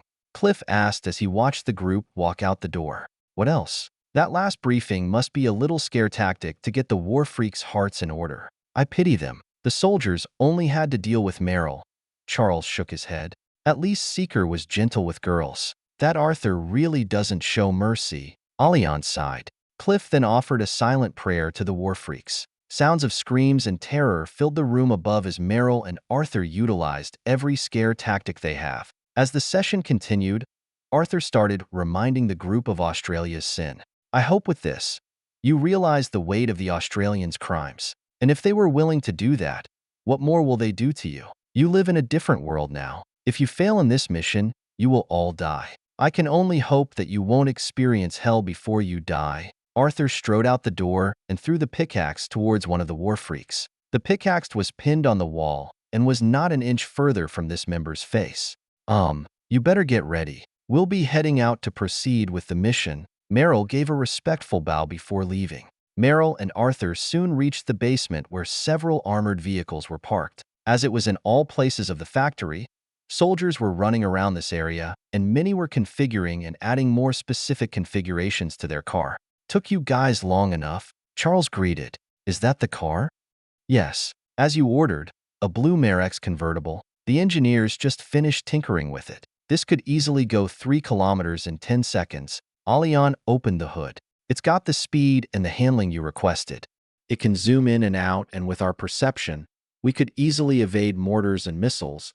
"I'm no expert, but I'm pretty sure that the engine of this car's pretty flammable." Charles worriedly pointed to the engine. "It is. With the nitro device, any stray bullet could set this entire car on fire." Arthur immediately jumped into the car. "And we're using this?" Merrill gave a worried reply. "Don't worry. With the equipments I've prepared, this car will probably not get a single scratch on it." Arthur then signaled for everyone to jump in. "Does everybody understand each of your mission?" Arthur asked. "Wait, I haven't received any yet." Merrill panicked. "You're with me." Arthur pulled Merrill in and then started driving out. "Was it you who came up with that crazy plan?" Cliff asked. "No. I explained what we needed and Lohengrin immediately came up with it." "What a cruel man." Merrill shook her head. "Not cruel. He's just a gamer. He is approaching this war just as how I hoped he would. A gamer with no morals to bind him. Just victory in mind." Merrill had a worried look. "What exactly is the plan?" "I'll tell you later," Arthur immediately answered before anyone else could. Alian and Charles had a complicated look on their faces. Arthur drove out of the warehouse and zoomed towards the heart of the city. Arthur continued to drive and dropped Alian, Cliff, and Charles in different parts of the city. Merrill continued to look in amazement at the sights of New Birth City. She also wondered what it would look like by the time tomorrow arrives. New Birth Memorial Park. It was one of the biggest tourist spots in the entire nation. It was an outdoor park with lush green trees and shrubs, and was a popular picnic spot for families to go and enjoy the day. The park was even more popular at night as the light show in that park would continue all evening to the break of dawn. It was because of this that it was a popular place for concerts to be held at. Merrill could not help but admire the park. She looked in pain at the people who were here and was secretly apologizing for the war that they will bring. "So what's the plan?" Merrill finally got the nerve to ask. After Seeker's revelation, Merrill found it extremely awkward to talk to Arthur. Arthur kept quiet and took out a pair of the mask and tossed one to Merrill. "Wear this." Arthur then parked the car deep in the park's parking grounds. He then grabbed his suitcase and started walking towards the center of the park. The park had a huge crowd at a concert was currently underway. A barrier was set at the entrance where people would pay to enter. "We're the opening salvo. It will be the first distraction that will get the media and the police's attention," Arthur explained as they neared the concert grounds. "But how? You or Lohengrin didn't explain what to do back then." "There was no need to. You already discussed the answers." Merrill was surprised. "What? Which one?" "I remember us talking about a fire, then a bomb threat, a terrorist act, and Charles even said something about a shootout. Which one of those is the right one?" "All of them." Merrill gasped in surprise. "So what do we do? Start a fire? Or is it a bomb threat?" Lohengrin's already prepared for setting up bomb threats all throughout the city. And Charles and Cliff are out starting fires. But only after our act. If we start one fire after another, the military could get suspicious and send their forces immediately. "So what's our opening act?" Arthur then suddenly stopped walking. The security guarding the entrance gave a curious stare at the two masked teens. Arthur opened the suitcase. "I kept quiet because I didn't want to spend my time arguing with you on the way here. But this is the plan. If you do not follow my orders, we will lose Seeker and Lind. So show me your resolve now." Arthur took out 2 submachine guns from the suitcase and tossed it to Merrill. Arthur quickly picked up the remaining guns in the case. The guards were panicking at the sight of the guns. They started shouting and warning Arthur. "Let's begin." With that, Arthur immediately unloaded a full magazine of bullets onto the guards at the gate and then suddenly started shooting everyone else in the vicinity. Chapter 58. death and distraction. Here, we get a good shot here. The cameraman pointed towards an open area. The news reporter hurriedly took his position and the broadcast started. We are here live in New Birth Park to witness one of history's worst mass shootings. There was over 1,000 crowd gathered to witness Algonite's first concert when two armed men started a shootout. Several gunshots were heard in the distance as the news reporter ducked in surprise. As you can see, the shootout continues as the police have tried to reason with the two armed men. After the death of 3 policemen, the police have then since used force as the order to kill the two armed men as dozens of civilians were either wounded or killed since 30 minutes ago. The news reporter on the main office had a shocked expression at the shootout. That's just horrible, Bill. Any idea on who the shooters are? The police have yet to identify the 2 shooters. They have a relatively small build. It is even suspected that one of them is a woman. But as of now, we are all in the dark in who they are. Bill, can you clarify the number of dead civilians? There are about 30 civilians outside the barricade, but we know the shooters continued their massacre towards the inside of the concert ground. We can only estimate that more than 100 were caught in the crossfire. Bill, you mentioned that there were some cops killed during the shootout. Are we to assume that these two armed men are experts? Yes. The shooters are clearly experts at handling the gun. The first officer was killed with a headshot when the armed man shot from a distance of more than 20 meters. We actually positioned ourselves a bit further away in fear of getting shot. How far away are you from the barricade? The police created a parameter about 50 meters from the entrance while I am about 120 meters out from the main barricade, which should dash. A bullet pierced through the head of the reporter, and then the camera immediately shut down. It was Arthur wearing a different mask. He was hiding in the shade of the dark. As the civilians who were huddled at the area panicked and started running away, Arthur immediately unloaded a barrage of bullets on all the media reporters and cameramen. Despite using an automatic submachine gun, Arthur was able to ensure that every single shot would kill someone or would destroy a camera. The police immediately panicked and started running back towards the reporters to shoot Arthur. But Merrill also resurfaced from the barricades and immediately started shooting. Just like Arthur, not a single bullet was wasted. All the police officers in the area were killed within a minute. After killing all the cops in the area, Merrill and Arthur immediately sprinted, shooting the nightlights and the CCTV cameras to hide in the shade of darkness. Arthur immediately jumped on the convertible and drove away. He took out the mask he was wearing. It was a different mask from the first mask he wore when he started the shooting. Merrill jumped onto the seat next to him and removed the mask she was wearing. In her hand was another mask. It was the first mask that Arthur was wearing. Good acting. The cops really believed that they were facing the two of us. Arthur had removed his mask and sneaked out after the chaos of the first shootout. Merrill switched from one mask to another in order to make the police believe that they were still facing the two of them. Arthur had actually sneaked out of the barricade during the panicked exodus. He walked over to the media and waited until the opportune time. Why did you wait for the media to arrive before killing them? We can't kill the police yet if the media is there. If they get a hold of a single video, the military might send out their forces. It's better to keep the enemy guessing on how good we are. So I waited for all the media to arrive so I can kill them. That way, no clear video could be used to describe our appearances or how we left the scene. Merrill sat quietly. As the seconds passed, tears started to fall down her cheeks. We still have more tasks to do. This won't be the first time you will be killing innocent lives. Better brace yourself, and you better start changing now. Arthur opened a small bag at the bottom, revealing a jacket. Merrill remained unmoved. How do you do it? The truth is, their lives are expendable. If we want the human race to live on, we should be this brutal. The lives of Lind and Seeker far outweigh their life. With just that, you can easily kill 100 innocent lives? 115. Most were over 20s, some teenagers, and a few mid-30s. I killed all with a headshot. They felt no pain when they left this earth. That's about the only thing I can do. And no, that truth is not enough. Those 115 souls will haunt me for the rest of my life. Merrill was surprised at Arthur's response. Arthur continued to drive with the speed of their car, zooming through the city. Arthur looked straight ahead, and his gaze seemed to avoid the faces of every human he would meet on the cold street ahead. How many did you kill? Arthur finally asked. 27 civilians and all 14 cops, Merrill slowly answered. Tears continued to fall as Arthur paused for a while as the traffic light blinked red. I killed 20 of your targets. I know. Don't think I didn't notice you giving them a headshot. I didn't count those 20 on my list. Merrill sobbed. Arthur sat there silently and finally turned to Merrill.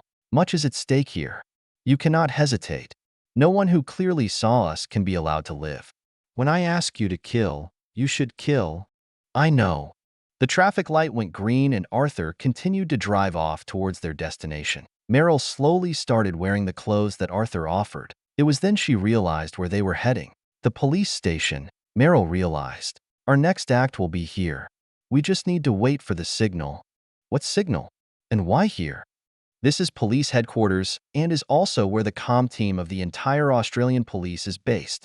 We take that down, then the cops in the city would have a hard time organizing themselves. What we are waiting for is the next step of our plan, which will create massive panic. Once a bulk of the forces here move out, we rush in. Pretend we need help. Once inside the police station, we discreetly massacre our way to the comm office. Merrill frowned. You can't put discreet and massacre in one sentence, Arthur. But we have to. Arthur parked the car a few blocks away from the station. They waited in the car and Arthur started browsing through the international news. Merrill sat quietly. Her hands were visibly shaking. She kept staring at Arthur, who seemed to be acting as if nothing happened. You're strong, Merrill smiled. Not strong enough, Arthur sighed. Merrill then noticed that Arthur was doing his best to stop his hands from shaking. Still, you're mighty strong, Merrill smiled. Here it is. Looks like it has begun.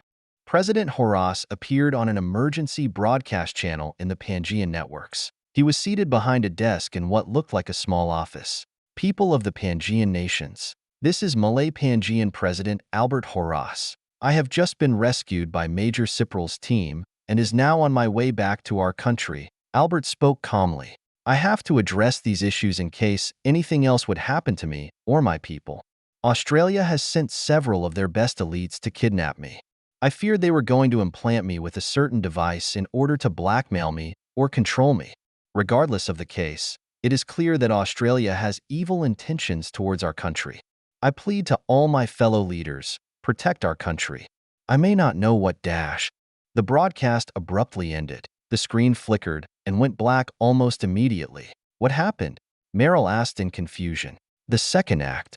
Wouldn't it be suspicious if several terrorist-related events were to appear one after another in this city? Of course. A fire and a bomb threat happening in different places would cause the government to consider an attack. That's why we need to downplay the threat. We present a false reason for all this chaos. How? Just wait for it, Arthur smiled. Immediately a broadcast appeared with General Harker sitting down with a grave expression. Unlike his previous broadcasts, Harker was now seated in a command center. Several computers and high-end devices could be seen in the background. Fellow citizens of the Pangean nation, I regret to inform you that we lost contact with the plane that Albert Horace was flying on. Our team is busy investigating the status of the plane. Albert Horace's state remains unknown as of now. We cannot say for certain if this attack was caused by Australia, but if so, then that's the last straw. My army won't keep quiet. The broadcast immediately ended. Merrill was confused all the more after seeing the broadcast. Won't that make the military all the more suspicious? Merrill asked in confusion. You'll see. That's not the broadcast we are waiting for. Arthur laughed wickedly. The pair continued to browse through the news. Arthur continued to remain silent about the plans. Merrill continued to scour through looking for anything that could cause widespread panic. The world itself was falling into chaos. The One World ambassadors of the different regions were pleading with the Pangean nations to withhold their plans for war. Australia continued to insist that the scandals found in Malay Pangean grounds were linked to several powerful organizations, and although have its roots in Australia, is not directly connected to the government. The Australian ambassadors even speculated that these were all done by a possible third party that wished for the two nations to fight it out.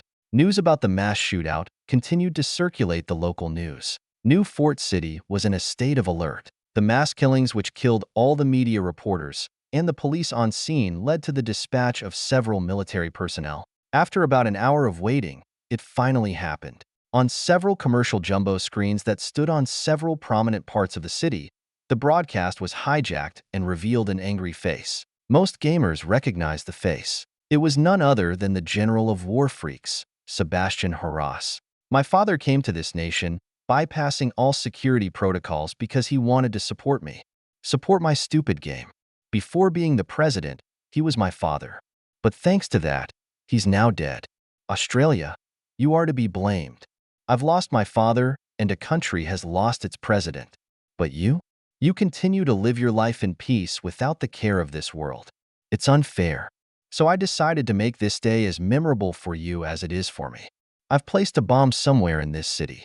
At least in this way, thousands will mourn just as I have.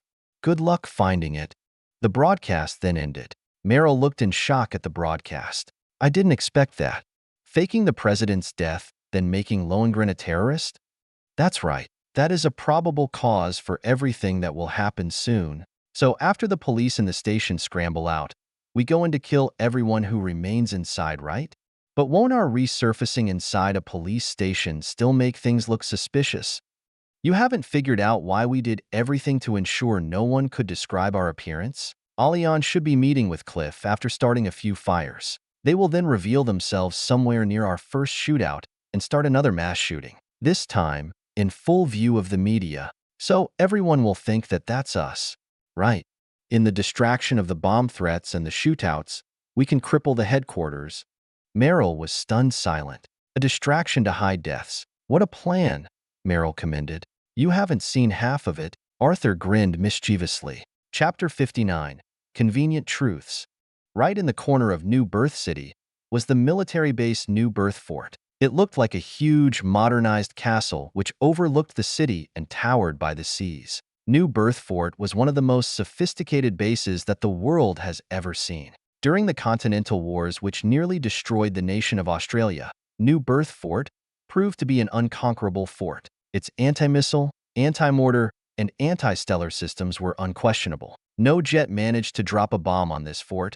No missile ever penetrated through its sophisticated system, and even the rain of mortar bombardments from the seas could not damage it. New Birth City felt safe with this Goliath nearby. But tonight, terror and chaos reigned like never before. Deep within the confines behind the thick walls of this fort, a tall and black soldier paced the walls and had an angry look on his face. He wore a black bulletproof vest and had several men following him. All the soldiers who he would pass by would stop and salute. A deep sense of respect filled their eyes. The soldiers soon reached a room which had tighter security. Several soldiers guarded the entrance, and even a military gate pass was required to undo the electrical fields which barred the entrance. Unlike others, however, the soldiers guarding this gate immediately turned the electrical field off and gave a respectful salute as the soldier responded and continued to walk towards the main door. General Garland, the soldier saluted as he addressed the man who sat in the middle of the room. The room was a command center which acted as the heart and soul of the New Birth Fort. Only the highest-ranking officials could enter this room. It was because of the soldier's special traits and status that he could freely enter this room despite his lieutenant rank. To what pleasure do I owe the visit from the hero of Helian's tragedy? The general smiled. The general was a man in his late 30s. He wore a standard Australian general's outfit, but was too lazy to button the coat of his jacket to the very top. He looked undignified, lazy, and even had facial hairs that made him like a slob. Yet despite this appearance, he was one of Australia's youngest and most terrifying general. Send me out there, General. I feel that something's up. It wouldn't be this simple. Not with Lohengrin.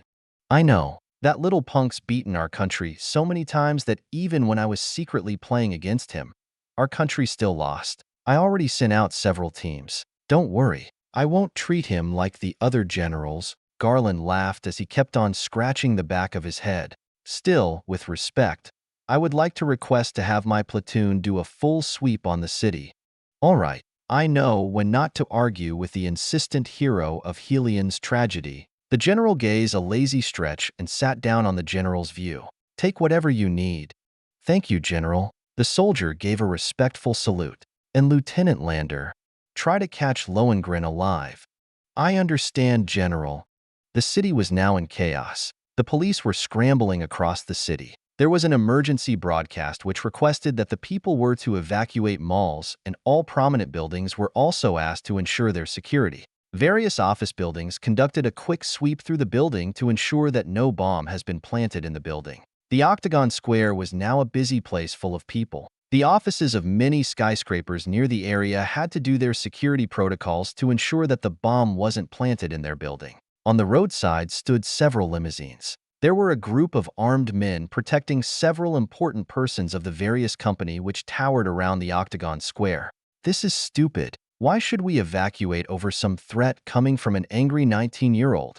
A tall businessman complained to his guards. We can never be too safe, sir. After all, that's Lohengrin. Who knows what he could do? Despite being a kid, he's a genius with one of the highest IQ in this world. And he is the son of a Pangean nation's president. He could be serious with his threats. If you ask me, he's just bluffing.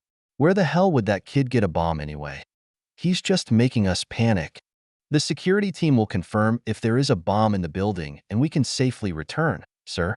Of all the days for this to happen, the man grunted and gripped his fist in anger. I can't believe Gary's dead.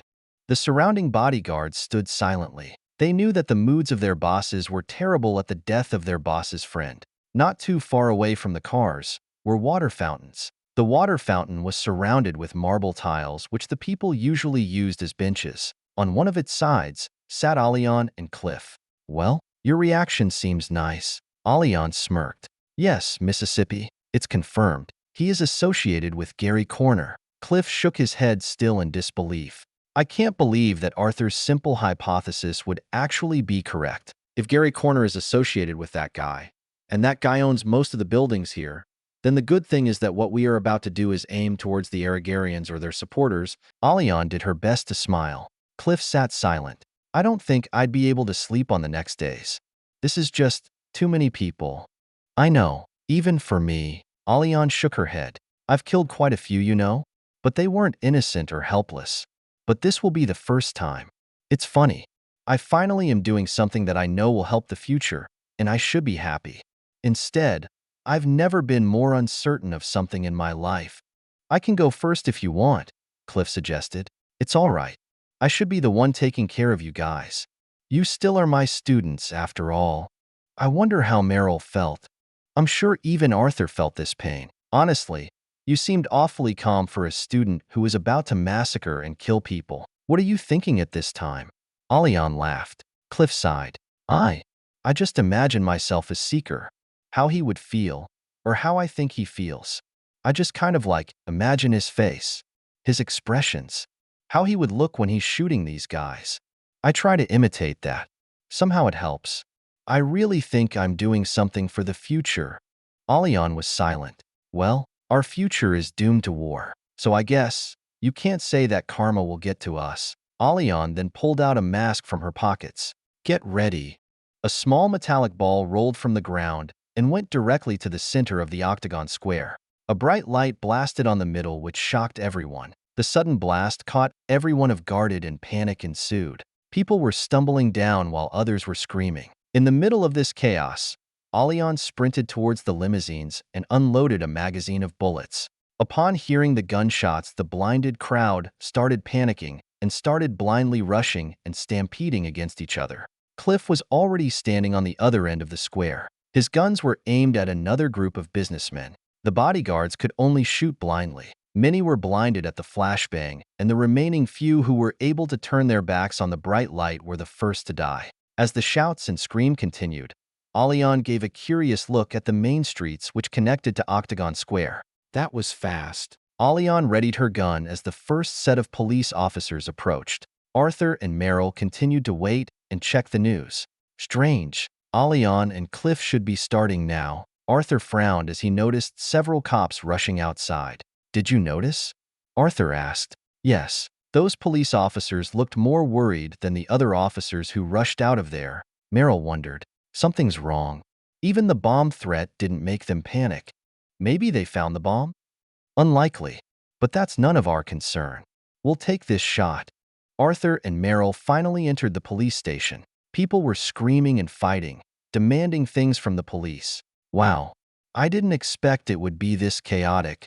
It's not just because of us. Remember, we have a battalion of soldiers in this city. Lohengrin assigned them special tasks for each squad, most of which involve breaking the law. Arthur smiled. I have to ask, between him and you, who's smarter? I'm smarter, but Lohengrin's wiser. Arthur then strode towards the hallways connected to the deeper parts of the police station. As the pair walked deeper into the police station, they witnessed more complaints and unruly people screaming at the top of their lungs. Shouldn't we supposed to be massacring our way in by now? No, something's wrong. It would be unwise to proceed with haste and recklessness. Arthur then found the door which led to the restricted section. Arthur approached nearby police. I am Arthur Humphrey of the Covenant of the Strongest. I have important information regarding the whereabouts of Lohengrin. I will only talk to the highest official present. Arthur spoke softly, to which only the officer he spoke to could hear. But there is strict demand in Arthur's tone. The police stared in shock, but the familiar face of Arthur prompted him to act quickly. Follow me. The police officer immediately opened the door which led to the restricted area. The officer walked in haste and led the pair directly towards the commissioner's office. Commissioner! The officer barged in without even knocking. The commissioner was in the middle of a heated discussion with several other officers. What now? The commissioner roared. Arthur quickly closed the door and immediately dashed towards the middle of the table and started beheading people. Merrill quickly followed suit and started aiming for the throats and necks of everyone inside. In a matter of seconds, 8 officers were dead. Arthur carefully positioned the last officer in a slanting position before killing the officer with a thrust through the skull. What are we doing here? Merrill frowned. We just killed the leaders of the police force. This should give us more time to cause chaos. But the main reason why I had him lead us here is that this should be the only room that is not under surveillance. Let's go. Arthur quickly removed the coat of the officer and checked to see if there was any blood on it. Arthur walked out of the room while holding Merrill by the hand, as if he was an officer who was leading a prisoner or criminal. Make sure not to damage anything in the comm room, Arthur warned. The pair walked towards the communications office without garnering attention from the rest of the officers on the floor. Arthur strode in, and the exact moment the doors were closed, Merrill and Arthur started killing the officers watching the room. Merrill glanced at the various screens being displayed in a huge monitor. The screens displayed various places in the city. Some were residential mansions while others were corporate offices. But the one that caught attention is a live stream of the Octagon Square. Alion and Cliff could be seen shooting everyone around the area. I don't understand. Merrill was confused. Was this why they witnessed panicked police officers who sprinted out of the station earlier? They immediately found out about the shootout? I do. That screen over there. That one. And these screens here. Arthur pointed to several parts of the monitor. Those are businesses that are known to be in association with Gary Corners and Feltrick Unglaive. And those are the known residences of the CEO of these companies and organizations. What are you? No wonder Seeker didn't show any remorse when he planned on attacking Australia. He probably already knew about it. About what? This country has already sold itself to the Aragarians, Arthur declared. A hint of joy surfaced on Arthur's once gloomy eyes. Chapter 60. Concert of Chaos. What do you mean? Merrill wondered. Arthur's phone started ringing. It's me. 3 comm uplinks are up. It should be safe to communicate for now. Perfect timing. Lohengrin, hypothetically speaking, if you are an alien race who wants to take over this world, and you plan to weaken it through making the natives fight each other, how would you do it? Arthur immediately asked. Lohengrin was surprised at the sudden question. If it was me, then I'd level the playing field. I'd aid some of the countries and make them strong, just as I suspected. Anyway, I'm in the police comm office. I want you to take note of the following locations, and I want you to find a way to attack these places. Make sure to make it look random. Arthur then immediately began listing all the locations that were displayed on the monitors. You got all that? You're asking me to attack the most influential and powerful men in this region. Lohengrin frowned. You have to. These guys are in collaboration with Gary Corner. Think of them as people who are in the same fold as Feltrick Unglaive. Then they have to die. These locations were being monitored. The police have been immediately dispatched to Alion's position the moment they started the shootout. It seems the police are protecting these people with high priority. Then we have a problem. If what you say is true, then the military may have been dispatched to Alion's position. The hero of Helian's tragedy is based here. Arthur frowned. Have them retreat. Now that we're inside the comm office, their mission is already accomplished. On it, Lohengrin abruptly ended the call. It is as I suspected. Even Lohengrin had the same idea. What did he mean by level the playing field? Make many nations stronger. If this world has only one or two superpowers, then it would be unlikely for a war to happen because everyone would be afraid to offend them, so they made other nations stronger to take away that fear? Yes, Seeker knew about this. That's why he didn't show any moral dilemma with attacking Australia. Australia is already under Aragarian control. The fact that they are protecting these places proves it. This nation was doomed to destruction in Seeker's eyes since the beginning. But isn't it that our final enemies would be African-Russian Union? It could have been any nation. The Aragarians divided their resources and sent different spies on different countries to improve it with a limited set of technology. Whoever won this game would be the nation that they would control. Suddenly, Arthur paused as he realized the urgency of Seeker's command. Of course, even Seeker can't tell which nations belong to the Aragarians. And if we attack Australia, then the future changes. It's no wonder Seeker asked me to protect them. Arthur continued to contemplate. Merrill gave a curious look. Protect who? Arthur then sat down on the chair and started working on the computer. Several of the displayed screens were enlarged and Arthur started writing down instructions onto a piece of paper. Merrill, go over to these locations. I need you to raid these places and check if there are activities of human trafficking. Save as many of them as you can. Arthur handed the paper to Merrill. He then took off the coat belonging to one of the dead officers in the room and gave it to Merrill. Merrill didn't argue and simply took the paper and wore the coat. Contact Lohengrin and have him send you some of his men to help you with the extraction. Ask Lohengrin to hide them somewhere safe. I won't be there to protect you, so be careful. Wow, so romantic. Merrill gave a sarcastic laugh. What are you going to do? I'll stay here. I'll be the conductor of this concert. Concert? The concert of chaos. Arthur grinned. Immediately, Arthur started typing commands and orders and sent them out on the various police officers around the city. Merrill gave a light smile as she looked at the serious Arthur. She quietly left and gave a long stare at Arthur before closing the door. I guess he's not that bad. Merrill chuckled and started sprinting out of the room. The chaos at the Octagon Square started to escalate. The sudden and quick response of the police made Allion and Cliff retreat into one of the buildings nearby. Damn, that was fast, Cliff complained as he crouched over to hide from the view of the windows. It's like they immediately saw what happened. Allion cried in frustration. We're not safe here. Allion then started to sprint further inside and Cliff followed. Several gunshots were heard outside as the police noticed the two fleeing further inside the building. Several bullets started piercing through the concrete walls and surprised the two. Concrete piercing rounds. Allion frowned. Beep. Allion immediately answered. Kinda busy here. Lohengrin? I noticed. Get ready to jump on the eastern window. What? There's a lot of cops there. They'd shoot us, and with that many bullets we'd be dead for sure. Don't worry. Charles is already there. I've prepared a huge distraction. Use that to escape. Lohengrin then ended the call. Allion immediately started running for the eastern side. The Australian Special Operations Police team finally started moving in. Each officer wore full body armor that could render Allion and Cliff's guns ineffective. The team entered the building tossing smoke grenades and flashbangs at the entrance. Allion finally reached the eastern side of the building. She dared not peek outside in case people would notice her. What now? Cliff inquired. Lohengrin's planning something.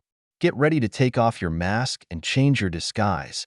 Overlooking the northern building near the Octagon Square, the large screen monitor that was held high by the building suddenly turned itself on and the image that appeared was a familiar face. Lohengrin stood alone in a dark room. Did you really expect me to announce my plans? Idiots! Why would I give you the chance to disarm my bomb? Also, to the two nut jobs is ruining my night. This is my concert, and I won't have you two shooters ruin it. So get ready to run because hell is about to hit you. Australia.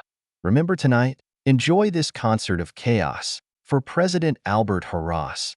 Lohengrin immediately pushed the button of a small device he was holding. Boom. The mall on the opposite end of the building where Alian and Cliff were exploded. A series of explosions then followed and devoured everything that was in the mall. The mall was not a prominent commercial building. It was a small-time mall which was only 2 stories high, and so there was no evacuation order given to that mall. The explosions caused panic, and everyone around the mall started screaming. Several bystanders who simply stood in front of the building were burnt to death at the massive explosion. The entire building collapsed, and all that remained was fire and rubble. Alian and Cliff took the opportunity to jump outside of the building as the ring of explosions began. They sprinted off towards an area where the police were most affected and distracted. As they approached the police cars, they noticed Charles holding a miniature rocket launcher. Charles fired the rocket towards the open window where Alian and Cliff jumped out off. The missile zoomed in. Back in the main headquarters, Lohengrin was overlooking the monitor of one of his team members. "Failure is not an option, Stanley," Lohengrin's cold voice instructed. The person manning the computer was navigating the very rocket that Charles launched. With expert skills, he navigated the missile through the narrow windows and through the doors and corridors, and eventually it reached the lobby. "What's that?" An officer screamed as he witnessed the approaching rocket. "Perfect." Lohengrin gave a satisfied smile and pressed on a detonator. The rocket was strapped with several plastic explosives and was a world-renowned bomb, a masterpiece found only in the Pangean nation. Of the eradicating series, this was known as the Area Eradicating Bomb. Alian and Cliff waited beside Charles right in the middle of the police cars. The police were so distracted that they didn't notice the 3 who were crouching near them. And right before any of the officers could take notice, it happened. Boom. The building which Alian and Cliff just jumped out of exploded with the same terrifying force which reduced the small mall into a pile of debris. The first level of the building was burned, and even the concrete started to deteriorate fast, but the adamant metal frame which held the building resisted the blast and continued to hold the building up. The 3 snuck away in the midst of the confusion. The changed appearance of the 2, and with the fact that people were running around in fear, allowed them to easily disappear into the crowd. That was a little too much, don't you think? Alian laughed as they finally found a place to hide. If Lohengrin hadn't acted quickly, you'd probably have a lot in your hands. The hero of Helian's tragedy was on his way, and he was wearing a Torque Series exoskeleton. "That guy's famous," Cliff mumbled. "You should listen more in class," Alian grumbled. "If he's wearing that exoskeleton, then his armor should be on one of those trucks." Charles shook his head.